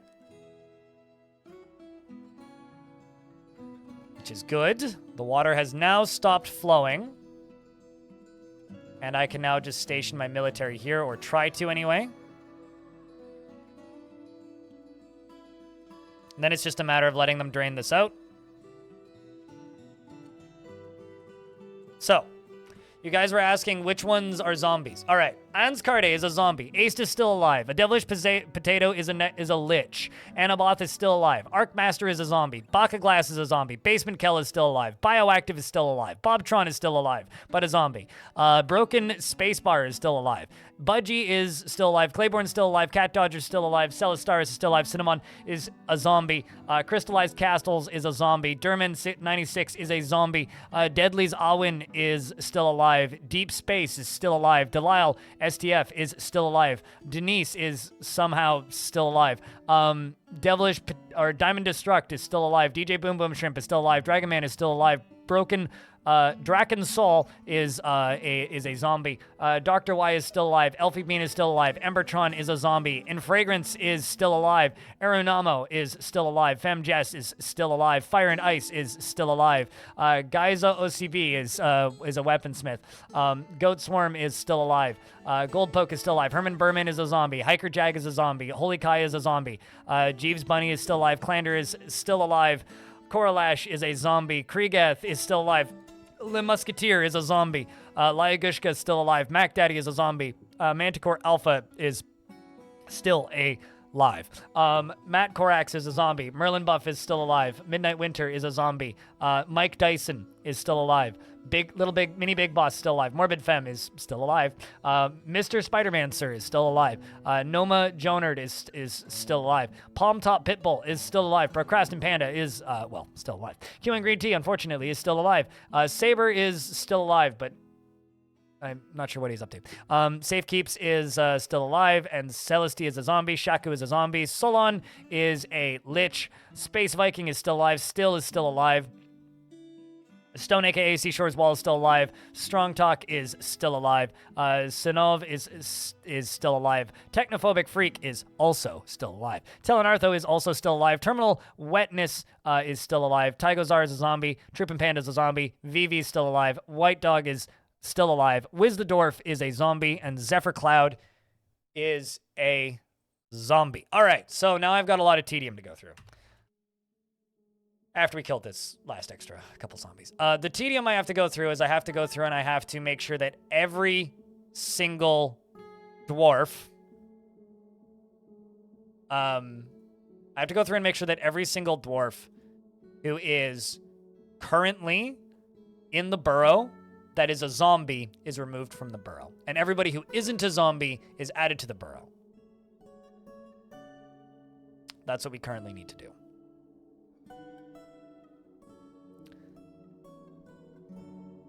So, let's add everybody to the burrow. You don't need to be in this burrow. You don't need to be in this burrow. You don't. You do. And if you specifically do not want your dwarves zombified and they are not yet zombified, let me know right now. That's not too bad.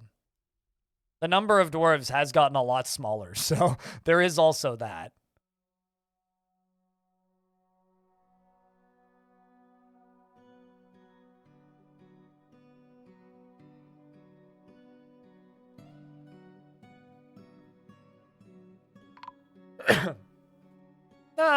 I mean, I'm attempting it. I don't know if that'll end up actually happening. Diamond. I also need to make the captain of the guard. Back into the captain of the guard.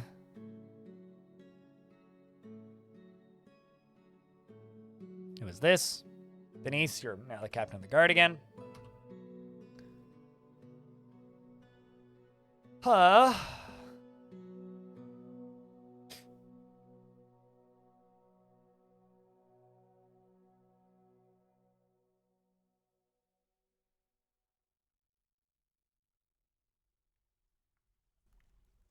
But yeah, it's not that bad. It's mostly just going through the list.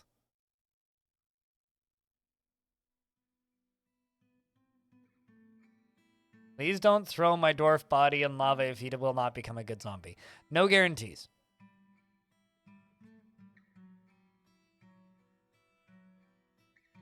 I feel like I should remove all of the children.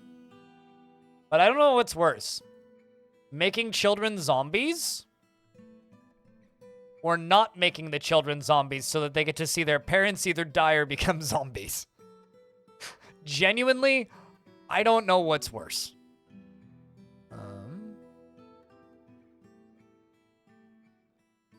Looks like you missed something crazy. A little bit. A little bit. A little bit. Maybe. Sorta. I will give them a bit of a break, though.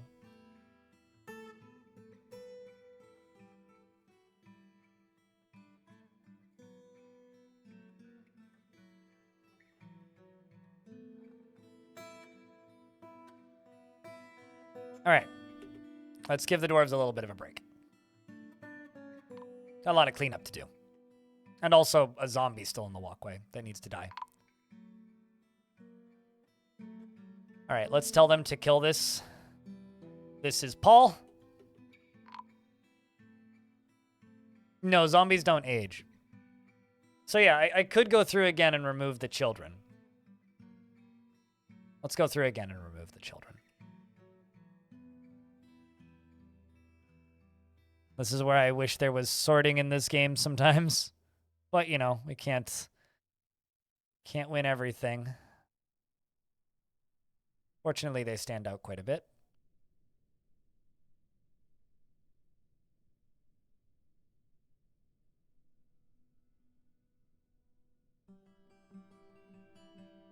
I know already that I do have some zombie children, but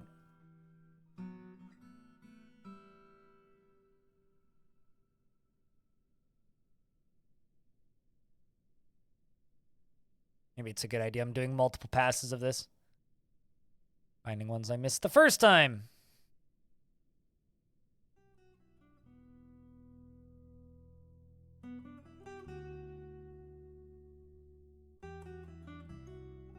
No, it doesn't. Because if they are intelligent undead, then they maintain, if they are intelligent undead, then they...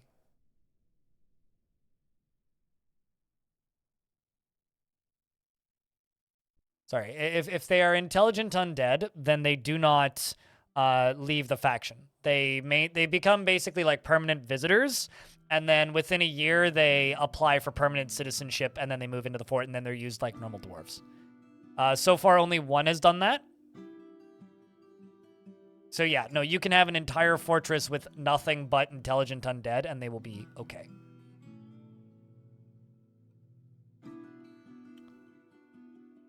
It's easier to just do it this way. Because I did have a specific request from Still to not die.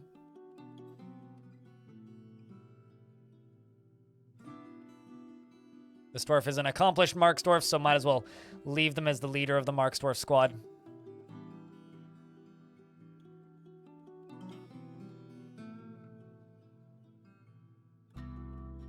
Do they still drink and eat? No, they do not. Part of the fun of it, to be honest with you. Uh-oh. Keep hearing death sounds and it concerns me. And also all of these ones just like climbing out of the reservoir. Okay, so I've got Fath dueling with this zombie. The zombie is now dead. Send both of these squads to training.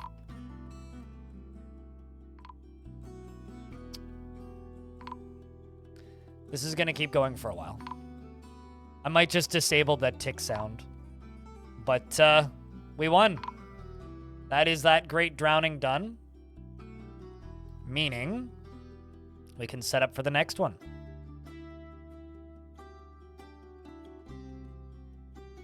You know, sometimes people complain I'm not a villain enough in Dwarfort. They're like, why don't you be evil more? Well, is this evil enough?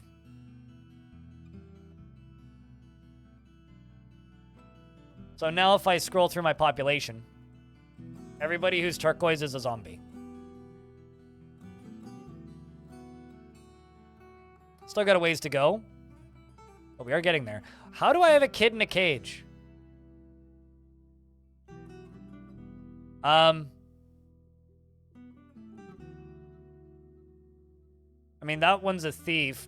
Wait, hold on. Hold on. Hold on. Do I have a thief, and in the thief's inventory is the kid? Hold on. I think I have a child. Yes, I do. I do, in fact, have a child in a cage in a thief's bag. Okay, well... let's tell the military to stand here and stab this thief to death. Let's also, make a pen pasture zone, like, right here. I'm trying to help the kid, okay? How am I a monster? I'm actively trying to save the child. Unless you're calling me a monster for making all these dwarves into zombies. Fair. But I'll have you know.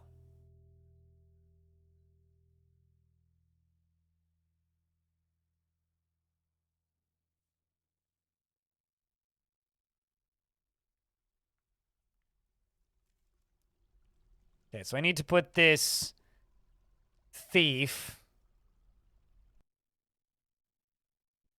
into here.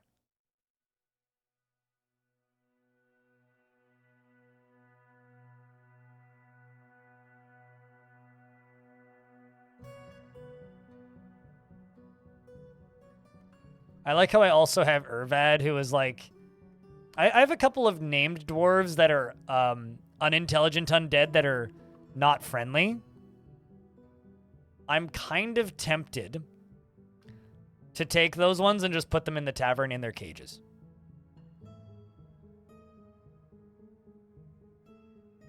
How many child thieves could you stack? Probably just one.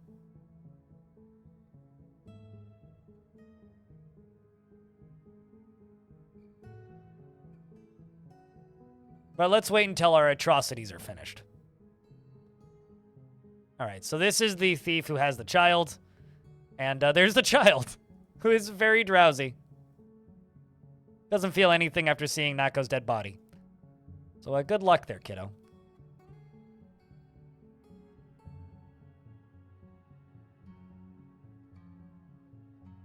Also, there's a camel in the fort again. And some merchants have embarked on their journey. I would too, admittedly, if I saw this place. I would also embark on my journey. Just be like, you know what? Fuck this. Why is there so many squirrels?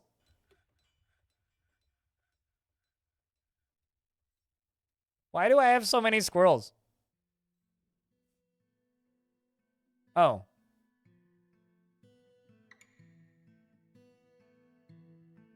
I guess they've been breeding. They've been getting busy. All right, let's eat some squirrels. Not that we need it, but like squirrels. All I really want is squirrels. Okay, so this is interesting. I have a ghost for omnipotent disappointment. But omnipotent disappointment is a zombie. A not friendly zombie. So I wonder if I memorialize this dwarf.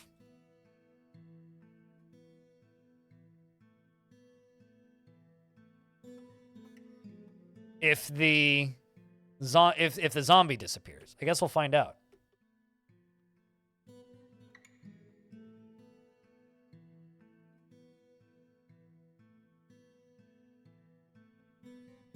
You think I can get a ghost citizen if that's the case? So you're saying I shouldn't memorialize it then?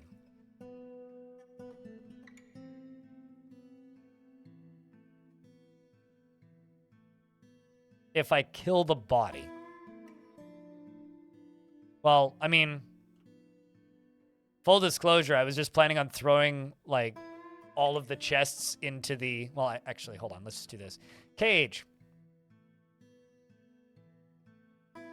What if I just throw all of the unfriendly cages into the volcano?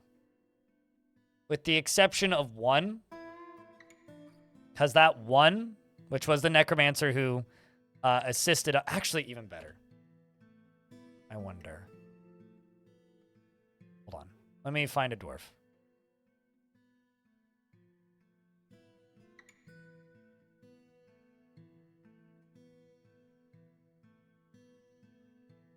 This dwarf...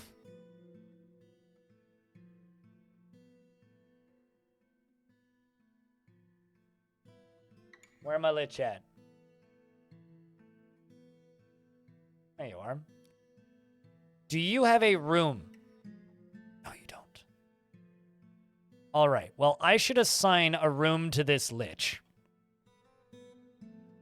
And put his wife in the room. Because this lich has 2 children. And his youngest daughter is a zombie, unfortunately. But had a wife.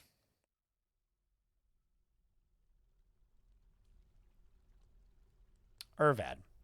Who died here and is now in a cage.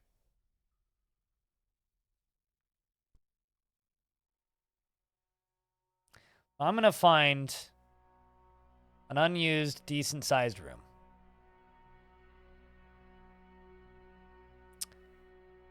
And that necromancer is getting this room.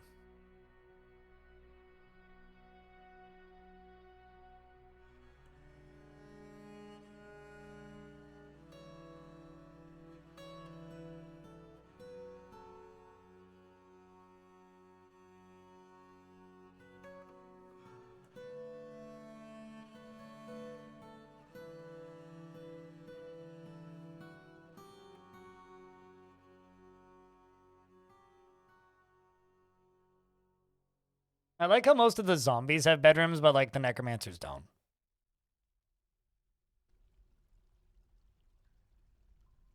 Devilish potato right up here at the top.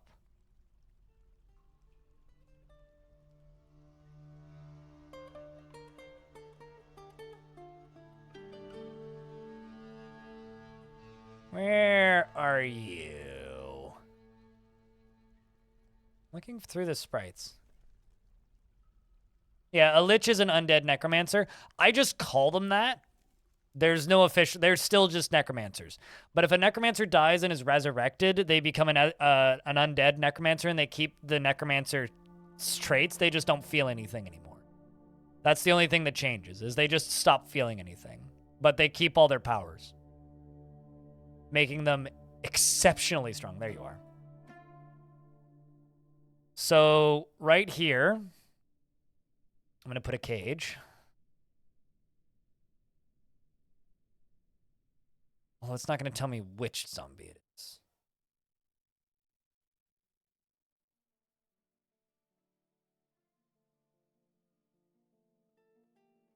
Okay, so what I'm going to do is I'm going to go to cage. I literally need to go up to the pile. Forbid all of them except for that one.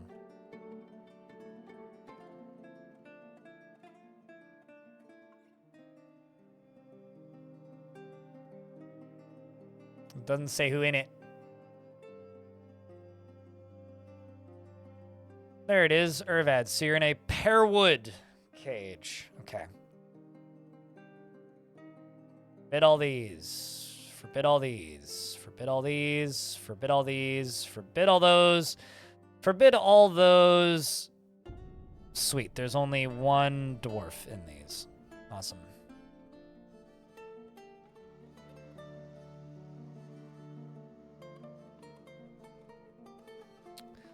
Gonna forbid all those cages, then we're gonna go down here.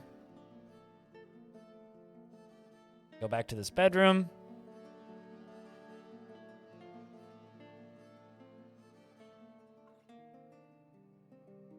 There you go. Now the rest of them go into the volcano. Oh no, I have no manager. Anyway, however, how am I ever going to manage these dwarves without a manager? Okay, so let's go into cage. Okay, dump, yep. Dump, yep.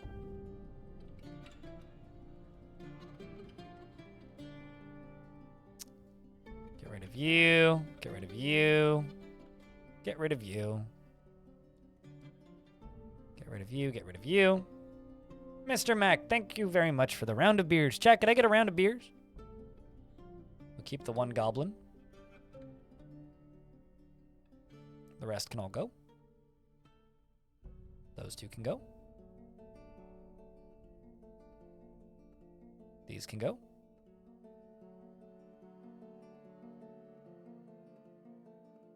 You can go. You two can go.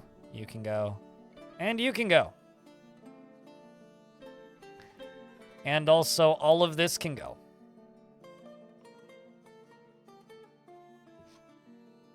It's time to clean this place up a little bit.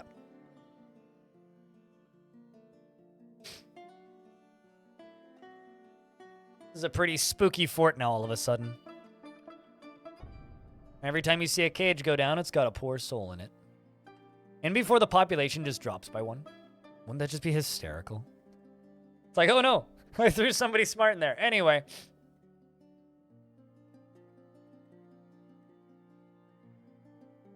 It's a pretty spoopy fort.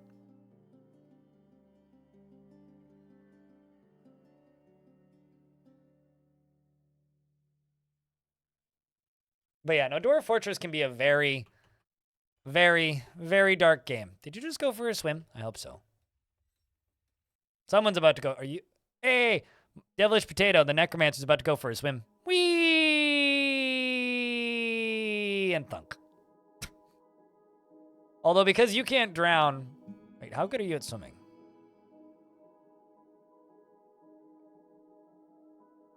Other skills, right? If you just... Novice swimmer. I'm assuming this Lich has just been doing laps. Space Viking wishes to join the Mark of War as a citizen of Heavensbolt. Look at that. It's also, my doctors are working kind of full-time. I need a chief medical dwarf. Oh, no. Okay, well, let's do that. Do I have any zombie chief medical dwarfs? Because that would be useful. Do I have any zombies who would like to volunteer as a chief medical dwarf? Do I have any zombies who could do this job? Any zombies? Or a necromancer, even. I don't actually think either of the necromancers have joined the fort yet. All right, Space Viking, congratulations. You are the chief medical zombie. So now I can look at this again and see how many doctors we actually have. Okay, I got one doctor, Regath, Sodal. I've got no surgeon. Space Viking, congratulations. You're now a surgeon. I'm also going to remove Space Viking from mining.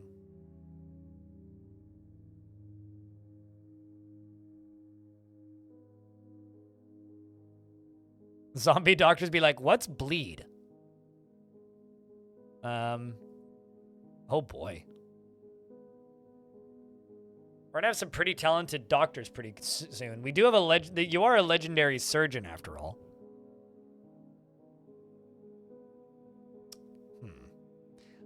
Okay. I'm just gonna, we may have an issue with that one.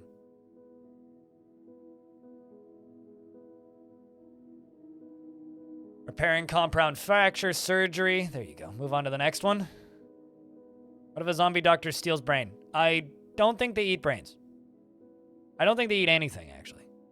It's a good thing, you know, that we have a lot of powder for casts. We don't have to worry too much because we do have a very, very, very large amount of powder. There's so many dwarves. Injured right now. This is a stack of injured dwarves. Exclamation point roadmap. There's no talk for it. It's a text roadmap. So if you just type in exclamation point roadmap, you will get a list of the roadmap.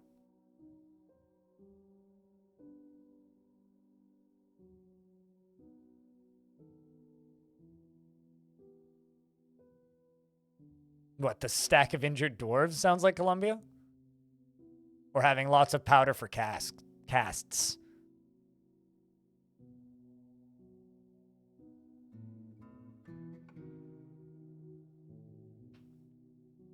Chat room, Claiborne would like you to post beers, please.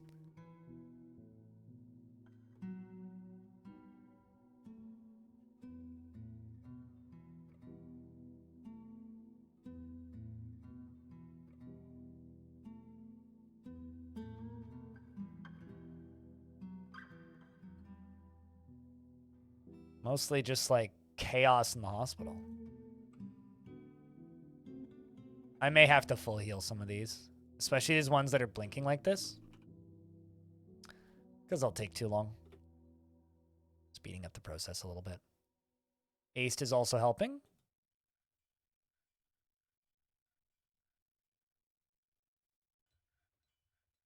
Got more dwarves bringing in more beds.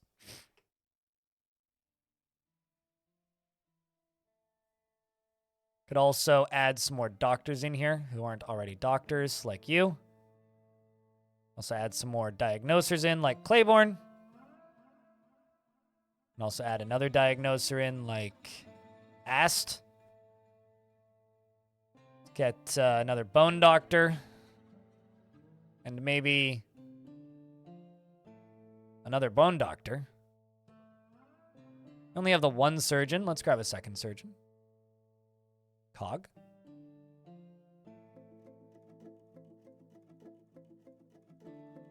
No, they can't. They can't. Like, they can take as long as they need because, like, yeah, they will all eventually be fully taken care of. I mean, like, the problem with the fighting breaking out in the actual drowning hole is that they they need a skull doctor is what they need. But yeah, no. The thing about zombies is, yeah, it doesn't matter how long it takes for them because, like, they'll just stay injured and for like forever until they're done healing. The dwarf's... Oh, Space Viking's doing surgery. The naked zombie is doing surgery. Doesn't feel anything at work. He is a novice surgeon. I'm sure he'll learn quickly. How's your brain doing? His neck is dented, and his head is dented, and his teeth is gone. Well, that's fine. I'm sure he's fully capable of doing the surgeries. Space Viking. Zombie joins fort, immediate, is covered in dwarf blood. I'm sure that's sanitary. He's trying to stop the bleeding. He's doing his best. Let's just, give him the opportunity to go do other things. He's gonna go get a shirt. I mean, I would too, frankly. Never mind. He's gonna go do surgery instead. Didn't actually get to the shirt. Doing surgery on, one of these dwarves. I don't know which one. Cog appears to also be doing surgery on one of these dwarves. So I've got 2 surgeons in a stack of 1, 2, 3, 4 zombies. One of the zombies is also doing surgery. They're all seriously injured. One of them is blinking. I'm just gonna full heal the ones that are blinking, so that they don't distract the doctors. Repairing compound fracture. How bad are you? Oh. So every single one of these injuries needs a task completed.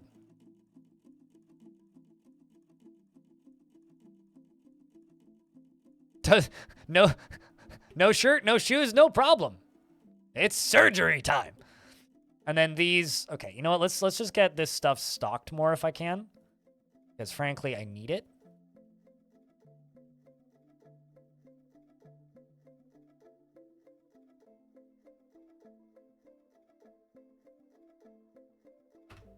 Let's get more soap in here. Let's get more of everything in here.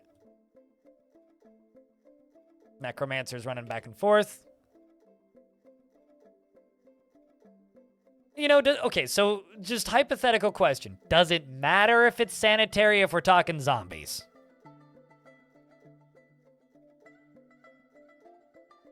Like, really? Realistically? Does it matter? I don't think it does. Tygo's here with, Baka Glass is actually providing stitches. Baka hasn't joined entirely, but clearly knows what a stitch is. Is helping out with the basic needs of these dwarves. Good on you, Baka. Also fully clothed dwarf, so at the very least isn't, like, embarrassing everybody. Herman Berman's still damaged. Our living doctor is just like, feels pleasure after a taste of fully arranged bread. At least you're a legendary surgeon. Satisfied at work. Well, he likes his job. Pretty happy dwarf. Welcome. Has a pet chicken. His wife is still alive. Wife is Diamond. Diamond's still alive. Or no, his lover, rather. Oh, wait a second. I understand what's happened here. Hold on a second. So, Diamond had a lover, lady lover, named Ral. Ral passed away, unfortunately, didn't make it, and is now, I guess, dating the doctor. Where's the doctor? Where'd you go? We're just here, dwarf. Little bone doctor. I don't know, you're probably in a stack somewhere.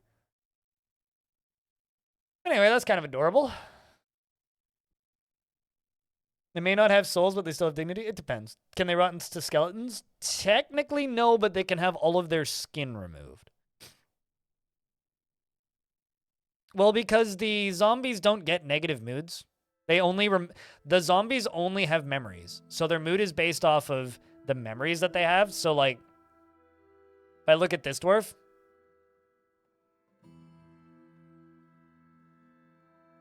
Doesn't have any memories. All right. How about this one? This one also doesn't have memories. Sometimes they have memories. This one also doesn't. But yeah, they just sit at complete neutral. So if I look at these zombies, like this one, stuck there. Stuck at slightly happy, for the most part. No thoughts, head empty. You know, I kind of wish that was all it was literally just head empty. Instead of, like, number go up, I guess, but they still, you know, have thoughts, I suppose. They just don't feel anything, really. That's a child. That's dark. Clayborn is a diagnoser and is doing nothing, although he is satisfied at work.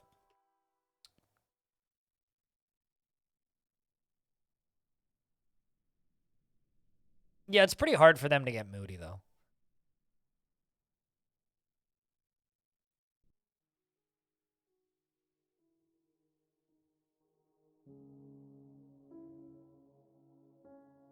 So I'm just going to memorialize dwarves as we get ghosts. Just a heads up. That's the way we're going to do this. That or we could just, like, not memorialize any dwarves and just have ghosts. Could also do that. Devilish Potato is dressing wounds. Everybody loves a good necromancer doctor. I kind of love this combination. The dark-colored hood necromancer with no beard and no hair. Because they kind of look like...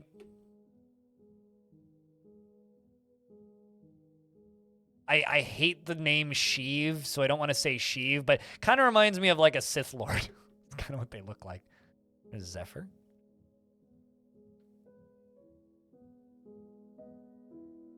Well, the good news is the stack of dwarves in the corner, the stack of zombies in the corner used to be like 4 times the size. So they are, in fact, getting back and up and out. They remind you of the Acolytes. Or yeah, no, just any cultist from almost any video game. And then we have to try and do the next round, which will be what we just did.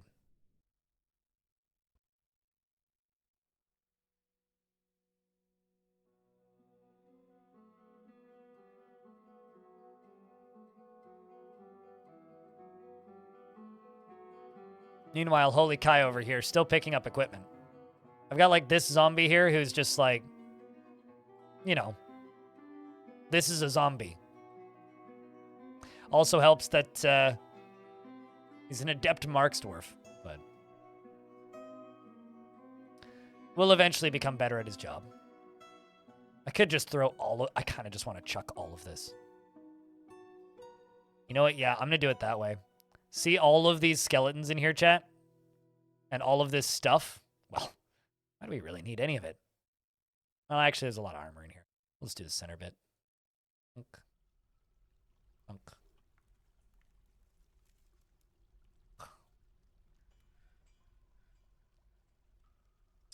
All right, have you been hooked up to a lever yet? Nope. All right, let's get this hooked up.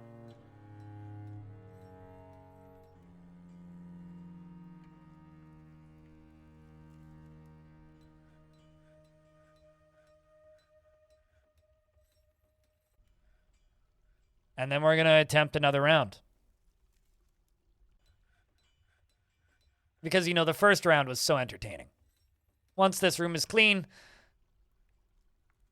we will attempt another round. And ideally, if we can also get this at a point when there's no more zombies left, that would also be pretty good. I mean, no more zombies left in the hospital, I should say.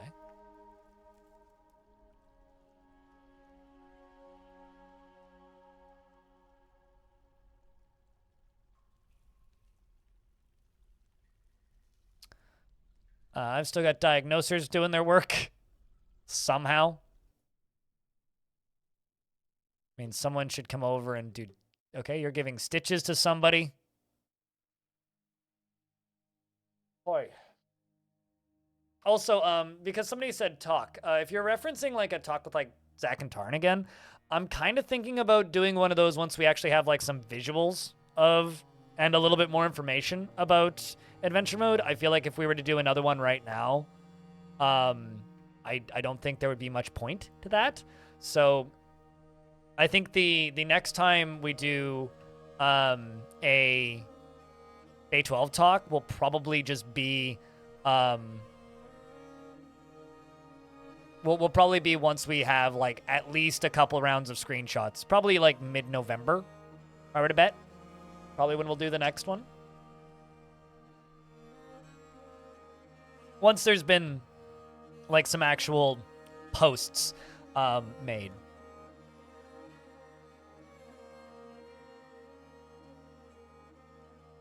I've literally just said there's a roadmap for it. We haven't done any talks or anything official here. So if you click on that link that was just put into the chat, Remy, that's what's up with the title. I haven't done any talks for adventure mode. I'm just putting it up there and making a command there so that people can see it if they haven't yet. But the next time I will be doing a talk will probably be in like November. Sometime next month.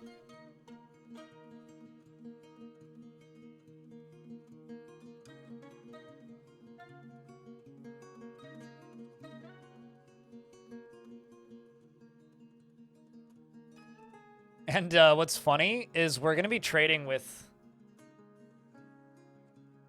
We are going to be trading... Diamond Destruct, you can become the manager for right now. We're going to be trading pretty soon. And the funny thing about that is they're going to be like, what a lovely place. We love what you've done with the place. And it's just like, yeah, there's dead people everywhere. Diamond has had a promotion. Cat Dodger is hiding in their office. That would be 2.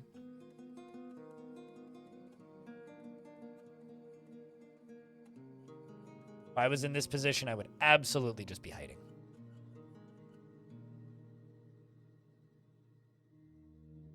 A zombie soldier technically do well against the clowns. Zombie soldiers are just as good as normal dwarves, except they usually get at least 1 power, if assuming they're intelligent undead, which all of these are. They usually get 1 power, which is like, can shoot icicles out of hands, can cause pain at a distance, can stun at a distance. And they don't get exhausted, meaning they don't get tired. And they also can't bleed out. So in some ways, yes, but physical skills-wise are still exactly the same as normal dwarves. They are better than normal dwarves in combat, though. Yes. Which is why, like, your dwarves, generally speaking, against the enemy that is, you know, the clowns or anything that attacks you, or other sieges, the only sieges that are truly a threat are sieges that are primarily intelligent undead, because they are the only thing that an enemy siege can attack you with stats-wise that is better than your dwarves. You learned how to get Viable Fortress, but now you don't get what to do. It feels like no chaos ensues. So, Dwarf Fortress is one of the original make-your-own fun games. Where's that dwarf? Iden, Zen God the Corrupt. Ooh. I've got a strange mood of a zombie. So, Dwarf Fortress is one of the original make-your-own fun games, right? So, I like to describe Dwarf Fortress similar to a game like Minecraft to a degree, where if you know what to do, the game isn't particularly hard. It's up to you to make stuff happen. So my favorite analogy for talking about Dwarf Fortress is I am a DM. Every single character in this world are my players. And I'm trying to tell the coolest story possible. So it's my job to orchestrate events. Early when you're learning how to play Dwarf Fortress, it can be very much a challenge. This dwarf wants bones. I need to slaughter something. It can be very much a challenge. It can be especially like when we're talking like about the process of learning things, learning to play Dwarf Fortress could absolutely be a challenge. Once you've learned Dwarf Fortress, it flips. It goes from, all right, I know how to overcome literally everything. So now it's up to the player to make interesting things happen. So for me, I'm drowning half my population and turning them into zombies. Why? Because I can. Does it actually benefit me in any way? Sort of. I get mindless drones that have less needs than normal and are generally stronger and don't need bedrooms, don't need to sleep, and don't need to eat as much. By that I mean at all, which is generally pretty good, right? But is there anything in Dwarf Fortress that's going to be like, all right, now go make an army of zombies? No, that doesn't exist. My recommendation is if you go to the Dwarf Fortress wiki, can you make vampire zombies? I don't think they eat. To be honest, I've never done it. I don't know what happens if you make a vampire zombie. I know that you can have zombies that will turn into were creatures. I don't know what happens if you make a vampire zombie. You can make necromancer zombies. I've got 2 of them. They are necromancers who I killed and resurrected back into zombies, so they still have their necromancer powers. I mean, Stupid Dwarf Trick is a pretty good wiki page. Yeah, so Stupid Dwarf Trick, this is just a list of dumb shit that you can build in Dwarf Fortress, and also brief instructions on how to build it. So that's one wiki page that is really good if you're looking for stuff to do in Dwarf Fortress. But my favorite one is Playstyle Challenge. It doesn't matter what version you're looking at. This is a list of basically, what's the word? Win conditions that are unofficial. These are player-designed win conditions. You know, we're getting pretty close to the holidays, so ho might be an option. But these are all player-created possible win conditions for Dwarf Fortress. Currently, we're doing something like this. Create an evil fort that everyone will wonder what it's all about. Make everything underground. Nothing can be built on the surface. Okay, well, I'm not going to do that. But, like, you know, these are all just different ideas of how to build a fortress. Try building themed fortresses. And another thing that I like to say is don't play a fortress, play a faction, if that makes sense. So you can sort of think of Dwarf Fortress like a really, really, really long-term 4X game, right? And this is a lot easier to do if you have adventure mode, but, like, this is the world, right? There's a lot of stuff going on in the world, especially if I hit news and rumors, although I haven't spoke with my own faction in a while. I wonder why. Anyway, especially if I have news and rumors. What if I want to play this faction instead of just this fortress? All right, well, the second I get tired of this fortress, go build a new fortress somewhere else and try and do something else for the faction. Start a war with somebody, then go settle a fort right next to the place where you've started the war, and then start attacking them from that location until they get overrun, and then start a new one, and then start 5. You know? It's,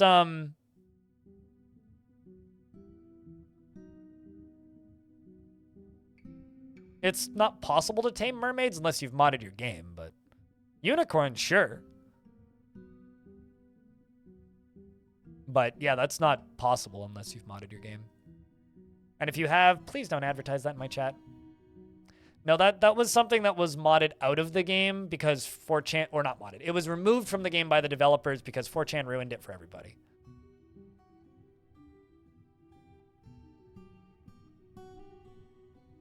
No animal people are tameable, basically. There is one version of the game where that is possible, and it's from over 10 years ago.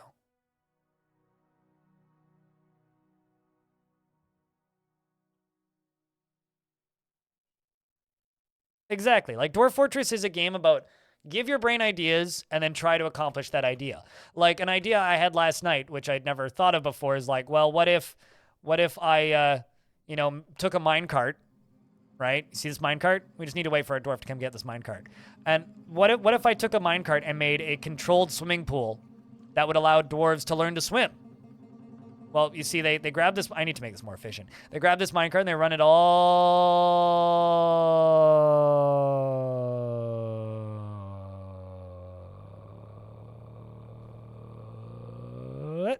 So then they put it here.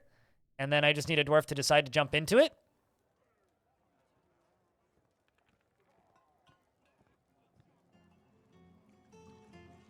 I might need wood, actually, for this artifact. I'll check back. I need to pay attention. I want that artifact to complete, so. Ah. You're coming to push the track vehicle. So this dwarf jumps into this thingy right here. And then drowns. And while they're drowning, and the game is paused. They are training swimming.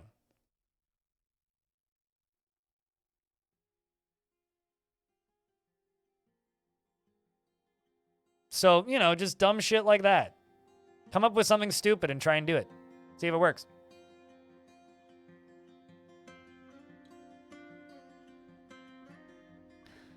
Is essentially a giant weaponsmithy. Trying to be the biggest weapon export in the world. Gotcha. There you go.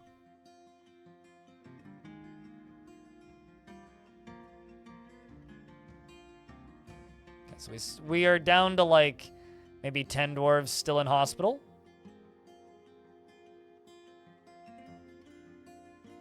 Bone doctors are still hard at work. There's a huge army of undead you want to try someday. The problem is you can't send undead out to attack things right now. There's a weird bug where there's like a pretty good chance they won't ever come back. Like, a really good chance they won't ever come back. Back in the day, there used to be a really dumb challenge, which was build a fort out of soap. But, unfortunately, you can no longer build out of soap.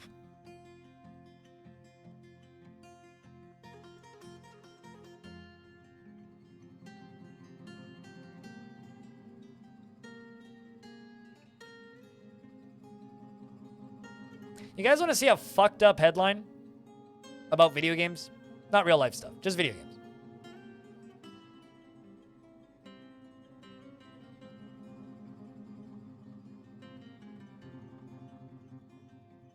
What the fuck? Also, Life is Feudal still exists? But also, what the fuck? Like, actually, what the fuck? I know, like, one person who was obsessed with this game. That's kind of awful.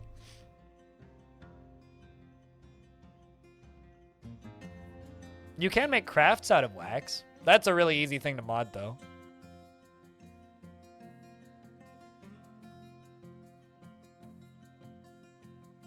I'm building an entire fort out of soap, particularly because since for newer players, soap can be such a pain in the ass to produce. I mean, you can still make forts out of crystal glass or clear glass, which is equally as stupid to produce. We got Wiz the Dwarf, and Dalal is fixing up Wiz the Dwarf.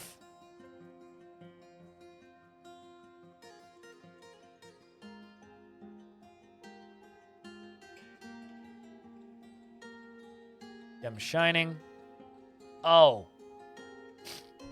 You want raw clear glass. Right. How much wood do I have? 20. Okay. Fine. Ash. Make ash. Make pearl ash. Raw. Clear glass. Let me just double check I don't have any. Oh, I do. It's right there. Okay, why am I doing this then?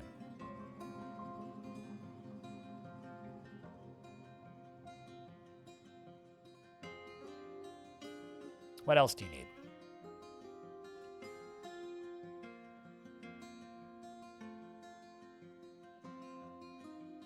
Because you have clear glass.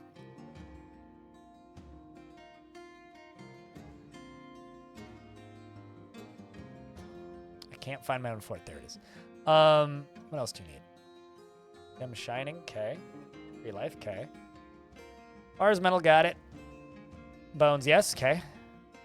Rough clear. Color. Okay. Gem shining. Got it.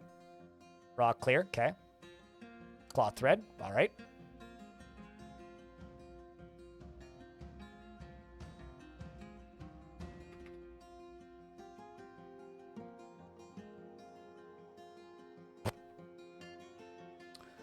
Maybe I,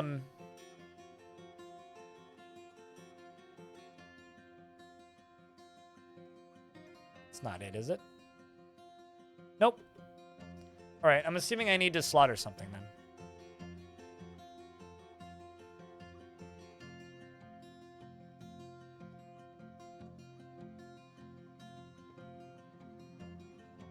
just keep an eye on you and see if you move anywhere.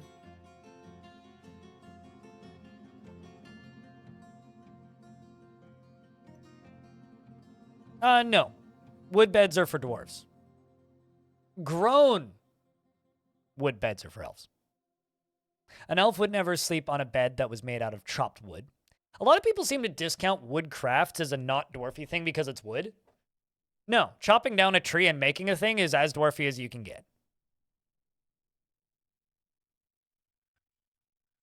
Your best bet, Purple, if someone goes, this cool thing that we were able to do, look up what version it was in, because there's a couple of things like that that were patched out of the game for ethical reasons, and that's one of them. The specific reason why that specific thing that you were trying to attempt was patched out was, let's just say, 4chan made it very anti-Semitic. And real weird. And yeah, there's this thing called all press is good press. But I actually very much respect the developers of this game for just removing things from their game that are fucked up, that don't need to be there, because then it becomes the priority, which is like the opposite of approach to what RimWorld does, for example. All right, so it's not bones that you need. All right, is it cut gems then?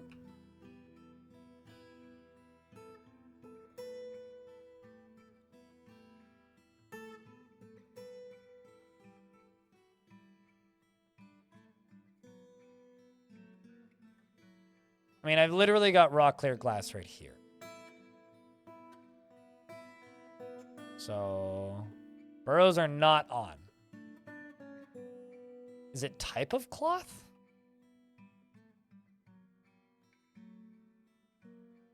I mean, I've literally got everything. On bins.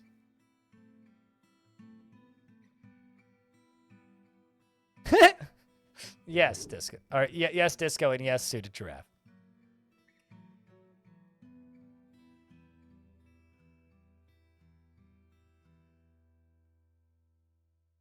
That too. Dwarf Fortress is also a game that's easy enough to mod that I can mod it. So I don't really want this dwarf to go nuts. Oh, a force of darkness and vileness has arrived, and they're seeking a parley. Well, that's cute. I will ignore that for a little bit. Jump into here and be like, all right, who knows what a crossbow looks like? You do. Anybody else know what a crossbow looks like? Have you ever seen anybody here seen a crossbow before? You have, Saber. All right. Has anybody else seen a crossbow before? Yes? Yes. Okay. Has anybody else seen a crossbow before? Send them to the FAMP. Famp me up, fam. So that dwarf might just fail this artifact. I'm not entirely sure what they need. And this siege takes priority, unfortunately.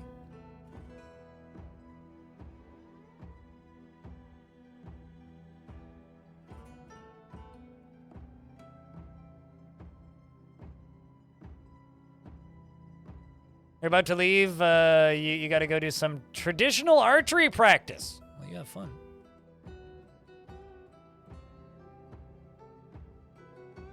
All right. You guys go train, which means go right here to train. And the other squad, you go here to train. All right. So we can do that.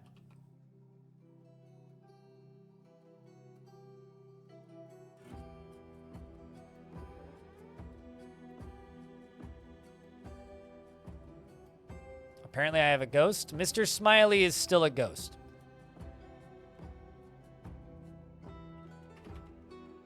Which is a terrifying name for a ghost. They will if you set them to. And they'll be claimed as that dwarf's possession, so they shouldn't get moved to stockpiles.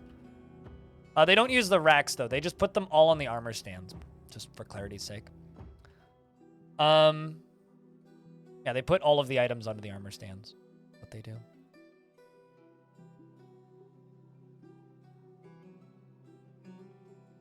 All right, so let's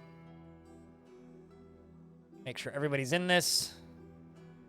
It's on.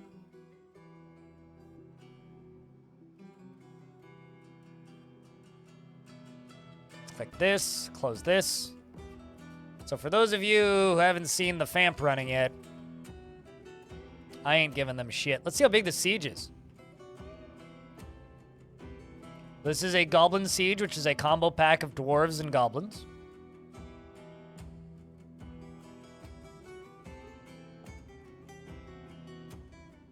Still going.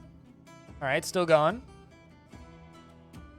That's what I'm talking about. All right, still going. All right, still going. Good stuff.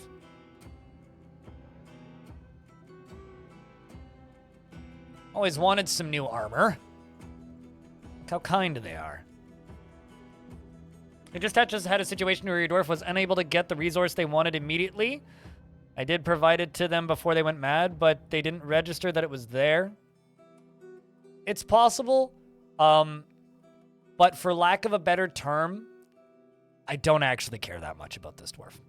So, I'm okay with having an insane zombie wandering the depths of the evil fort.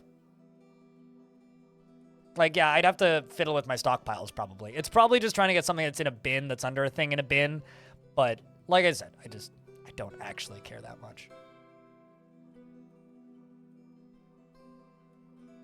It's a big siege. I did turn up the numbers that sieges could have. No, they won't. They will literally stumble around in melancholy forever. And if you kill them and then resurrect them again, they'll still be melancholic. I've done it. So that's fun. For once, I'm actually eviler than the people invading me. Funny how that happens.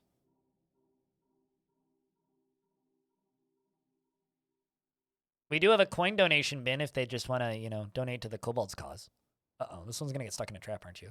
No, you're not, actually. No trap here. Did you just puke? Was that vomit? I think that vomit was already there. Not that big of a siege. How many is there?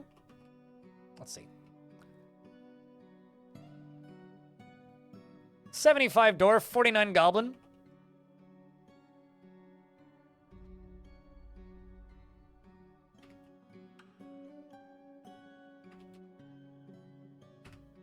Just want the frame rate back. We'll reclaim the caverns soon enough once my army is built.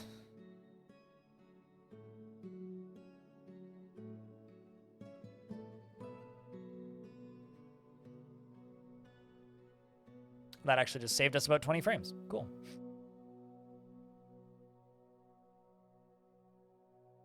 Yeah, they're in the first cavern layer, the Serpent Men. I think. Pretty sure. Okay, where are you guys?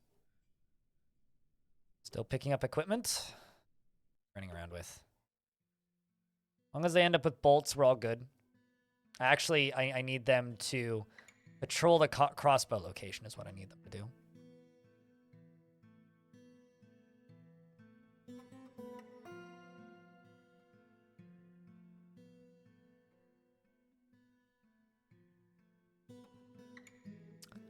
The ones where they stop them from using items were boxed. Yeah, I've had no issues with... Why are they turning around? I've had no issues with dwarves not being able to use ammo because it was, like, the wrong type or in a bin. I've had no issues with that. They also made it so that if a dwarf equips a crossbow, they will automatically equip the best quality bolts available. You can't select ammo. And Clino was in chat not too long ago saying that Putnam apparently is working on a fix, air quotes casually, for dwarves to stop charging if they have crossbows. The last time I spoke with Putnam, she was saying something about the possibility of just setting it so that they don't consider a crossbow by itself a weapon, which would make them run away. So that would be kind of cool. But that may also have undesired results, but we'll see. So I can just lock them in now. These ones don't need to be locked in, unless they can make it. They can make it, you can be locked in. Excellent. More for the party. More where that came from. Sweet. Should probably check what's going on in the basement, hey? All right, have any of them made it down into the party zone yet? Not just yet. Okay, so chat room, who hasn't seen the minecart cannons in action?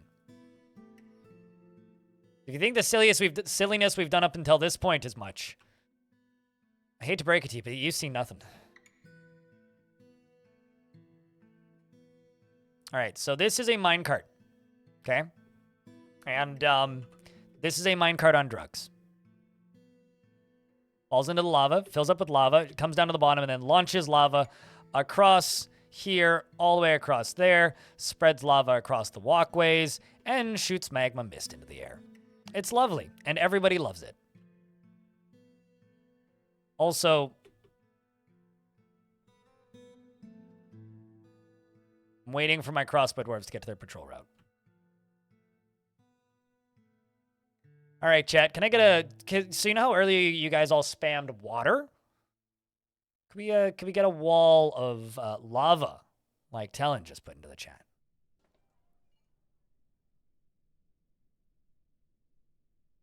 Now the next place I have to seal them in is up here. So once most of these guys are in, I pull this lever. In fact, they're almost all in already. Pretty magical.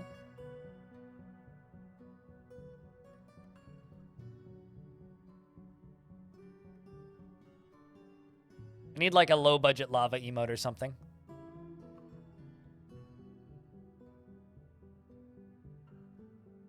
All right. Continuing to move. This way today. Come on, you slowpokes. We're gonna miss the fun. I want to miss the fun. Are none of them in there yet? None of them are in there yet.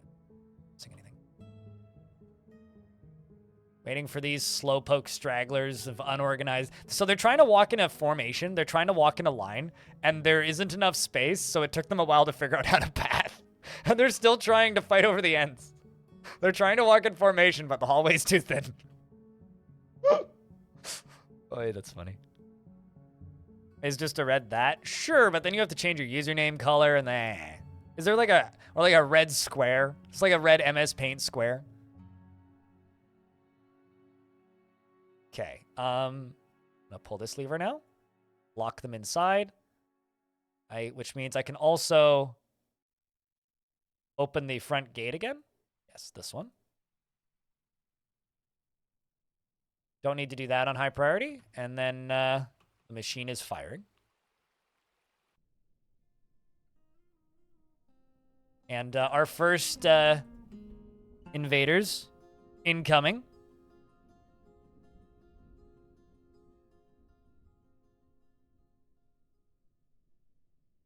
It's like, oh man, I love your ASCII emotes. So the dwarves up top here are firing crossbow bolts down. Still, here has fired 4 so far. But unfortunately, they've all been deflected by the Marks Dwarves helm.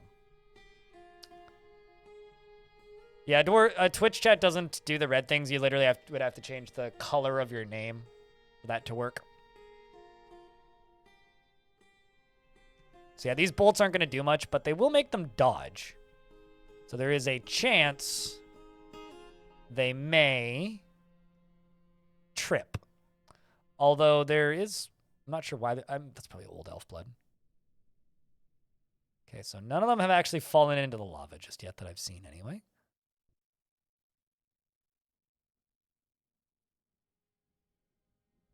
They're getting into the hot zone for the first round of lava cannons, which generally go along here. Oh, there goes one. See that? Almost hit him. Dodged out of the way, though. Bolts flying by. Oh, somebody got hit. Got Stogub and Box in the lava. The next round is coming through. Yeah, dodge into the lava instead of getting smacked by flying ball of lava. Oh, this one just got hit by a flying ball of lava. Now you catch fire. Excellent. Excellent. Also, things flying directly over their head can cause lava mist to come down, which also... Oh, somebody just got yeeted. There was a dwarf there and is... Whoop, just gone. Just gone. still appears to be a hero by himself, who's now going off to go pick up more equipment. Well, I mean, sometimes it has to be done. And if you're wondering why there's sprinklers up here, it's so that if any of my dwarves get hit with, you know, just surprise random lava ball, they can... You're out of bolts. Go get more bolts, you doofus. If they... Oh, it's because you're in a martial trance. I see why. If they get hit by a stray lava ball, they'll get sprayed with water and it'll put the water up.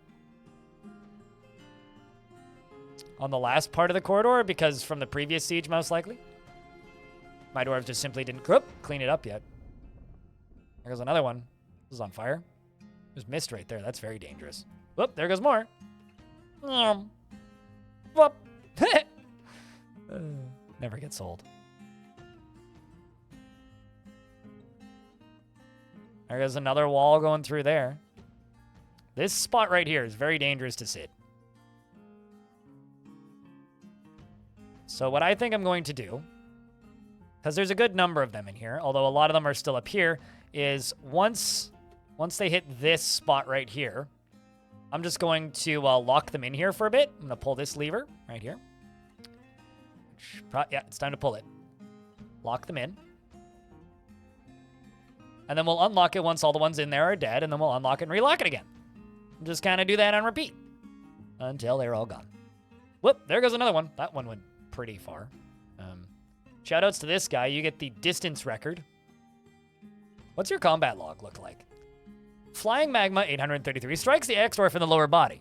The axe dwarf's right hand skids along the ground, bruising the fat and the iron gauntlet. The axe dwarf's upper arm skids along the ground, but it's deflected by the axe dwarf's iron mail shirt. So he was skidding along the ground but took no damage, and then slammed into an obstacle to the wall, and then got caught in a pool of magma. Stands up, but is still stuck in a pool of magma. So, yeah. Let's see if you make it. Come on, bud. Good luck. Maybe. Good luck. Can you win the gauntlet? Oh, this one might actually make it through the gauntlet, unless the door closes first. So sucks to be you, I suppose. How about you? Are you going to make it? What is going to happen? You're very surprised because your commanding officer just vanished. He's just like threading the needle between these. He's like, this is a bad place to be, friends.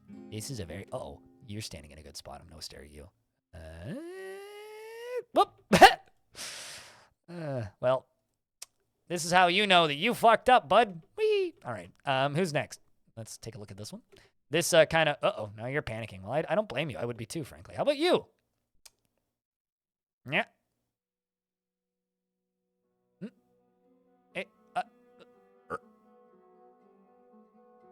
I did not know that Mark's dwarves could end up in a martial trance. That's interesting.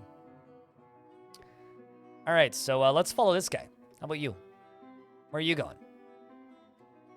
There will be an ad in a minute, and I've snoozed it twice already, so I can't snooze it again.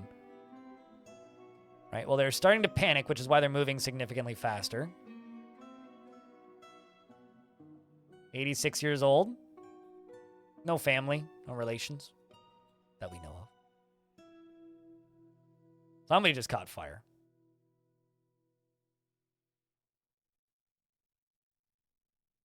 Without the dwarves getting them? Here, I'll show you a full loop.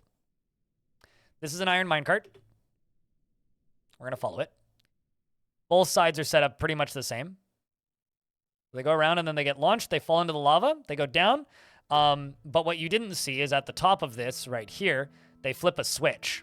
This switch is connected to this iron floor grate. So then they sit here and they sit on the floor grate, and then the floor grate disappears. And then they start going to the left, and then they hit this switch, which closes it. They hit one switch, which opens it, and then the other one, which closes it. And because there's a bit of a delay, by the time they get back to it, they land on it again.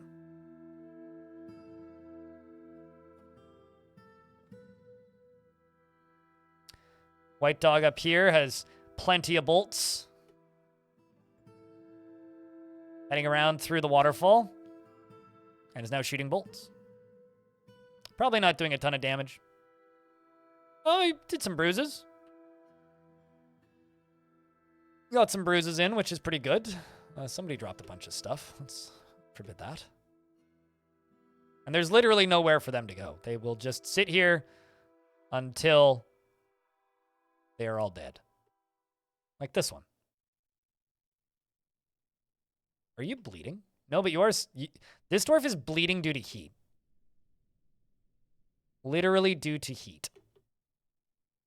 All right. Going to pause the game for 1:30 until the ads are done.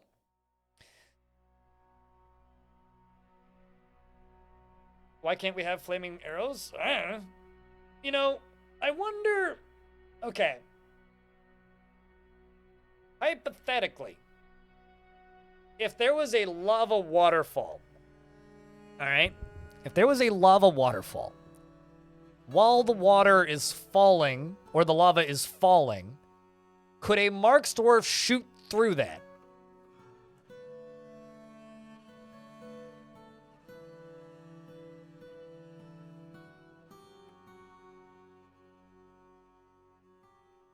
Because wouldn't that net us flaming bolts?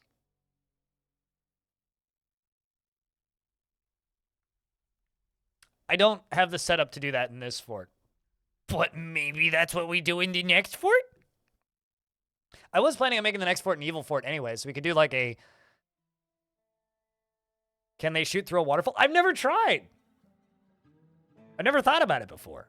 Chat, does anybody here happen to have a waterfall they could do some science on for us? Because if they could shoot through a waterfall, they could probably shoot through lava, right? Right? Although, actually... I absolutely have the setup to do this. Just need to get lava from here to over here and then have it flowing down.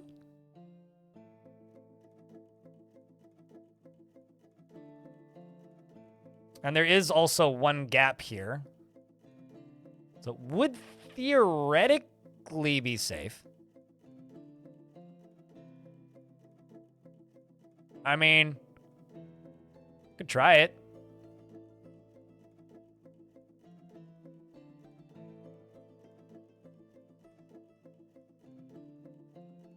Currently, we're still just, you know, witnessing the carnage. Witnessing the carnage.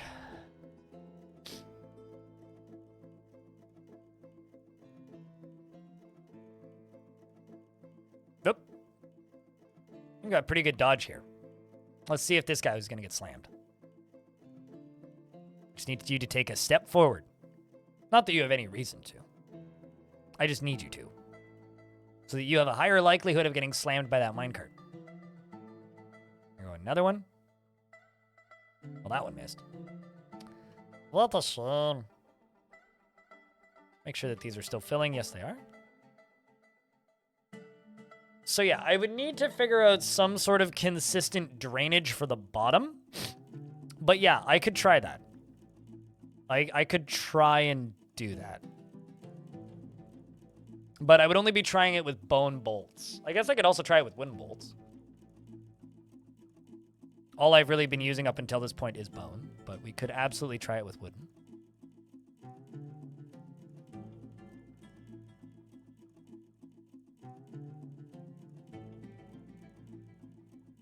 The lava's not really getting to this corner. This is a bit of a problem.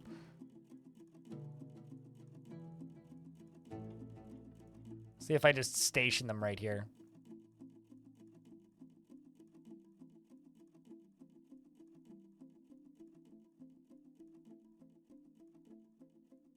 Well, they are definitely hitting stuff.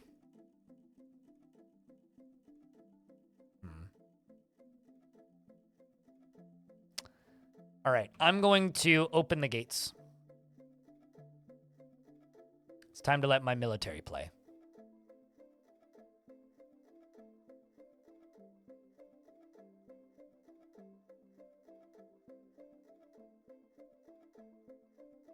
Because this will give them an escape route.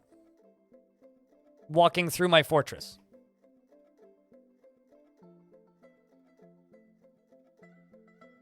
So once this opens, they will officially have a way out. And it's walking through my front door.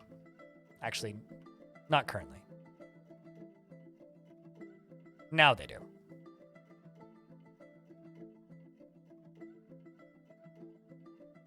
Once that gate opens, they will have a way out. Which will force them to start pathing up and out. So they will try and escape this way. Oh, this one just got hit. And it caused a fire to appear there. And a dwarf dodged into the lava, I think. Oh, I see. Never mind. They can't even get to this because this is in the way. It's blocked off with lava. Whoop, whoop, whoop, whoop. That poor dwarf. Oh, there goes another one. Suddenly, this lower area got a lot more valuable all of a sudden. Funny how that works. I can just leave this running for a little bit. You know, just let it keep distributing lava. But yeah, this certainly not the fastest or more efficient defensive structure I've ever built in Dwarf Fortress. Definitely up there for one of the most entertaining. Absolutely up there for one of the most entertaining. I mean, like, these dwarves are just trapped. They have no way out. I kind of want to give them a way out so that they can, like, come fight me next time, but, like, not just yet. Oh, hey, look, they can get out now. They're just petrified with fear. I mean, I would be too.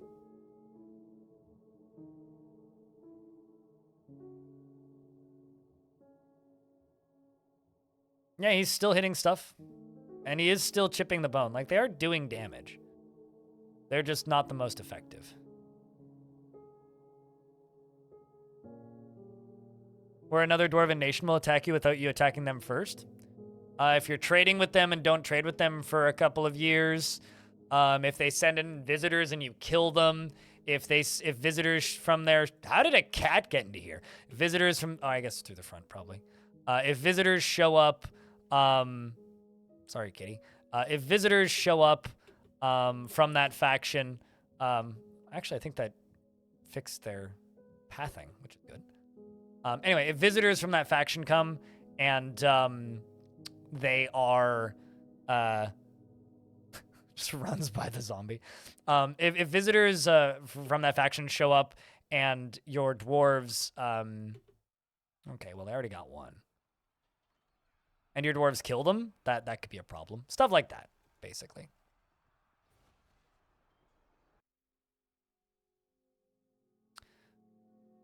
Soup reached its quinceanera, became a grown soup. Sub? What? I don't know what any of those words mean. But thank you very much for the 10th month.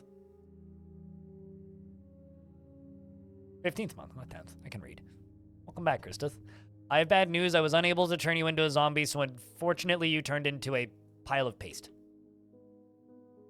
Also, I lost one of my spear dwarves, Saigon.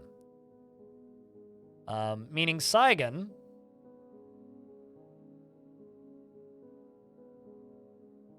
Saigon, this is very important. It is of the utmost importance for you to have an even remote chance of survival.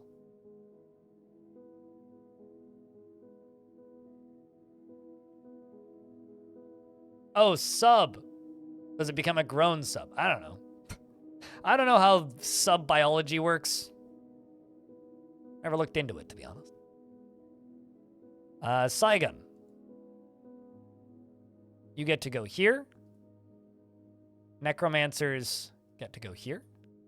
This door get to be shut. Are you connected? Yes, you is. We'll close this.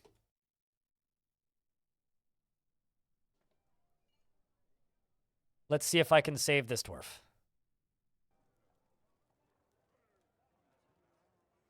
All right. In other news...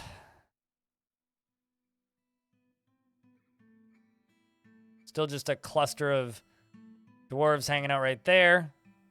Lava's still flying by. I think my dwarves got this, chat.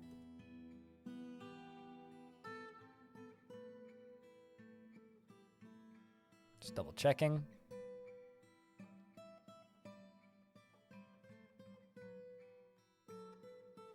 Make sure the dwarves can get there. Oh no, a dwarf has gone berserk. That's actually kind of bad. I was hoping you'd just go melancholic, but nope, berserk it is. So I've got a berserk zombie in my fort. Fortunately, it's fighting other zombies. Procrastin just got thrown into the water, although it's not deep enough to drown him, so he is stunned and bleeding, but fortunately, he's not drowning. Always was found dead. Hopefully, we can throw you into this. Who's the berserk one? Iden. Iden is underneath Space Viking in a berserk rage. What are you doing? Biting him? Chief Medical Dwarf bit him, so that's good. Space Viking is in multiple pieces. Arash is bleeding. English is bleeding. Where's Iden? Iden is still alive. Still in a berserk rage. Still healthy. This is bad. Oh. Well.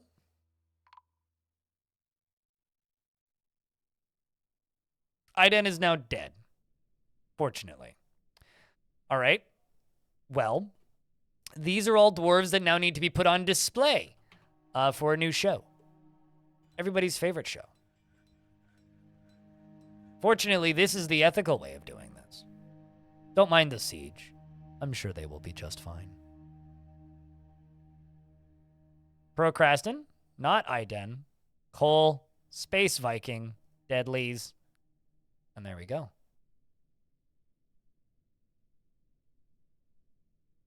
Now we wait a little bit. Don't mind Mr. Smiley. He's friendly.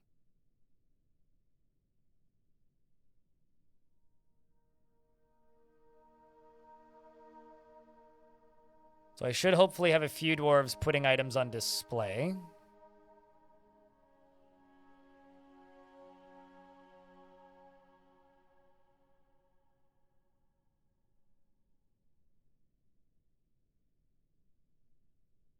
Got a bunch of dwarves recovering wounded. Also in placing track vehicle. I will give that a second, and we will see what's going on down here. And up here. All right, a couple made it around the corner. Squad did work.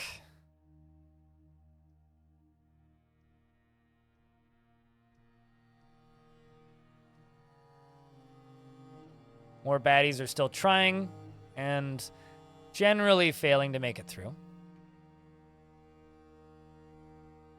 You just got hit by a ball of lava and lived to tell the tale. That's impressive. Oh, now you didn't make it through that.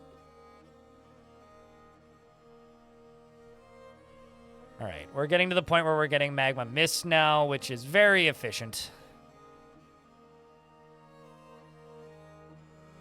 Surprised these two are still here. They're just like completely petrified. All right, let's see what's going on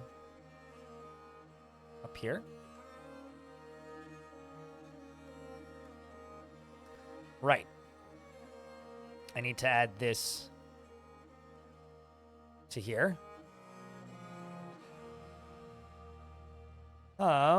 So I should pretty quick have dwarves put item on display. There we go. Now this is grim. You know, just putting item on display. What is the item? The corpse of one of my dwarves? Anyway, I'm sure this will be fine. Are you an injured dwarf? Oh, you're seriously injured. All right, we should go rescue you.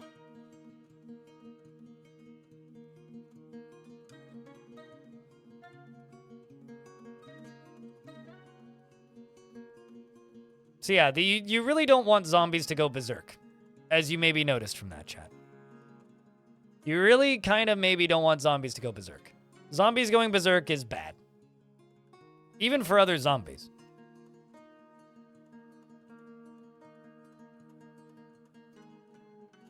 I'm still kind of messed up about that life is futile thing.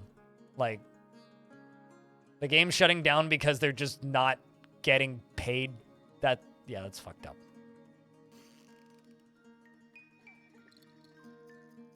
Doesn't matter what the game is, like, you should get paid to make your game. Sucks to be you. Fatality. All right, I'm going to have some mercy chat.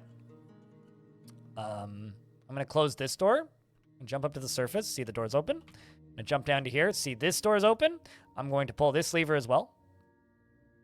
And then jump up here once more and pull this lever. So I'm actually just going to let them leave. Out the baddie gate. And then because we're done with the lava device,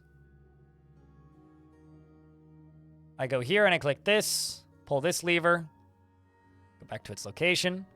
This lever shuts this whole thing down. Both of them. How does getting intelligent undead versus unintelligent undeads off the corpses work? It's just random chance. I don't think there's any rhyme or reason or logic to it. Sometimes you get intelligent undead, sometimes you don't. This beast has fire. Hopefully it doesn't get in. And then this opens. Thunk, thunk, thunk, thunk. And 2 more. And 1 more. And the final one. And then same for this side. Then the violence stops. Okay, how many corpses do we have up here now? Only one of them is on display. Got deadlies coming in. I need to turn that off now.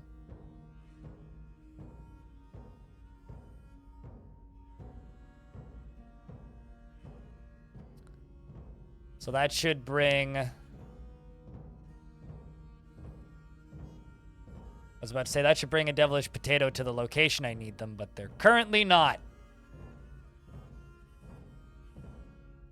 What year did I start this from? 180, I think.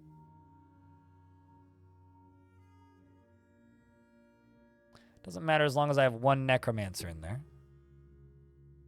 Should never have let them out.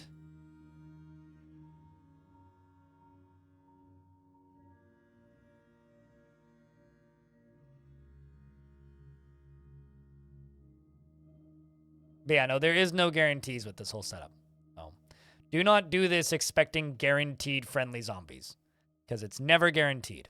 Also notice that I'm stationing my military right here.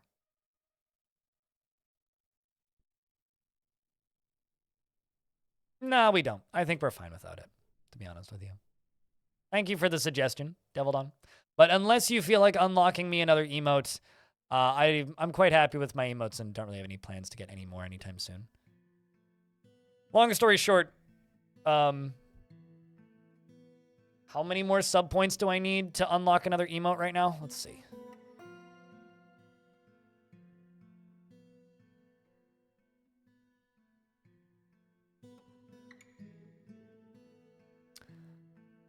Currently, we currently have 1,200 subscriber points on the dot. And I need 3,600 subscriber points to get another emote. So, I don't really want to delete any of my emotes, so I'm good. Thanks for the suggestion, though. I will ignore it.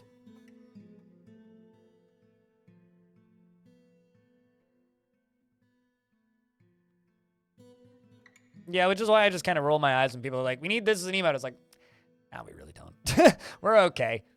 We're all good. Thanks for the suggestion, but hard pass.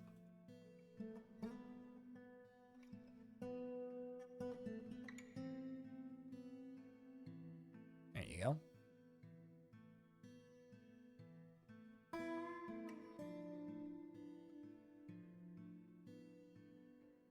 Okay, we've got 3.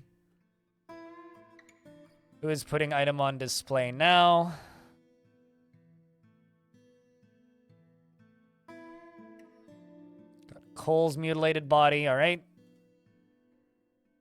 Who's next? Let's make it paywall 9. I kind of don't want to make any more paywalls until people hit the paywalls.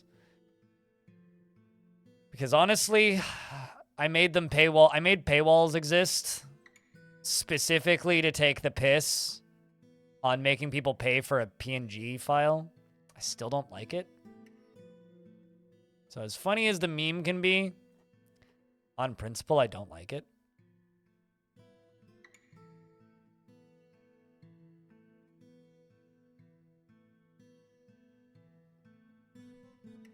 All right, hold on. Let me check something. I may not actually be able to get to one of them.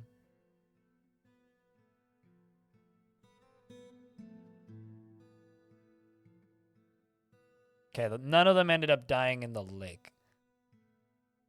Or in the creek, which is good.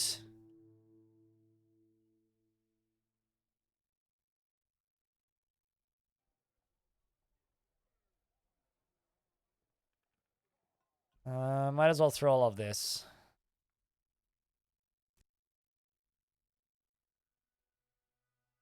Give you an idea, there was a lot of things that I refused to do initially because I don't think it's ethical, and I still don't think it's ethical. Just because I cave on a lot of them eventually doesn't actually change my way of thinking. I refused to have bits badges for ages, actually. I just disabled all of them. Because I thought it was goofy. I still kind of do think it's goofy. I will leave them locked in there for a little bit. Actually, how many invaders have left the map? I can open the front door.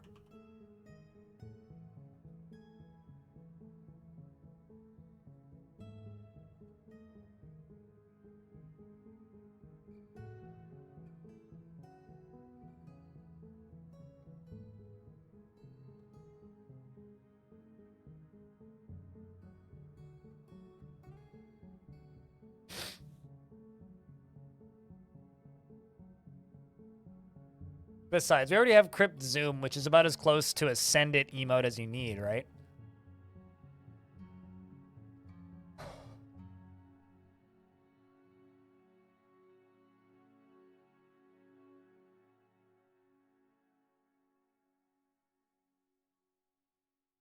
Work happens in exactly 8 hours? Oh, gosh. Go get some sleep, dude. Kiddo's going to go get the last one.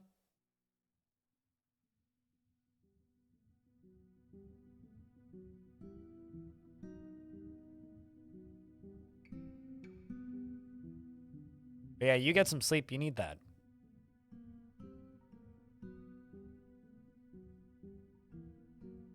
Pretty much, Drakensoul. Yeah. That's how this machine works. Simple. 3 steps. Minecart, lava, baddie. Bleh. Alright, so let's see if we can bring these dwarves graciously back to life.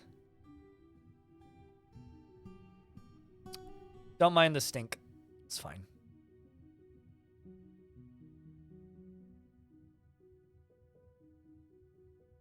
Money makes the world go round? Yeah. Turns out. Yet, oddly enough, the world would keep going around even if money didn't exist.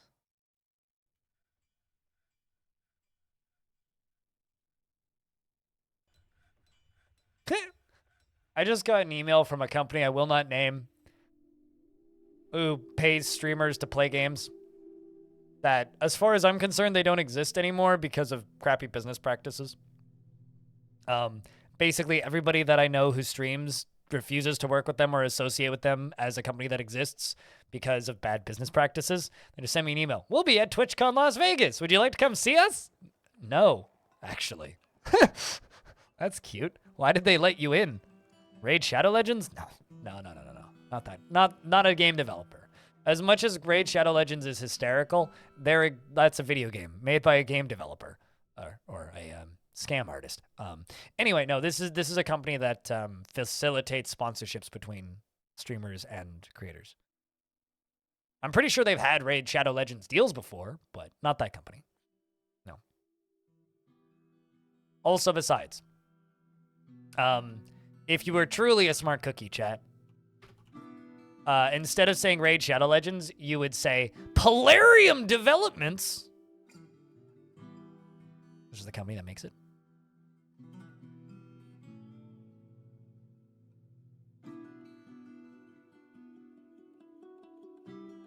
Cool kids know that the people who make Raid Shadow Legends are called Polarium.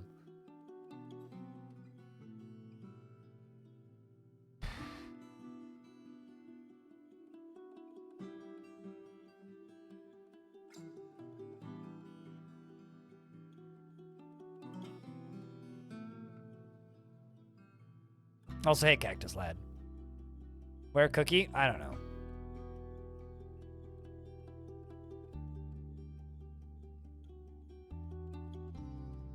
Okay, Saigon might be too late because Saigon's rotten. Kiddo, are you?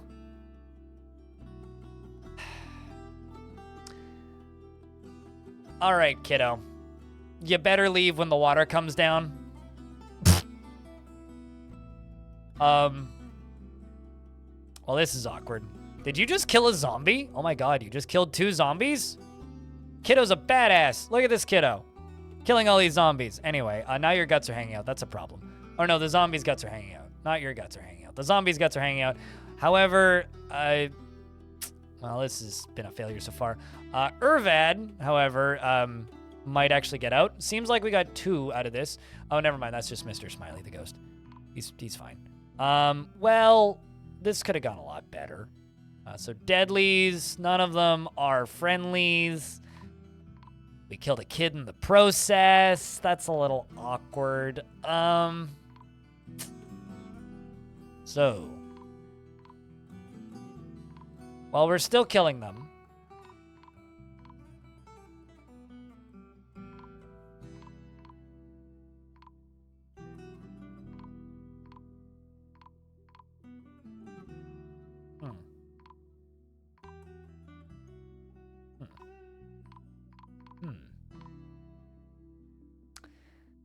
well, that didn't work. That's unfortunate. Although fortunately, Urvad is climbing out the top. And we have a brief moment right now where the kiddo's still alive. How many times have you killed this kid?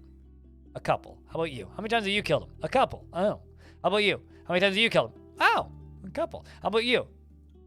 All right, slacker. You can do better.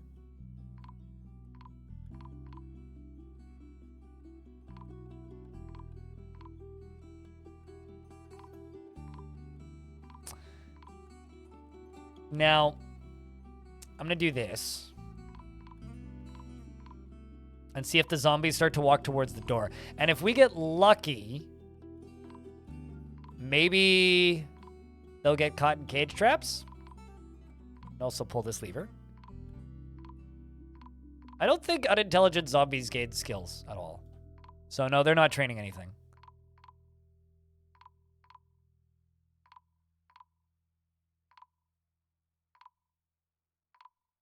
Oh, kiddo alive.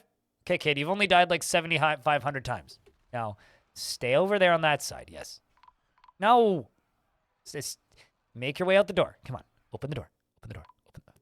Get fucking, God, just come back to life. You derpus. All right, come on. Oh, he came alive. He's alive. Oh, man. Okay. You are currently... You have the... There you go! The zombies all got washed out of the room, and now you are alive. Let's see if I can pull this lever. Let's see if we can get them to pull it. And also if we can pull this lever and just lock all the zombies in the room. Come on, come on, come on, come on. We got this. We got this. Come on, guys. It's not too hard. Just got 2 levers to pull. That's it. Just pull the lever. And then this should appear. Come on. Come on. Come on. Pull the lever. You know you wanna. I'm gonna unstation this squad. Pull the lever. You know you wanna. One of you, just any of you in the room here. Pull the lever. Pull the Gerstern. Oh no. Okay, well here, I will let you out. Now pull the lever. Have they pulled the lever? They pulled the lever. The water stops, okay? Now we just need somebody to pull this lever. They're coming to pull the lever. Just need somebody to pull this lever. Stressed? Fine. They'll get over it. And we locked them in. Perfect. Okay, sweet. Now I can just open this. It's fine. They'll live. Okay, so you had to die a couple of times. But I saved your unlife, so you should thank us for that. The true tragedy is that they had to die a couple times for this to work. And now they're stuck behind a wall. Well. Okay. Well, I will assign my military right here. These can be unput from display because they Took too long, unfortunately. Can't imagine why. Really? Get a better imagination then. I like how there's just a bunny rabbit hanging out in here. It's been my favorite part about this whole bit. There's just a bunny rabbit right there.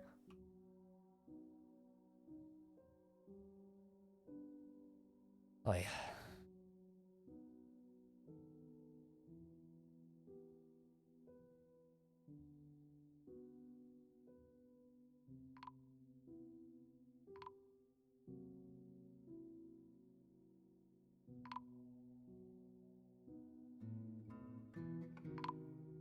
Right, this gate should open any second. Pull it again. Or they canceled it.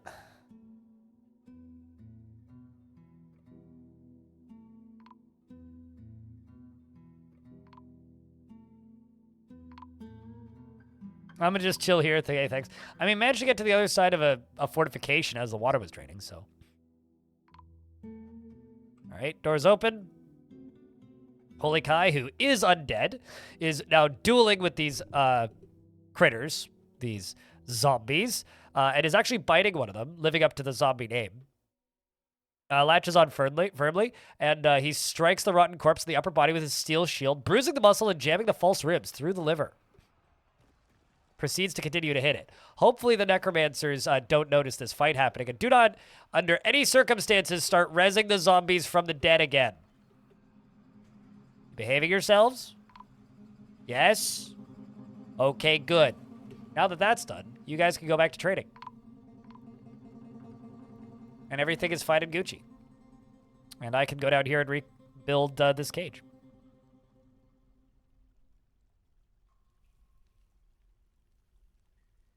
Unlock this, unlock this, unlock this. And everything goes back to the way it was. Or we continue. Anyway, Mr. Smiley's been put to rest. And I will give Kiddo here a way out. Because you are what? 5 years old?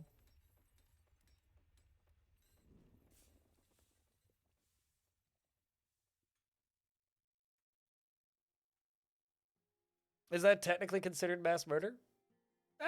Yeah, I would.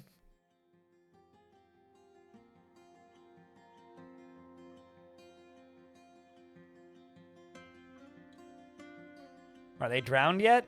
Zombies don't drown.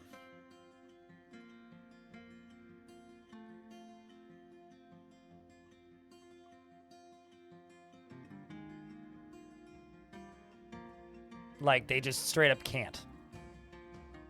All right, so next thing I'm going to do, we're going to go down to this. I'm going to open this. Because we've got some stuff to get out of here. Look at all this weapon. Look at all this iron stuff. Set it all to be melted.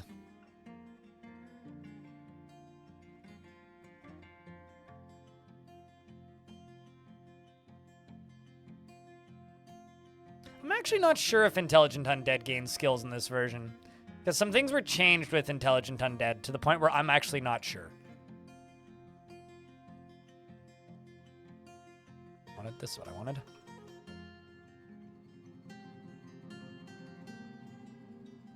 Did some science a bit ago. Was it before or after the skill change for necromancers?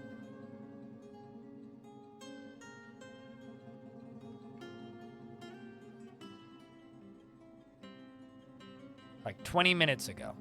Okay. Well, noted.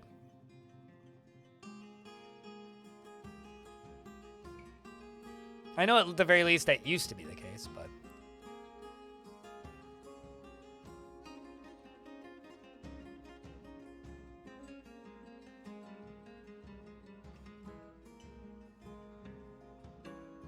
Didn't touch other things, though? What did you do to test it, out of curiosity? Was it in a fort? I guess I need to pay attention to This dwarf specifically. Because this dwarf was just an adept Mark's dwarf before. But this dwarf has never used a spear before, and they're now a dabbling spear dwarf, so I don't know if you're right. It's like this dwarf was just in Mark's dwarf previously.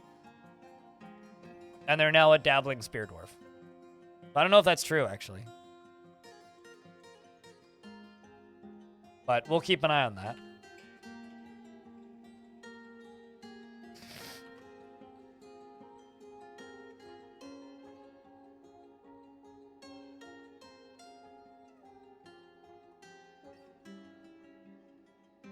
All right, so we were talking about... We were talking about some very silly concepts, chat.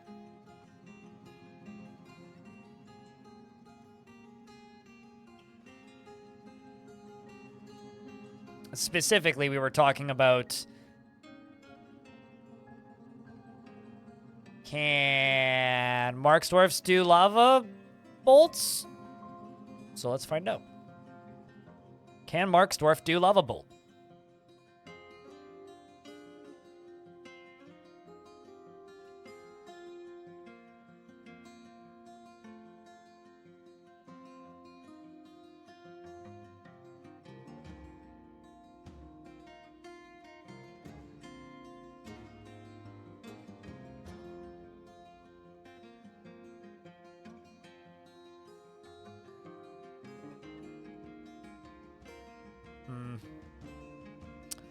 Actually do this way.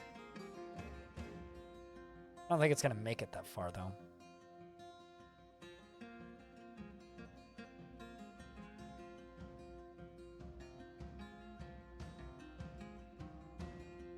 Okay, so then you're stating wrong information then, because you said no because this is exactly what you said.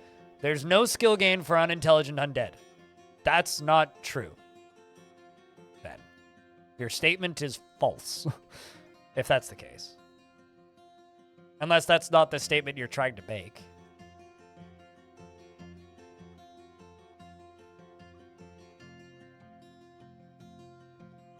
Oh, okay. Well, that's a given. That's always been the case.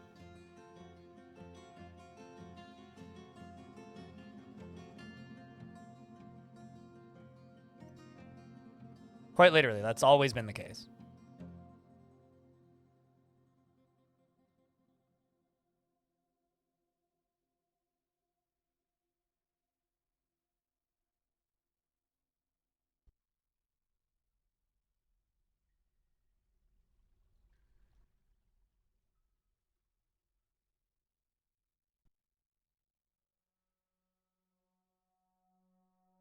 No, I never asked the question. It was you just stated it in chat. Your statement in chat was, there's no skill gain for undead.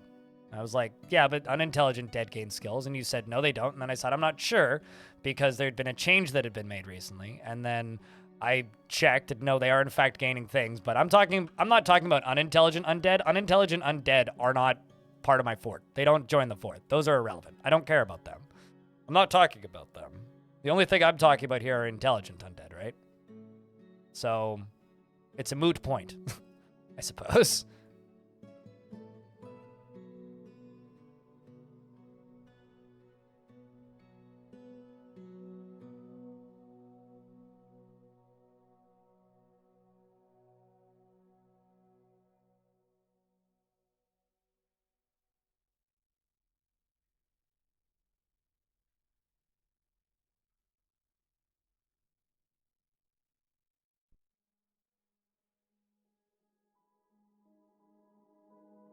All right, so let's dig from here to here.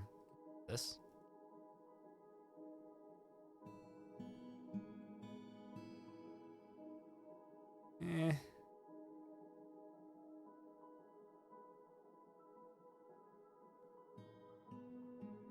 No, let's actually just do this way. Now ramp up here. And I'll just channel down through here. Gonna need a glass drawbridge too. Be like right there.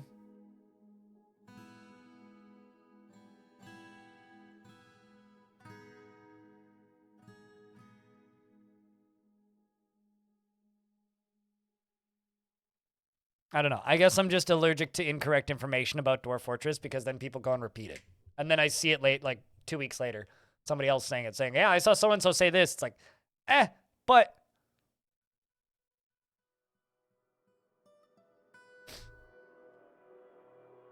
So then you're not getting a new chair. You're getting a chair because you don't have a chair to replace them. But congratulations on new chair incoming.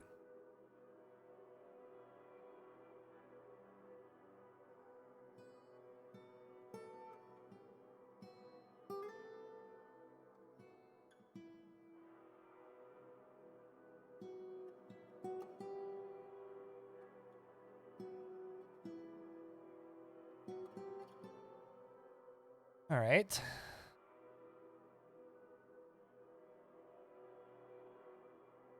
We're doing that. And then this is going to dig out this.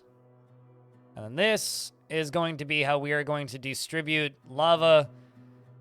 Hopefully not at rapid speed. In front of my crossbow dwarves down here. And if it doesn't just set them all on fire, we'll see if we can set crossbow bolts on fire in midair. And we're also going to find out if they can shoot through lava.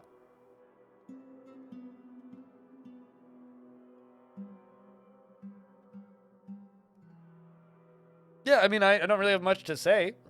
I'm happy you're getting a new chair. Why is this still a topic of discussion? Congratulations on new chair requirement. I'm seeing if they can, chat put a thought in my brain and now I need to see if it works. Basically, I'm curious if dwarves can shoot crossbow bolts through falling water and or lava. And I don't have any easy way of testing this, so I'm simply building a lava waterfall to just say, fuck it. So I'm building a lava waterfall and I'm going to see if they can shoot, I'm going to see if they can shoot bolts through the falling lava, and if it sets the bolts on fire. That's what I want to know.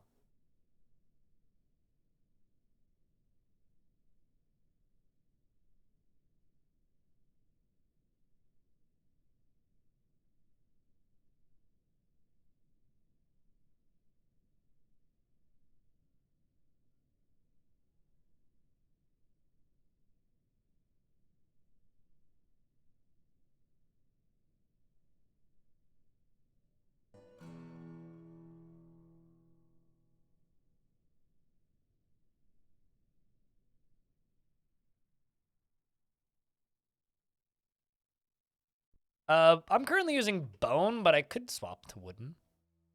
I'm using bone because it's virtually infinite. Because I have so many giant squirrels. Although we should probably do another undeadification session. Space is clearing up. Back there. It's kind of ridiculous how many mechanisms are in this lever. But I fucked up and I connected this lever to this, so...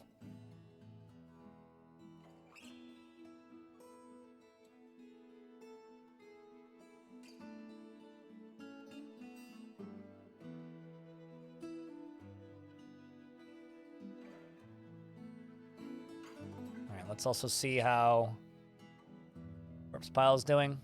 It's doing fine. Keep chucking stuff.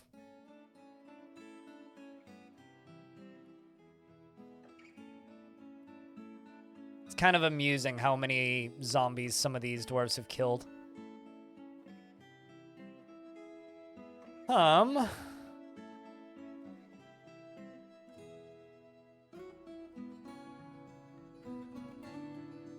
Aside from you getting resurrected a bunch of times.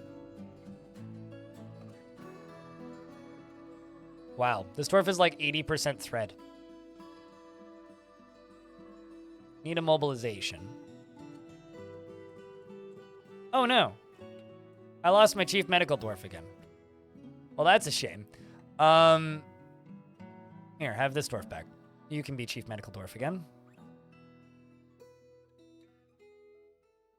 It's actually incredible how much of the powder I've used. Like, it's actually incredible, by the way.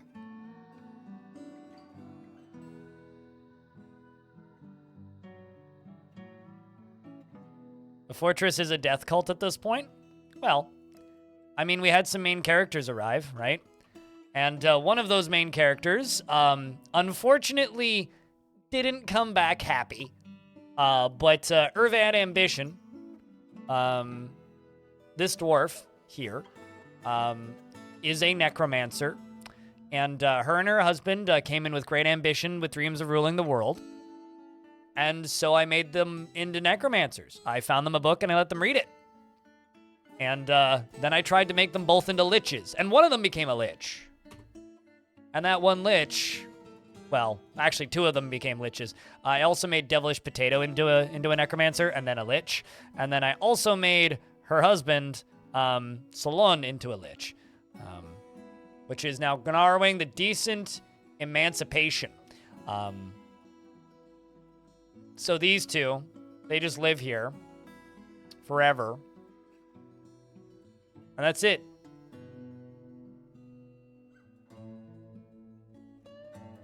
And they res things into zombies.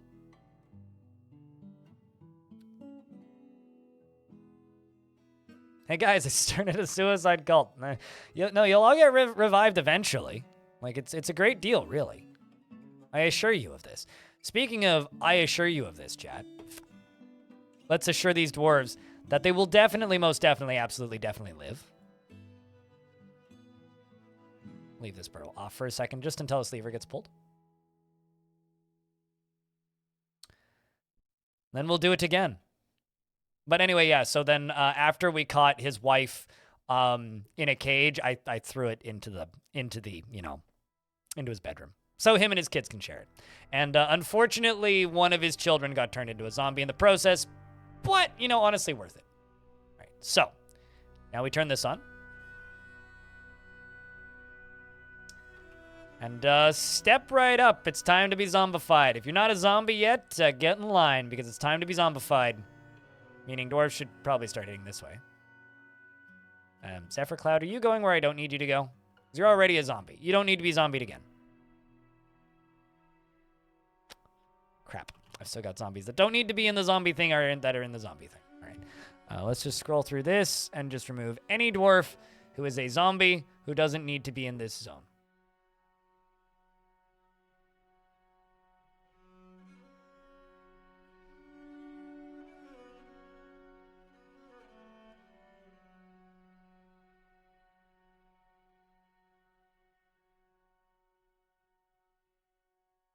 Just looking for turquoise-colored dwarves. You go, you don't need to be in here. You don't need to be in here.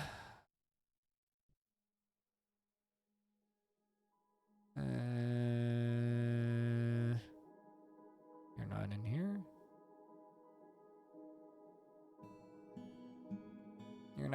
You're not. Perfect. You're not.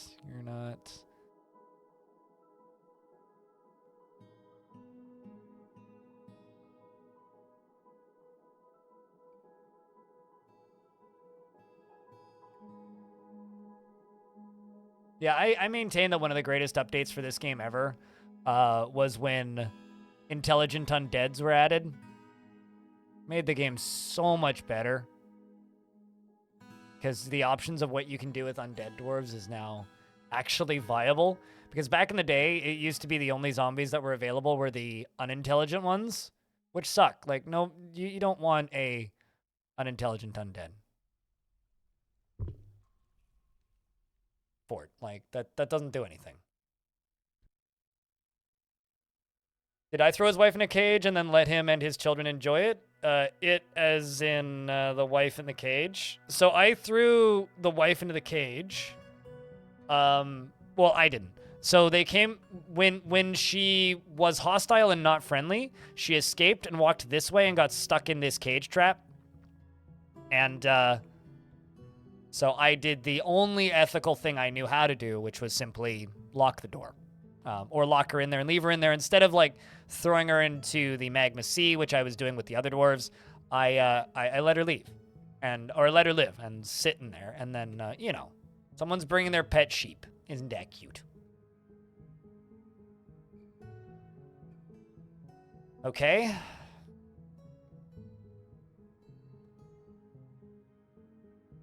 Now we continue waiting. Dwarf, this is a intelligent undead who's neutral. I think this dwarf is trying to save them. Standing in the doorway. Look at this. Standing in the doorway. Admirable, frankly. Saying, you don't want to go in here. Stay out. Leave. Leave now while you still can. Leave. Leave. Leave. Speaking of leaving, where it's pretty empty. Bunch of dwarves are sitting in the tavern, willingly going on a thirst strike. Which basically means they're thirsty, so they're refusing to go to the burrow because they're thirsty. So, I guess that means it's time to lock the door. I can turn off the burrow now. It's irrelevant now that the door's locked. And take this squad and tell them to go stand in here. And then we do it again. Cat in the drowning chamber? Eh. All right, chat. Where are we ready to spam another wall of water?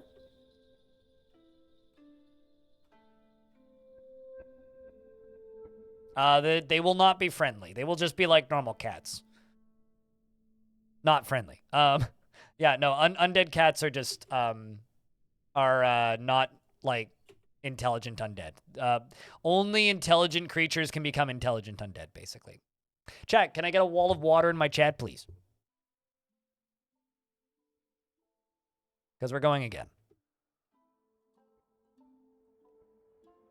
The water cometh.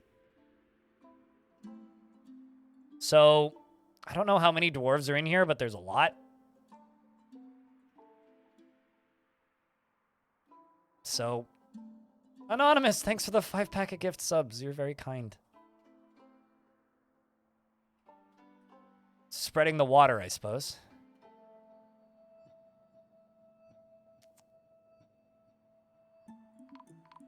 And it begins. Let's just let it play.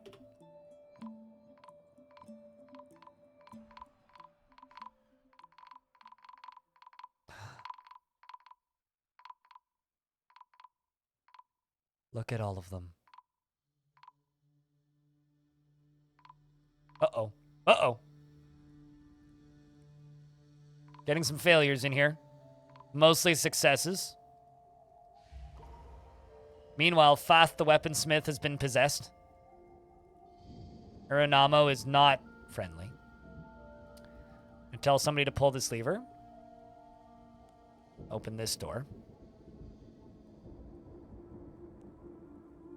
And the frame rate crashes to the ground. This seems like it was a successful run, although hovering over top of this, there's 1, 2, 3, 4 unintelligent corpses underneath a bunch of intelligent corpses. The majority of them, including in Fragrance, Deep Space, all them, are all good. The frame rate's kind of not good right now. No, it's gonna take a minute for the game to figure out what the fuck's that. Oh! Do you guys see this problem? You guys see the problem? You guys see the problem? Chat, when somebody spots the problem, I'll tell them what the problem is. I figured out why the frame rate went bye-bye. Do you know why the frame rate went bye-bye?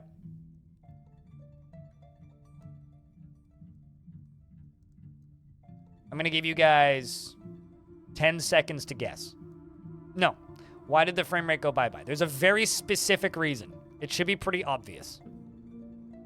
If you look at what's going on in this scene, you should be able to see why. No, not a waterfall. It's not the water. Where did the frame rate go? And I can fix this with 2 clicks. Completely. I mean, maybe not completely. Mostly I can fix this with 2 clicks. So this dwarf right here just went into a strange mood. This dwarf is trying to get to a workshop. This dwarf can't get to a workshop.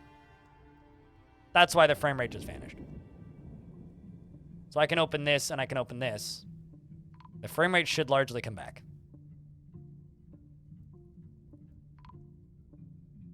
I do, however, need this squad to stand here. It's literally just that strange mood that kicked in. Also, good lord.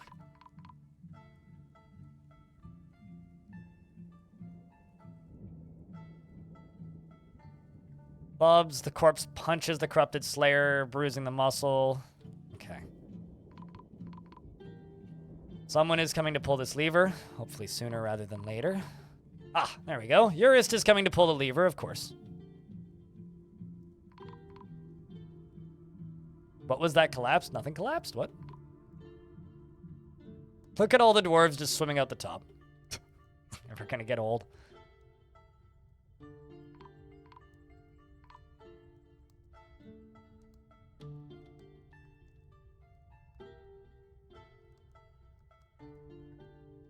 Okay, so all the zombies just get washed out. And you pull that lever, the water will stop. I'm also going to queue up cage construction right here.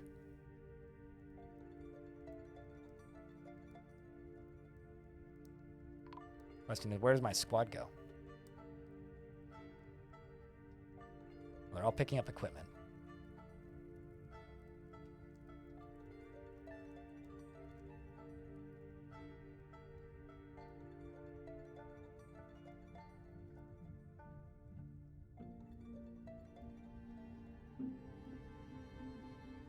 And a lot of the zombies are trying to just get up and out this way, which is fine. Not like they can drown.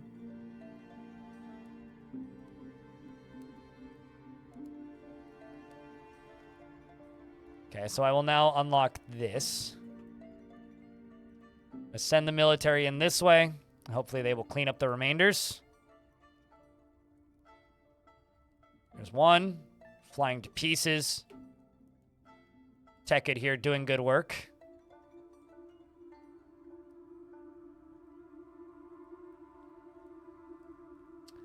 Let's see how that artifact is going. Strange mood.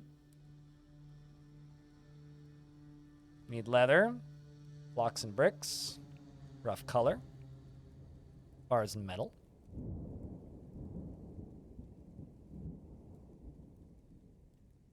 You need a lot of uncut gems.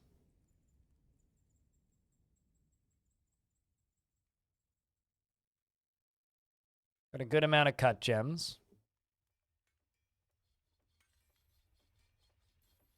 How about rough gems?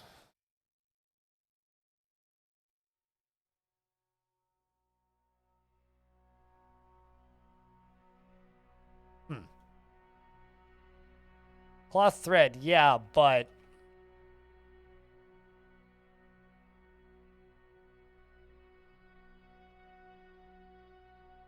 Oh, maybe that's the problem.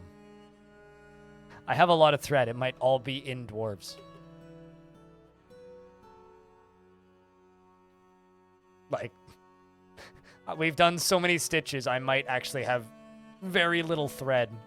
But I guarantee you I have multiple types of each thread. But, yeah, they might actually just be in dwarves. Which is a wee bit awkward.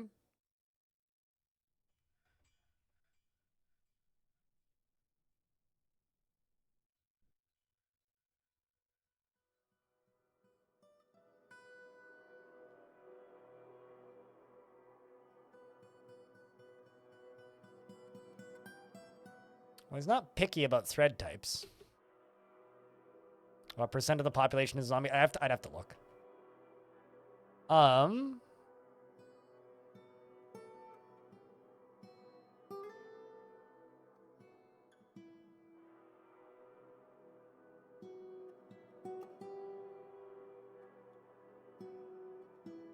that didn't do it. I will say I'm going to go to the hospital and severely lower the amount of thread in here. And I'm going to go up here and say, don't automatically weave thread. Told needs to be memorialized. And you asked how many, what's the percentage? Pretty high is the initial glance test. A pretty high percentage of the fortress is zombies.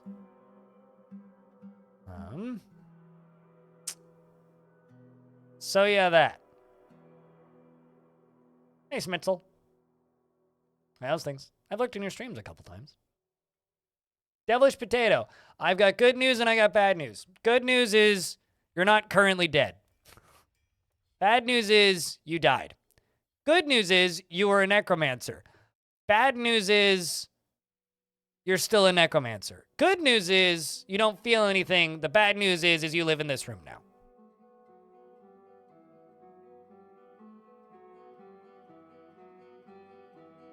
That's it. What happened here? Homemade organic zombies, in fact. These are fair trade, organic, homemade zombies. Sucks to be these ones, though. Jeez. Feel kind of bad. These guys are just, like, figuring out how to path out slow. Wow, what's your swimming skill looking like right now? Or are you just doing the, dabbling class? Ooh, adequate swimmer! Look at that! Hell yeah! A lot of experience. 100% locally sourced, yes. Although we did unintentionally make a few baby zombies. It's not my fault their mothers carried them in. Also, I have a ghost, right? It's fine. He's friendly, I think.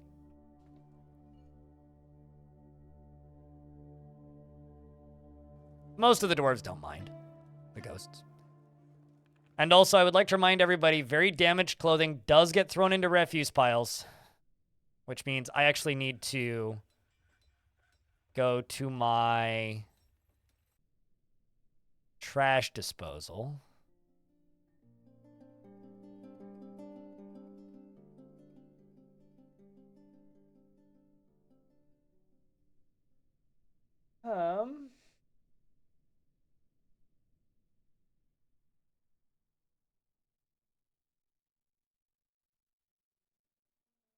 Route 7. How about Route 6? Oh. Transport, waterworks, rocks and masonry, glaze pipe. Okay, I don't actually know.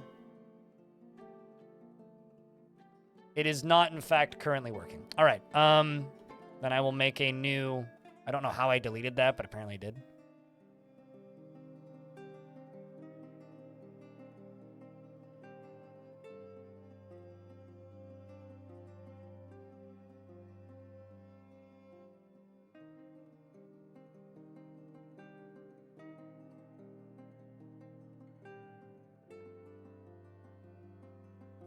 No, it's a black cap minecart.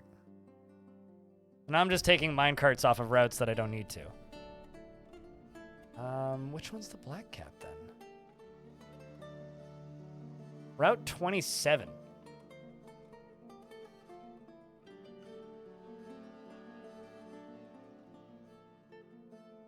Nope. No, that is not accurate.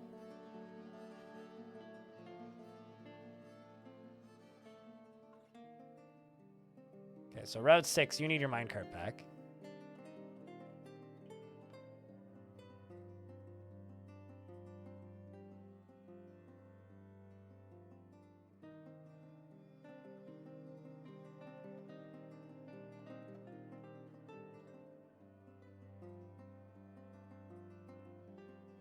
$32 is the one I take it from.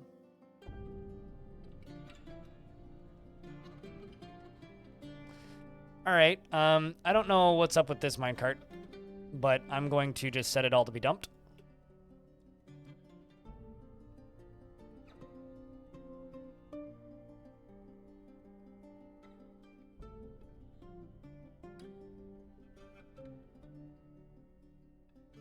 Okay, so I also need to set this to armor.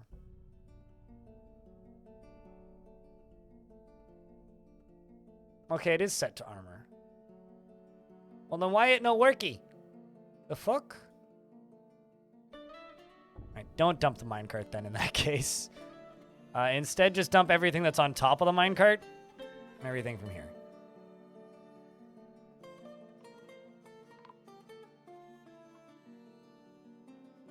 I mean, it has been the most successful harvest we've had so far. The Great Undying of the year 203. Actually, you know what? Let's do this. What are these? These are corrupted slayers? Work orders. Platinum statue. Let's make 25. These are going to be an image. Specify new image of a creature. Oh, I can't say. Okay. Okay. Undead. No. Dwarf.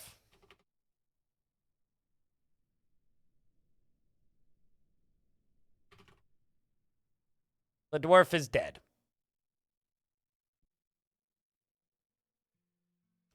The dwarf is striking a triumphant pose. The first adjective, the great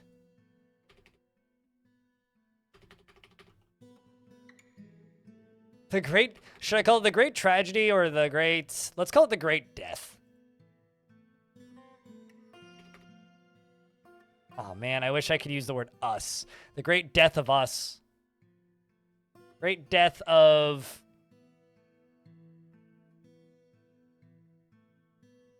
sacrifice. How's that? The great death of sacrifice. A dead dwarf striking a pose. Can you use undead dwarves in your army? Yes, once they ask to join the fort. Because they don't do that initially. Undead dwarves operate the same way as... I have no idea what this guy wants. I'm going to try something, though. I'm going to go up to this area and go to here, and I'm just going to say, hey, you numbskulls! No bins! I think this might be a bin problem. I've been saying this for years. No, not metal cloth. We've threaded a cloth. All right, well. Process plants, please.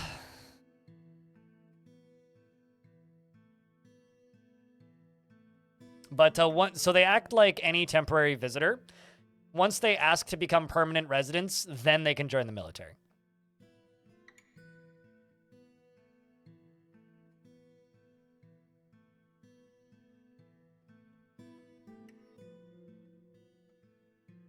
Also, let's see if that strange mood dwarf is doing the thing. Also realize I've still got my soldiers stationed. Nope, that doesn't do it.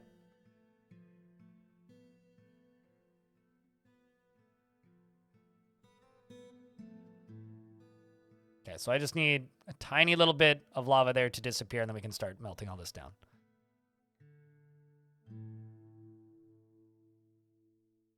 Comes to ask for residency. What? Oh, you want to stay here permanently? Pretty much. Because I'm pretty sure they don't speak. They also won't ever complain about crappy clothing. Although most of them are still in the hospital. I will note that. My doctors are still very busy. Most of my doctors are still alive, too, which is strange. Somehow we've managed that. Still have a bone doctor, a surgeon, 2 diagnosers, and a doctor. And maybe they're just so busy, you know, being doctors that, like, they actually have to keep doing doctoring things.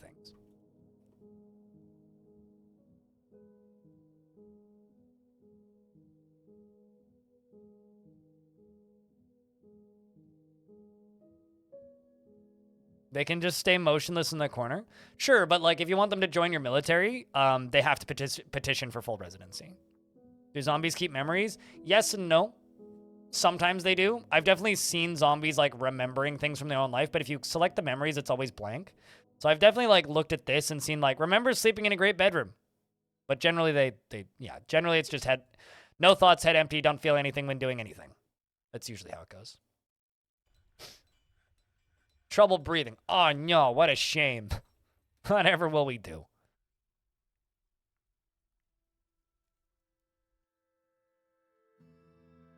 Don't mind the literal brain on the ground.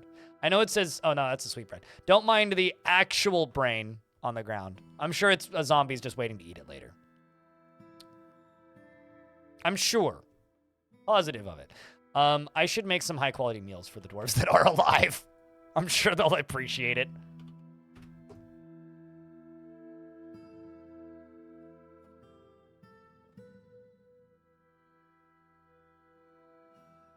Do undead dwarves ever turn hostile? They're either hostile or they are friendly. And then there's two types of intelligence levels. There's intelligent undead, which are the turquoise ones, and unintelligent undead, which are purple. The intelligent ones can learn skills and will eventually join the fort as full dwarves and just keep acting like normal dwarves, aside from the fact that they're undead. Whereas unintelligent undead are always hostile or neutral and can't gain skills. Can I pick your brain for a sec? As long as you don't take a bite out of it.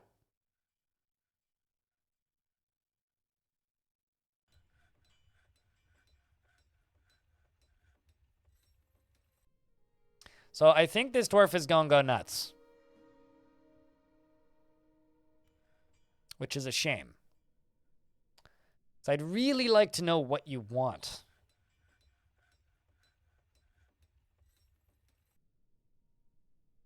Because I have tons of leather. I've got tons of bricks. I mean, like, got tons of blocks and bricks, so it can't be blocks or bricks.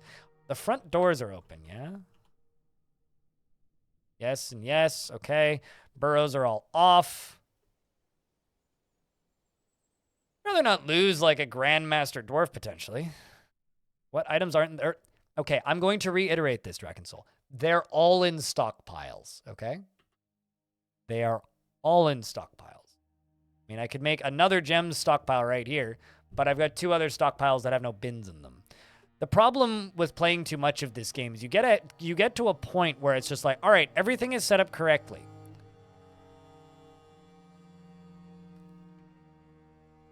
Shrug? The only thing I could think of I just went and fixed, which was the possibility of maybe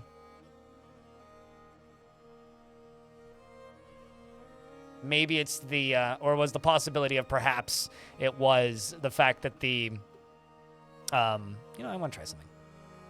Perhaps it is an issue of the cloth, but that was my last idea, so I don't know. If he doesn't want to make his artifact, he doesn't want to make it.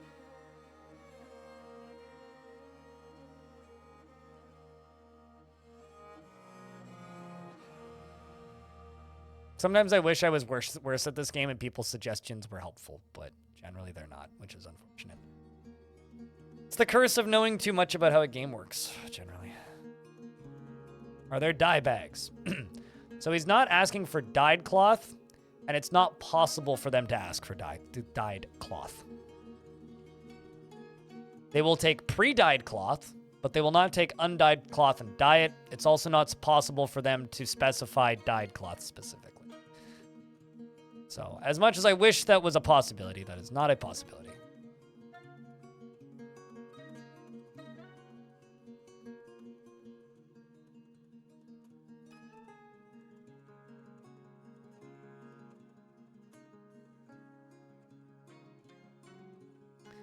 I've already checked through everything. He wants bones, which we have plenty of.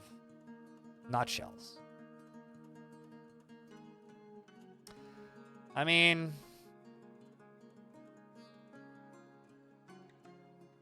what was the just strange mood? Last strange mood happened recently. What is the command for that again? I can never remember. I'd have to search for it.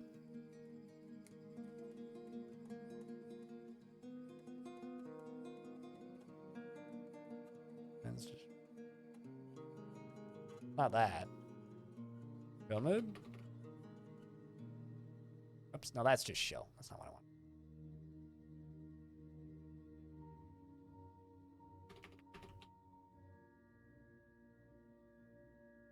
Well, show mood.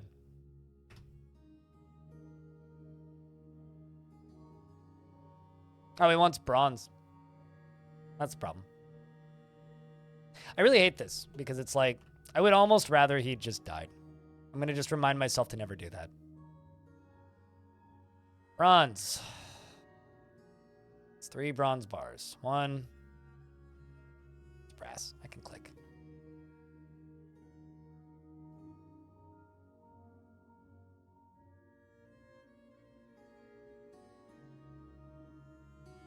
Don't do it then? Too late, I now know. Once I know, I know. It doesn't change it.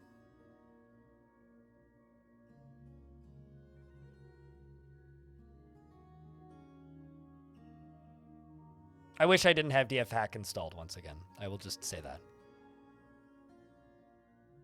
Hi from rainy Canada, Nature Dwarf.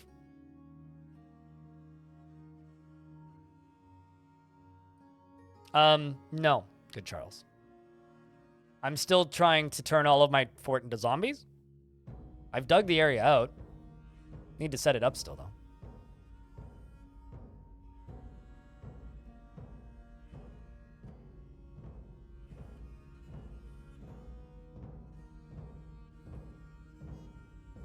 Yeah, no, it's a classic case of the, well, now I know too much problem. You know what I mean? And once I know too much, it's like, well, now fuck. Now I have a way to fix the thing. Might as well fix the thing. Do I enjoy adventure mode as much as fort mode? Nope. Woo. True Freak, hello. Thank you very much for the 10th month. No, I mean, adventure mode's fine. But as a game by itself, separated from fortress mode, I don't like it. Fortress mode separated from adventure mode is fine. Adventure mode without fortress mode sucks. That's about it. But both together are kind of lovely. Why is that? Because adventure mode is at its best when you're using it as either a way of exploring fortresses you've previously built, or alternatively, looking for places to build new fortresses, or trying to complete goals for a fortress. So as a tool to play with alongside of fortress mode, it's a lot of fun. By itself, I find it kind of aimless. It's like playing... Here's a good example. It's like playing Cataclysm Dark Days Ahead. It's boring as shit. I mean, what? No, it's like playing a big open empty sandbox that has nothing really to do in it. And I'm not a murder hobo, so I don't find beating the shit out of people for no reason to be particularly entertaining. The most interesting thing for me to do outside of like prepping for a fortress in adventure mode is usually just... why do I have so many wooden weapons lying around? What the fuck? Is usually just be a poet and write some poetry and see if I can teach it to my fort. Can you level up your dwarf in adventure mode? The dwarves operate largely the same way that they do in normal mode. Okay? So, like, if you see the skills that they have, all of those skills can be leveled up and adjusted and have things done to them in adventure mode. But I think there's something that you're missing. There's a key word that I would like to pick out of that sentence that you just said. Can you level up your dwarf?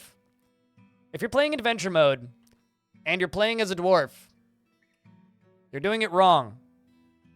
You should play as 4 elephant men in a party of 4 with their friend the Gorlak man, who's the male Gorlak, and his wife, who's also a Gorlak, and also 3 elves, a human, and their friend who's a goblin. You guys go on a little adventuring party, steal some artifacts, and then go build a cabin. And then you embark on that cabin, right? And when you embark on that cabin, you build a fortress.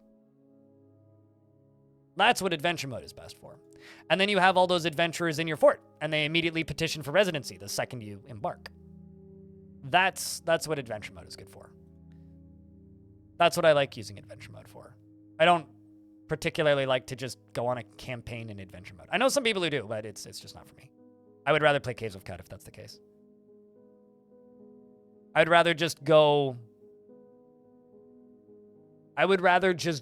and like play the two modes. Like to me the two modes go together like this. Can't really have one without the other. Fortress mode stands better on its own as a game though. Whereas adventure mode, not so much. And also teradtionally, back in the day, didn't stream much adventure mode. And you know why? I had this problem. I would stream adventure mode and my view count back in the day was a lot lower. So let's just say we had 60 people when I was streaming Fortress mode. 60 people for Fortress mode was great. Swap it over to adventure mode and my view count would go down to 20. And I needed to pay bills. So I barely streamed any of it because nobody watched. People would always ask me like, "You're gonna stream adventure mode?" And I'd be like, "No, because you'll all leave."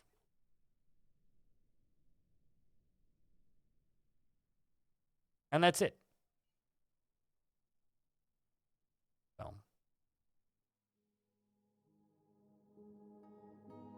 I'm hoping that Found Warhammer.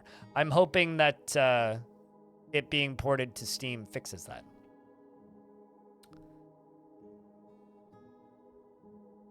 I think this time around with having tile sets might help a ton. I used a tile set. I used multiple tile sets. It didn't help. Like, people always, for some reason, seem to think I only ever played in ASCII back in the day. I didn't. Why do I not like it? Okay, first off, don't buy it on Steam. It's a free open source game. Just go get one of the forks of it. It's free. Do not pay for CDDA.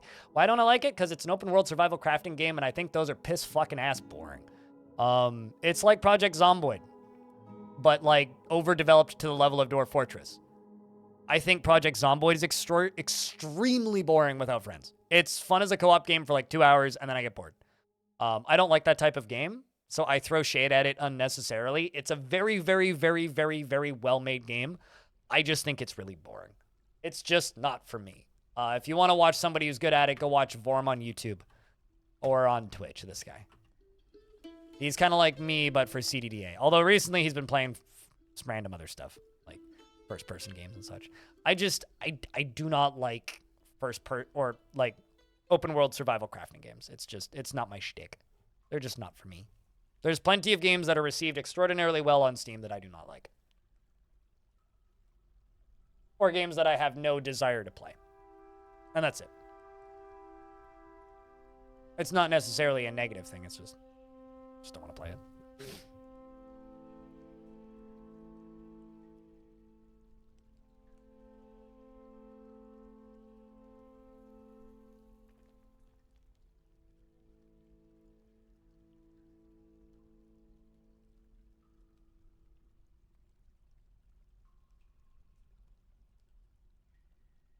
Also, I'm going to do something real quick. A restart to our fort.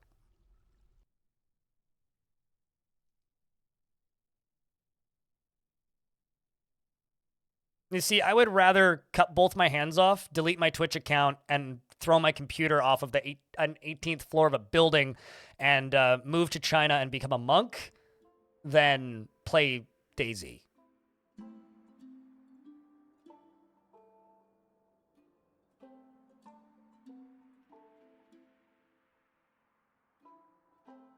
That's how I feel. But yeah, if you want to play Cataclysm, go download one of the free builds.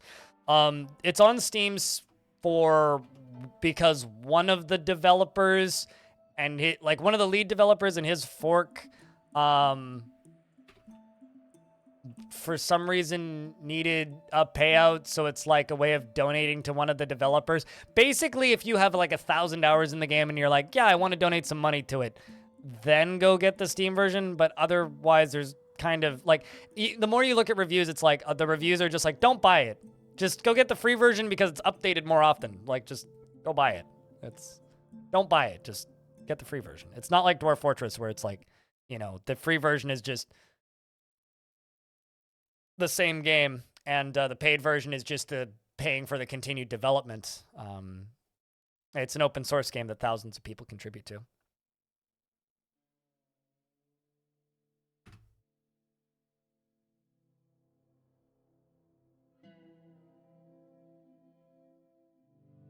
I wonder if we will ever get to the point where we stop fetishizing large language models. That'd be cool. And also fetishizing large language models as if they are a positive thing for anybody. All right. Because I might time you out if you do that too much, because it genuinely irks me. All right.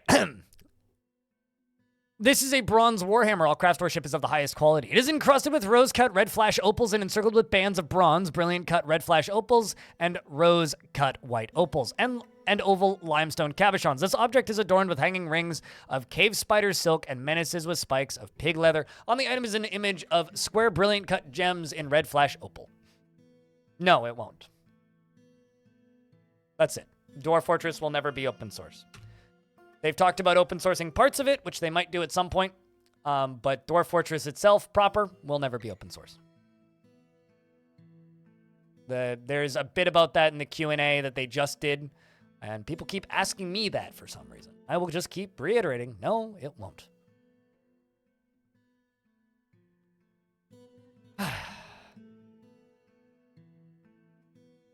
DF Hack is open source. The graphics layer they use is open source.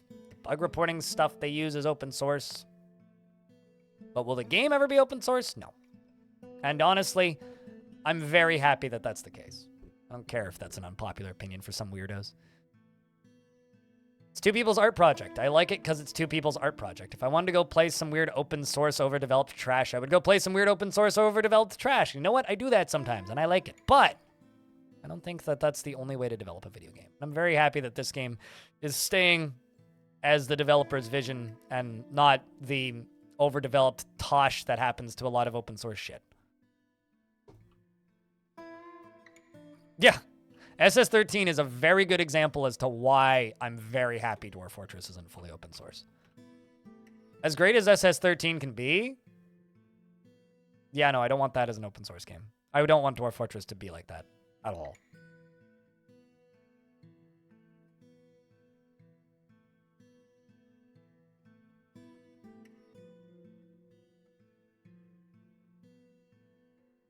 Honestly, I think the people that I mostly see asking for the game to be open source mean very well by it.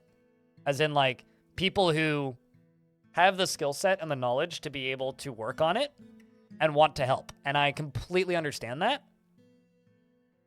The reason I am very happy that will never happen, at least fully, is because while it would be nice for those people to help, and they can go start working on DF Hack if they want to help. Like, if you are a programmer and you want to help, go work on DF Hack. Go do that. But I don't want every single nincompoop with an idea of what to do with a video game or what to add to the video game to go make their own fork and change it. I don't want that. Even with a restrictive license, I don't want that to even be a possibility.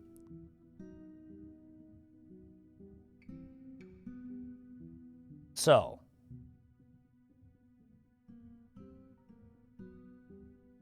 there's so many games in GitHub that could use their help.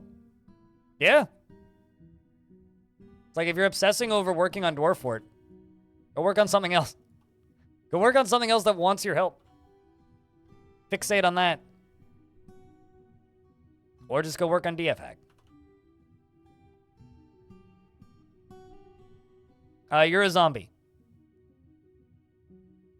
In the fort. Deep space.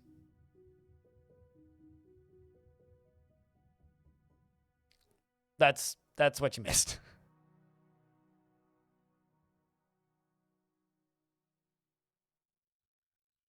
All right, so it's time to go through this burrow again while the ads are running because you guys won't miss much of interest. So anybody who is a zombie gets removed from this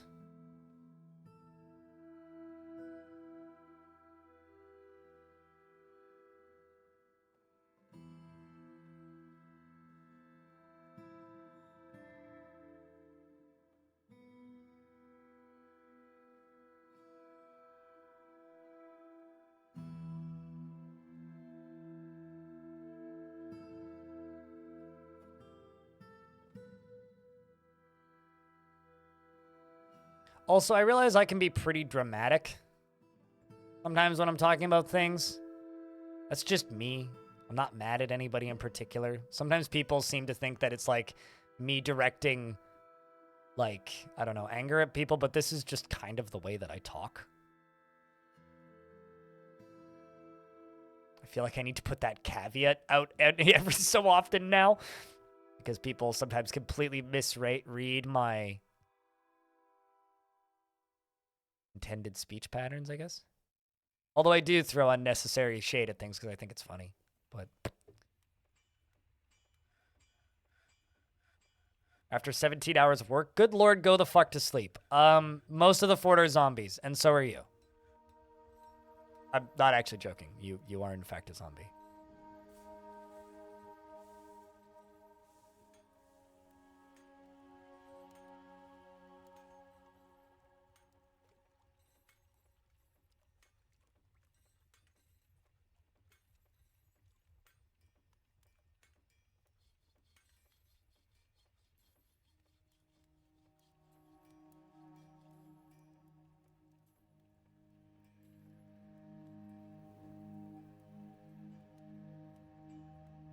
Are you talking about me, or were you talking about the zombie?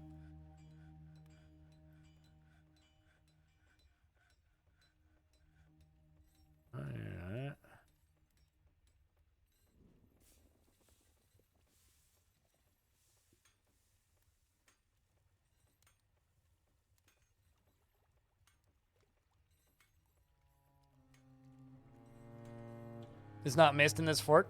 My logo and channel mascot is a skeleton. Halloween doesn't ever leave. It's always Halloween.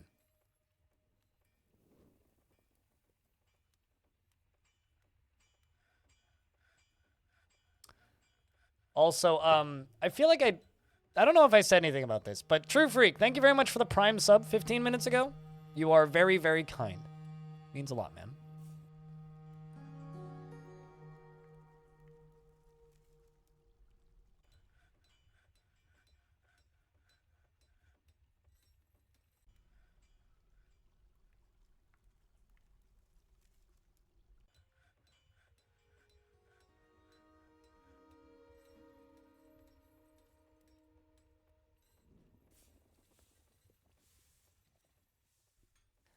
See, everybody says that, Mind Trizzle. I don't care.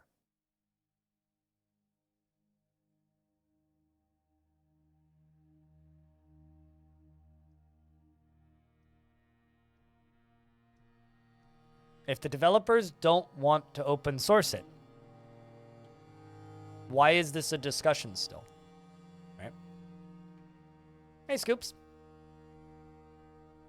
Like, that's the end of the discussion. People obsessing over them in the they should open source it for this reason or this reason concept is frankly disrespectful. If they don't want to open source it, why are people still asking? Yeah, I've played Space Station 13. I've never streamed it, though. I played it quite a bit at about 2010.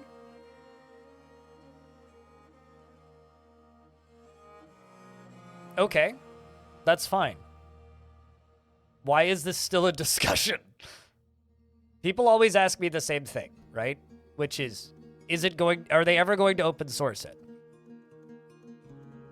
And I've given up trying to explain the nuances of, yeah, they want to open source. They've talked about open sourcing World Gen because people don't speak in small bits and pieces. They talk in absolutes, right? They hear, yes, they're thinking about open sourcing, insert part of the game here. The audience doesn't hear that. All they hear is, oh, they're going to open source the game. Is the game open source yet? No. I mean, the game is free. You can go download it. And if you want to try and reverse engineer it with DFHack, you can do that. Some of the most successful mods for Dwarf Fortress are from a fuckload of reverse engineering. Would that be easier if it was open source fully? Sure. The devs don't want to do it, they shouldn't do it.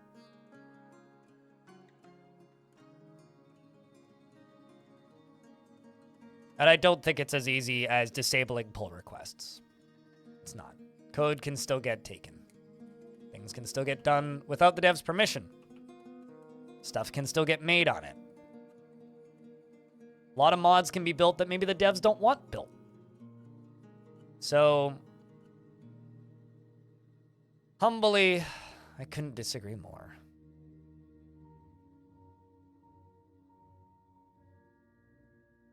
Personally, I just want them to make tile set modding possible again, and I'll be happy. Aside from, you know, just swapping out the occasional sprite.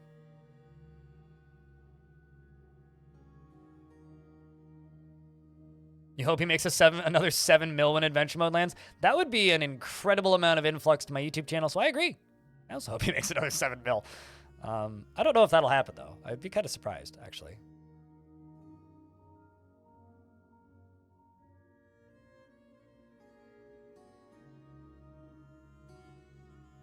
It's not like you can't make your own DF like. Oh, sure, you can. But will it be anything like DF? Not really. A few games are trying. But will they ever get the amount of detail as DF? I know people like to be, oh, large language learning models. Sorry, while I vomit on the floor. Large language learning models.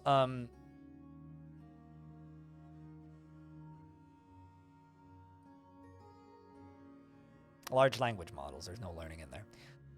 But, yeah, no.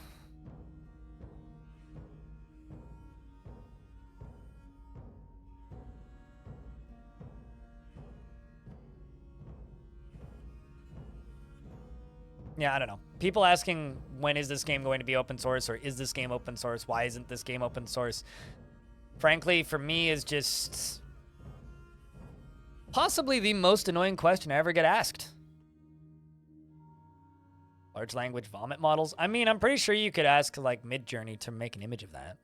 Or DALL-E. Large language vomit model.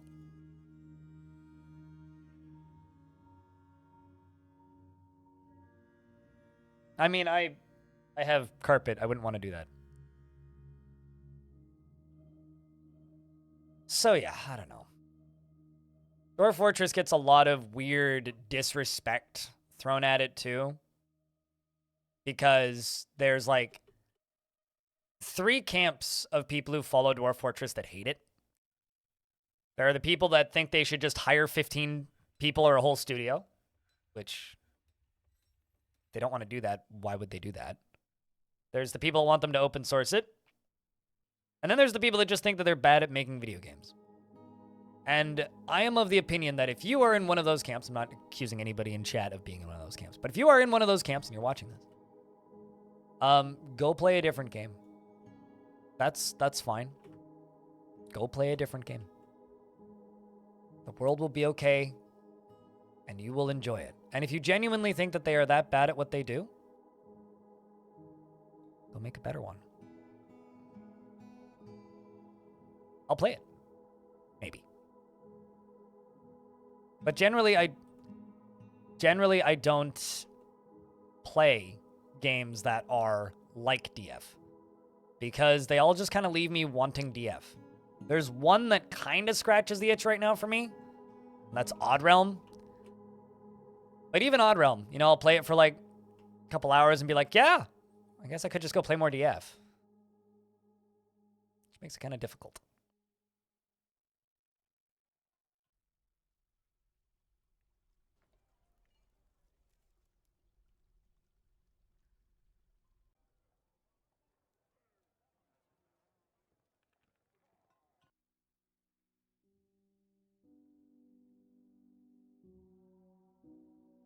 This I need to get rid of. I need to stream some more of that. Doors of Trithius is pretty cool. But again, Doors of Trithius is more like Battle Brothers than Dwarf Fortress, though. Doors of Trithius is like, it's an open world roguelike, but very much in the structure of Battle Brothers, where it's like, yeah, it's an open world roguelike for sure. but like the progression of that game is like, okay, well, go to this area, clear this region, set up like a home base, have some stomping grounds, trade with people, move to the next region, rinse, repeat. It's very much that kind of thing.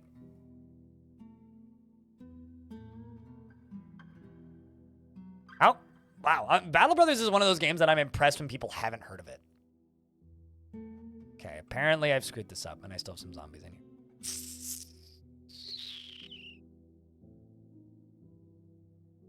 The door isn't closed. Thanks, I know. I already set that to dump for a reason.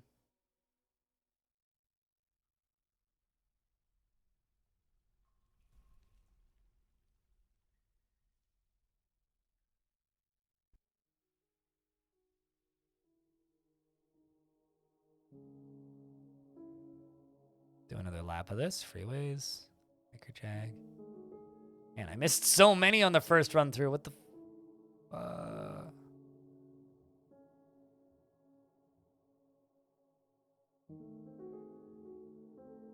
You're gonna get stuck back here, dude.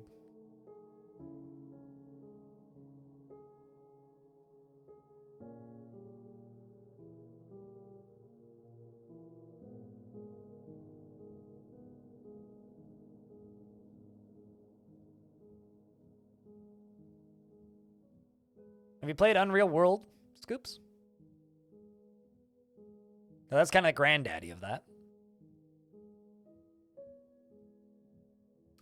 And also, VS Nicholas, thank you very much for that brand new Prime subscription and for the follow. Cheers.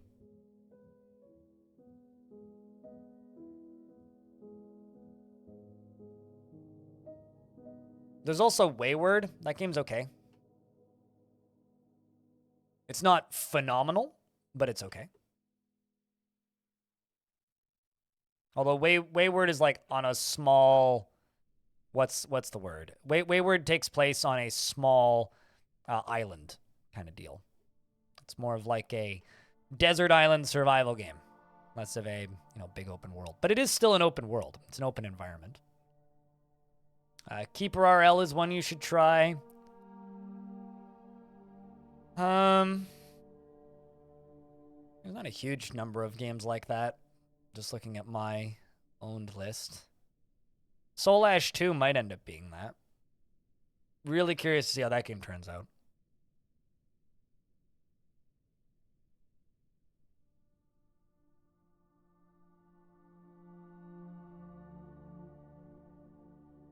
I've never played Core Keeper. Unreal World is on your list. Your girlfriend's from Finland, so Unreal World isn't just everyday life for her. I can't tell if you mean that, like, she plays Unreal World a lot, or if, like, that's just her existence. Okay, so this is a good number of dwarfs.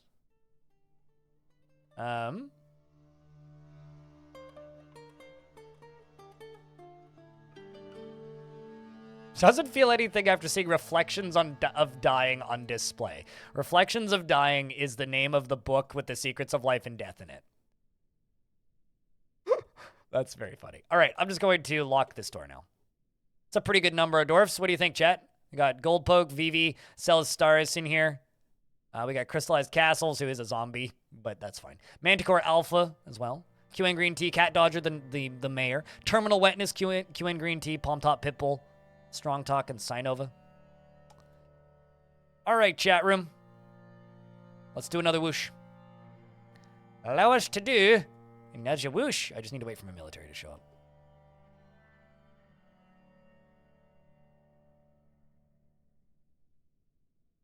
Here they come. And the dwarves are getting hungry. We could actually just wait for them to starve to death, but that'd be a little dark, so let's hope the best for this one. Uh-oh. Never mind. We'll wait for it to save first. Timing. Pray for a good harvest. Yes.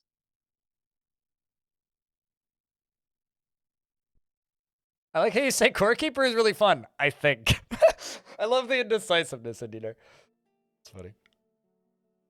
Yeah, I hope that Soul Ash 2 ends up being good, because Soul Ash 2 is like so adventure mode inspired, it almost hurts. About to commit mass murder. Yes. Very much atrocities.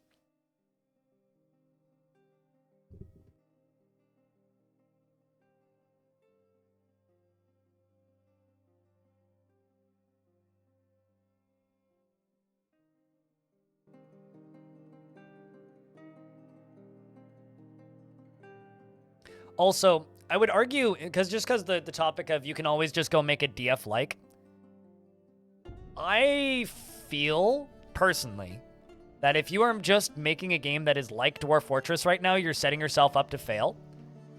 Because we're not quite at, like, we're not quite at, like, Battle Royale's level of saturation. But if you want a game like Dwarf Fortress, you usually pick one of two things. You either play Dwarf Fortress or you play RimWorld. And if you don't like RimWorld, you're probably playing Dwarf Fortress.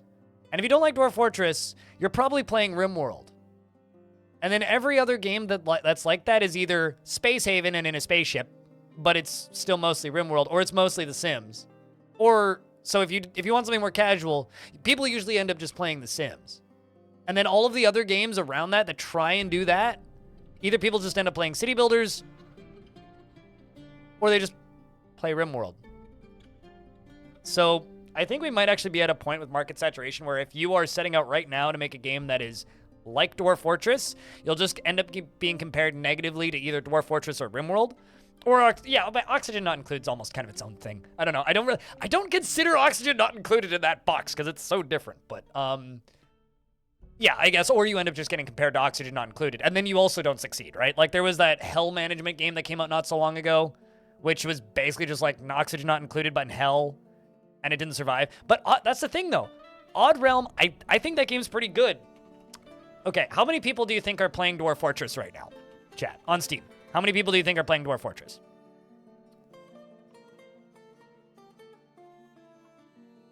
Because there is 1,106 people. How many people do you think are playing Odd Realm? It's actually pretty low, unfortunately. Me. I like that. 30, 100, 700, 200. 3. This is why I say I kind of feel, and I love this game. I've had beers with the dev of this game. I really like this game. I really, really, really like Odd Realm. I think Odd Realm is something special, and I'll stream it again when the next patch drops. Because he's waking up the overworld. You'll be able to attack people. So, that's what I like. And then, just for a little bit of comparison here. I wouldn't even consider Songs of Six a Dwarf Fortress-like because of how different it is. Songs of Six has 166 people playing. That's pretty small. That's pretty small. And that's like a successful one. Let's look up another one that made some waves when it dropped. Clanfolk has 269 people. Okay, 400 at peak. That's pretty good. So over the weekend, Clanfolk's doing all right. Clanfolk's healthier than Songs of Six. Yeah, and then RimWorld's like 20,000 people. Actually, what's Space Haven at? Because Space Haven is basically just like the colony builder in space, the video game. Yeah, Space Haven's got 160, 324. Space Haven's doing all right. What about Starmancer, the game that came out around, that was kickstarted the same week as Space Haven? Oh, 6 people. Right. Yeah. So, did I like Clanfolk? It was okay. It was okay. It's fine. I kind of bounced off it. I think I've met the developer of Clanfolk because he went to high school, like, right where I lived. He's from my hometown. So I'm pretty sure I've met him. But Clanfolk was fine. I bounced off it pretty quick. And then, like, people try to do something actually legitimately different. Like, Lords and Velians? This game? This game is, like, take some ideas from Dwarf Fortress, take some ideas from RimWorld, and take some ideas from Crusader Kings and make, like, a town builder that's non-combat. This is a neat game. I think this is a genuinely neat game, which is a really weird cost. How many people are playing that? And most of the complaints are that it's just not RimWorld. Lords and Villains has 55 people playing. Do I think the dungeon crawler market is worth getting into? Define worth getting into. Like, worth getting into playing? Or worth getting into making games for? And when you say dungeon crawler, do you mean like roguelike dungeon crawler? Or do you mean like first-person dungeon crawler? Not if you want to make a ton of money, I think, on either of those fronts. Anyway, it begins again. What? Did I... Shit. I thought this was connected. And it's not. Pull the lever again. Pull the lever again. Pull the lever again. Pull the lever again. Pull the lever. Pull it again. Pull it again. Pull the lever. Whew! All right, that was a close one. I'm gonna unlock these two doors, and I'm gonna connect this to. Yeah. And I'm gonna. Do I need a second mechanism? Am I really out of mechanisms? Making games for? Well, okay. You've heard of the wizardry games, right?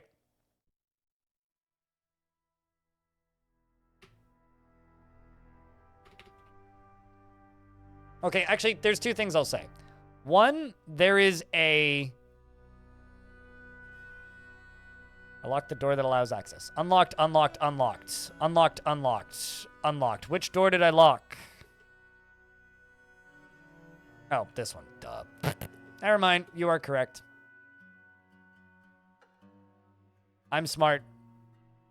I swear.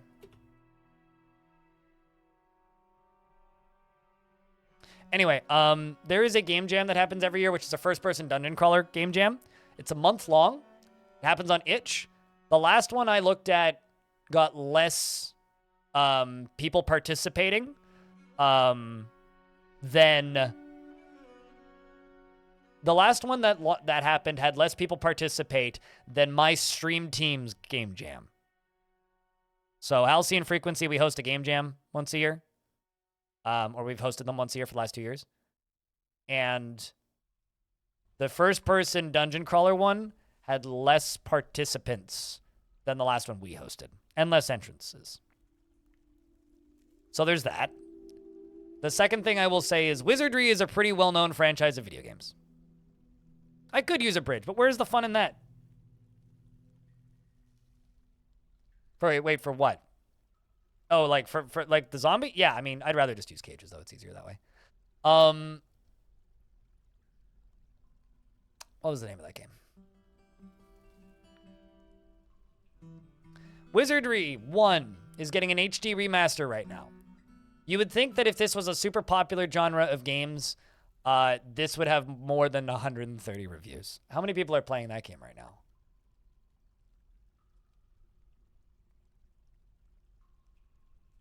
Well, you asked if they're, like, worth getting into, so I'm answering your question. 70 people are playing it right now. Pretty good. 100 people over the 24-hour peak. I mean, even Tome. Tome has, like, 150 players if there hasn't been a patch in a while. 250 if there has been a patch. Okay, so you're hooked up now. I need you out of here. I will just lock this and set you to train. This. All right, let's flip this lever again.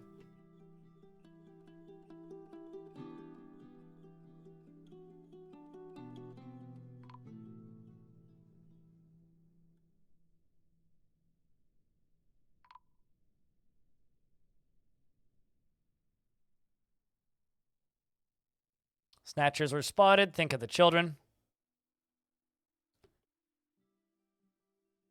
Okay, they are in conflict. We're good.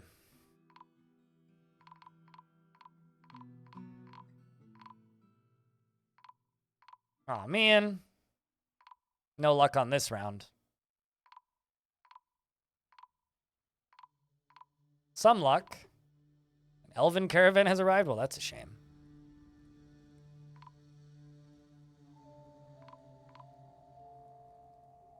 All right. So the crystallized castles is climbing out. Niche is climbing out. Ooh, this is rough.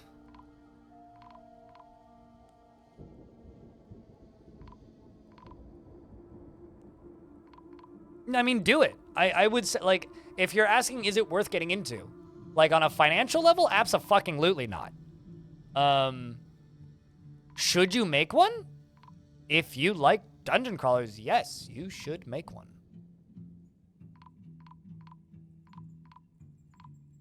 Yes, you should.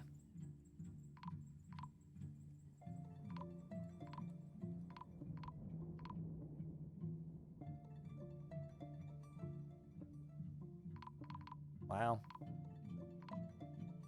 Strong Talk, who's trying to come back as a intelligent undead.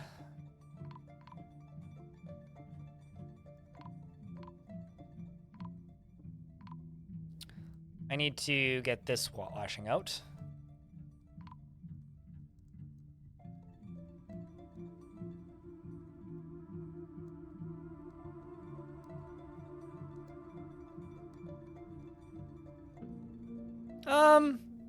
I think you should try and aim for both. Something you want to play and also something that will sell.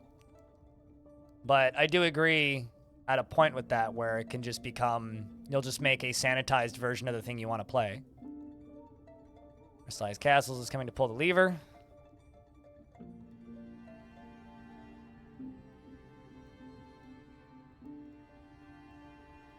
Which will hopefully give these a second chance at life in a moment.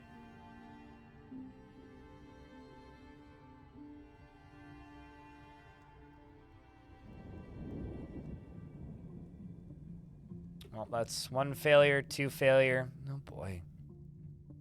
Yep, they heal wounds. This dwarf just has the zoomies all the time. Crazy how fast that dwarf moves. So I've got one intelligent dwarf that didn't join me, that didn't hold on to their soul,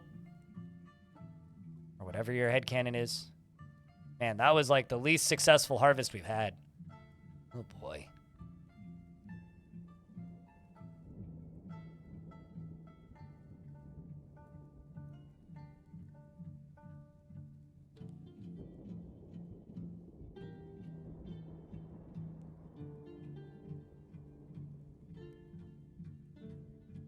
Just pull the lever, dwarf.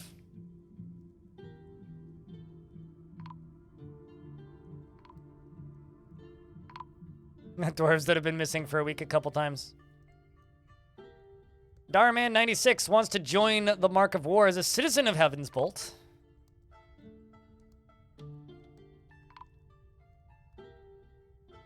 I am making zombies, Tacticus. That's what's going on. It's pretty much that simple.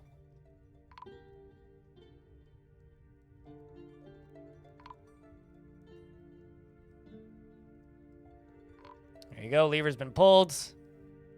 And I'll pull this to drain it. And I have to then kill all of my once citizens.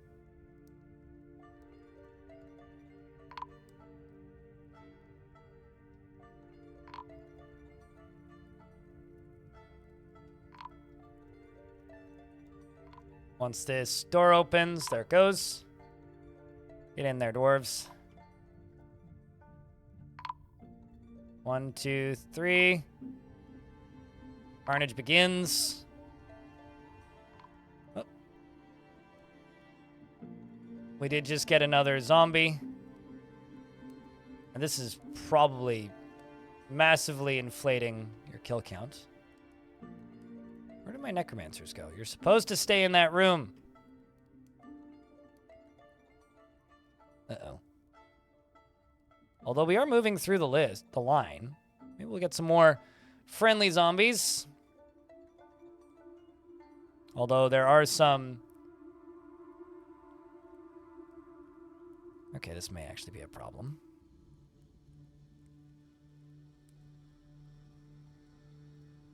This may actually be a problem. I'm not entirely sure I could even follow what's going on in this. I have to wait for minute 30 because we are in an ad. Oh, I see part of the problem. A devilish potato is right here. 73 notable kills. How about you? How many kills do you have? 80 notable kills. Yeah. How about you? 70 notable kills. Okay. How about you? 64 notable kills. All right. How about you? 34. Holy Kai, how many do you have? 55. 55. Yeah, you're causing problems because you're undead and you're a necromancer and you're in the middle of this fight for some reason. So you were supposed to stay in this room, but you decided to not. Anyway, the fight's over now from the looks of things. So now we just have some corrupted slayers that live here, I suppose. And my necromancers went back to where they're supposed to be. There you go.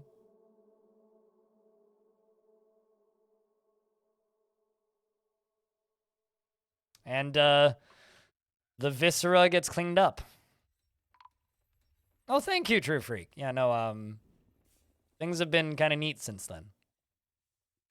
It's nice to not, like, politely ask people to not gift subs because it pays me significantly less. It's what I've had to do for the last several years.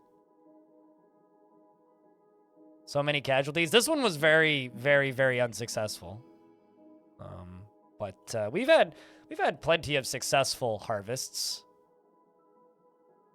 As you can very clearly see, majority of the population now is undead.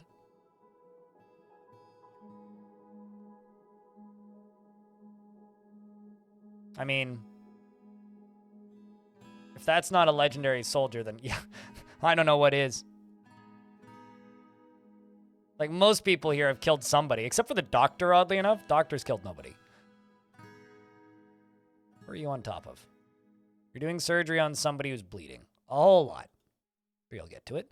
Holy Kai, you are also back in hospital with 60 notable kills. In bits. Rest in bits. Most of them are in bits by the end of it, yeah. Oh. Am I still... I think that's a valid question. Yes, you are still alive. You are the captain of the flesh-powered Marks Dwarves. And you're about to test something very dangerous.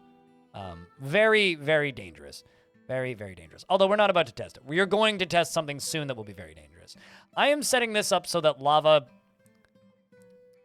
Back up. I am setting this up so that I can dump lava out this way. Okay? Which will fall in front of where you're shooting crossbow bolts. Hopefully safely. Now, the idea is that you shoot crossbow bolts through the lava, and then the lava turn your crossbow bolts into burning crossbow bolts. I don't know if it'll work. We'll find out.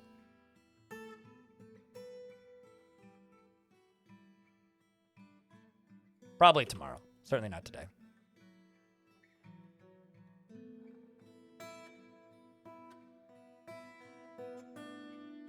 OSHA doesn't exist, so OSHA doesn't need to approve anything. Which, honestly, is beneficial for all of us. Dwarves, not humans. But for dwarves, it is very beneficial, in fact.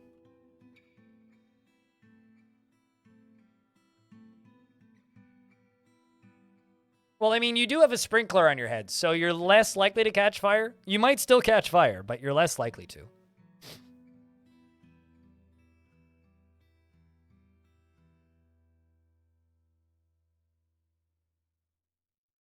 I'm not going to guarantee anything, but...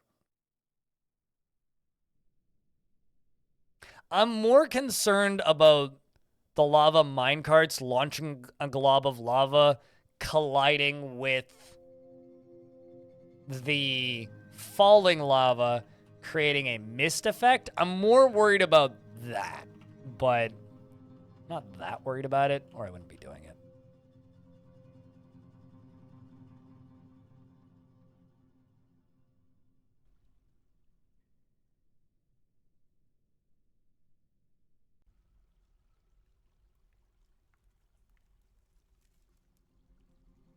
Don't build within 2 tiles of the edge of map. Accurate. I don't know. You can build floors on floors on floors on floors on floors ad infinitum now, but... Am I melting items? It's a good... I thought I had a job for melting items, but I'm starting to think I'm not. Oh, yeah, we are, just very slowly. Too busy making steel, though. How much steel do I have? 254. Hot damn it. Oh! Yes! Soto, you can join us. Yes, Unib, you can join us. Absolutely, Deep Space, you can join us. Fire Nice, too. Yeah, you can join. Mike Dyson, totally. Let's see if I can add on to this squad with some, you know, real muscle. Some unliving muscle. Some muscle from another world.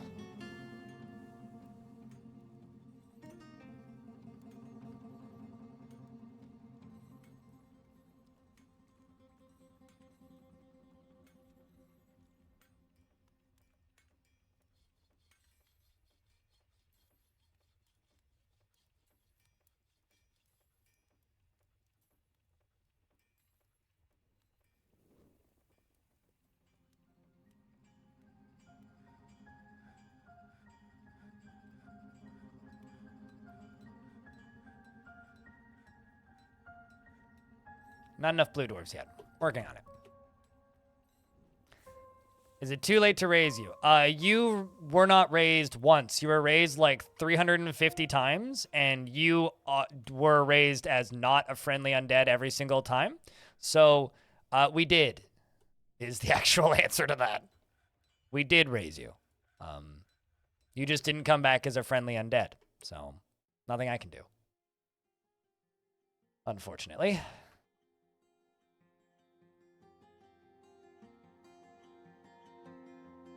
Nope, trust me, your body's already been thrown into lava.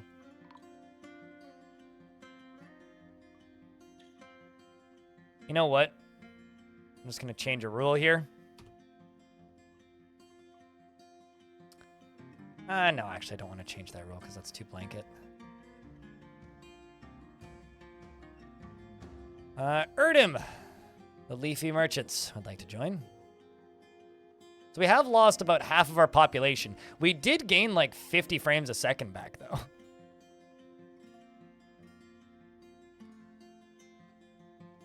Are you still a scholar studying geography? Here, I will read the names of all of the living dwarves, or all of the dwarves that are currently named. Ascarde, Aced, a devilish potato, Anaboth, Arcmaster and Bucket Glass, Basement Kel, Bioactive Bobtron, Broken Spacebar Budgie, Claiborne, Cinnamon, Crystallized Castles, Darman 96, Deep Space, Dalal SDF, Denise, Diamond Destruct, DJ Boom Boom Shrimp, Dragon Man, Draken Soul, Dr. Y, Elfie Bean, who's pissed by the way, Elfie Bean, Fem Jess, Embertron, Fire and Ice, Freeways, Gezich OCB, Goat Swarm, Herman Berman, Hiker Jag, Holy Kai, Clander for Pizza, Coralash, Kriegath, Le Musketeer, Mac Daddy, Mac Korox, Merlin Buff, Midwinter, Mike Dyson, Mini Big Boss, Morbid Femme, Mr. Spider-Man Sir, Nama Jor Nerd, non-major nerd. I should capitalize that name. Saber, Celesty, Shaku, Coldmouth, Stillinitis, Stonic A, Seashores Wall, Technophobic Freak, Tellin Artho, Tygo, Troopin' Panda, White Dog, Wiz the Dwarf, Zephyr, Adil, Alath, and then there's I'm in non-named doors now. You did I think you died in the last batch in Fragrance. In the last batch of unfeeling zombies.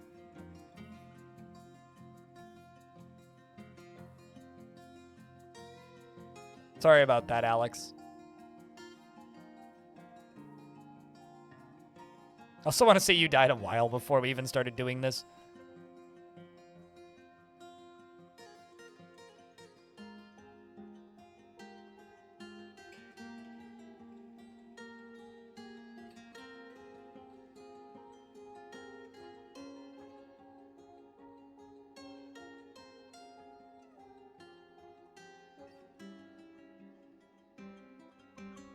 It'd be really nice if somebody showed up to trade with us.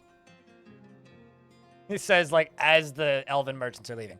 Specifically someone who isn't elves so that we have a chance of actually trading.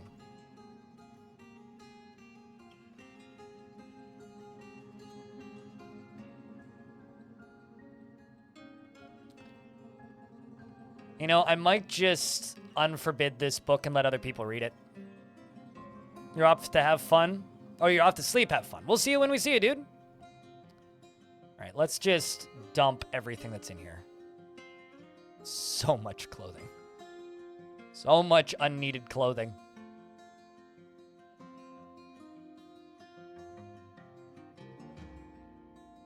Do do do do do do.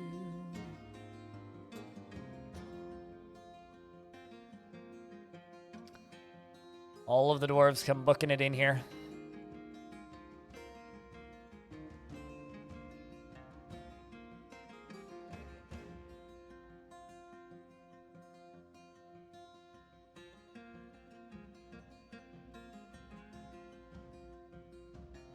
Cheers, Alex.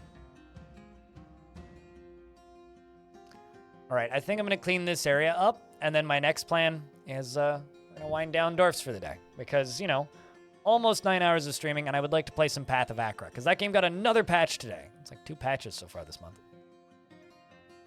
Bioactive would like to join the fort. Our numbers grow. I'll bet you the training regiment of these undead zombies is pretty harsh.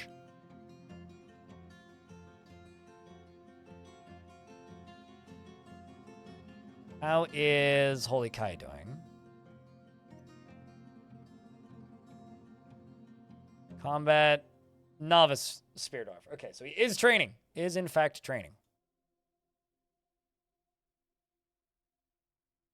And that's another one.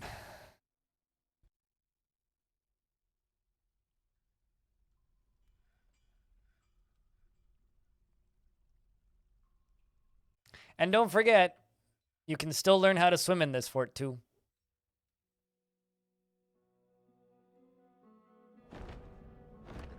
Yet another Forgotten Beast has arrived. And dwarves are continuing to clean stuff up.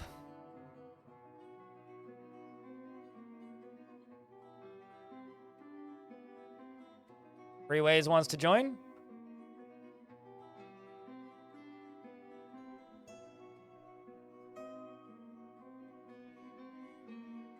That game is wild in general.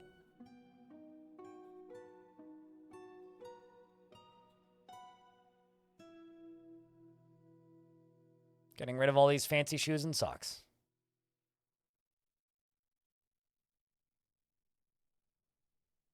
And, well, I don't really want to know.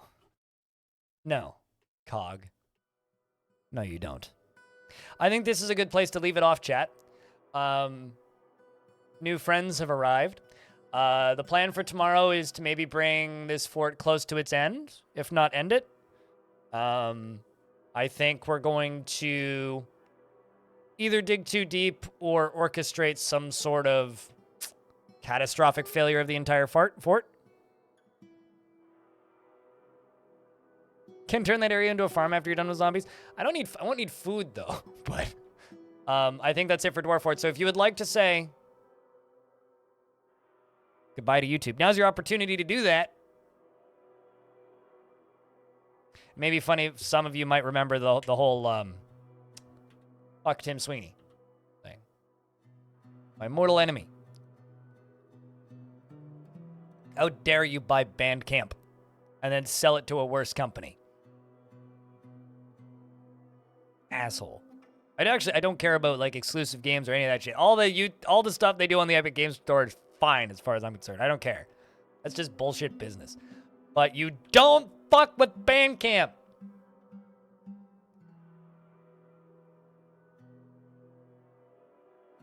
Bye. Okay, let's say goodbye, YouTube. Who fucks? How? The only thing that's allowed to get fucked with at Bandcamp is that one time at Bandcamp, okay? That's the only thing that's allowed to get fucked with. Anyway, moving on. We're gonna go play some Path of Acra for the remainder of the evening. SoundCloud censors regards. I mean, yeah, rip SoundCloud. I'm I mean, sound count. I mean, it still exists, but like, it's not what it once was, you know. But we are going to play some Path of Acra. If you're not familiar with Path of Acra, it's kind of like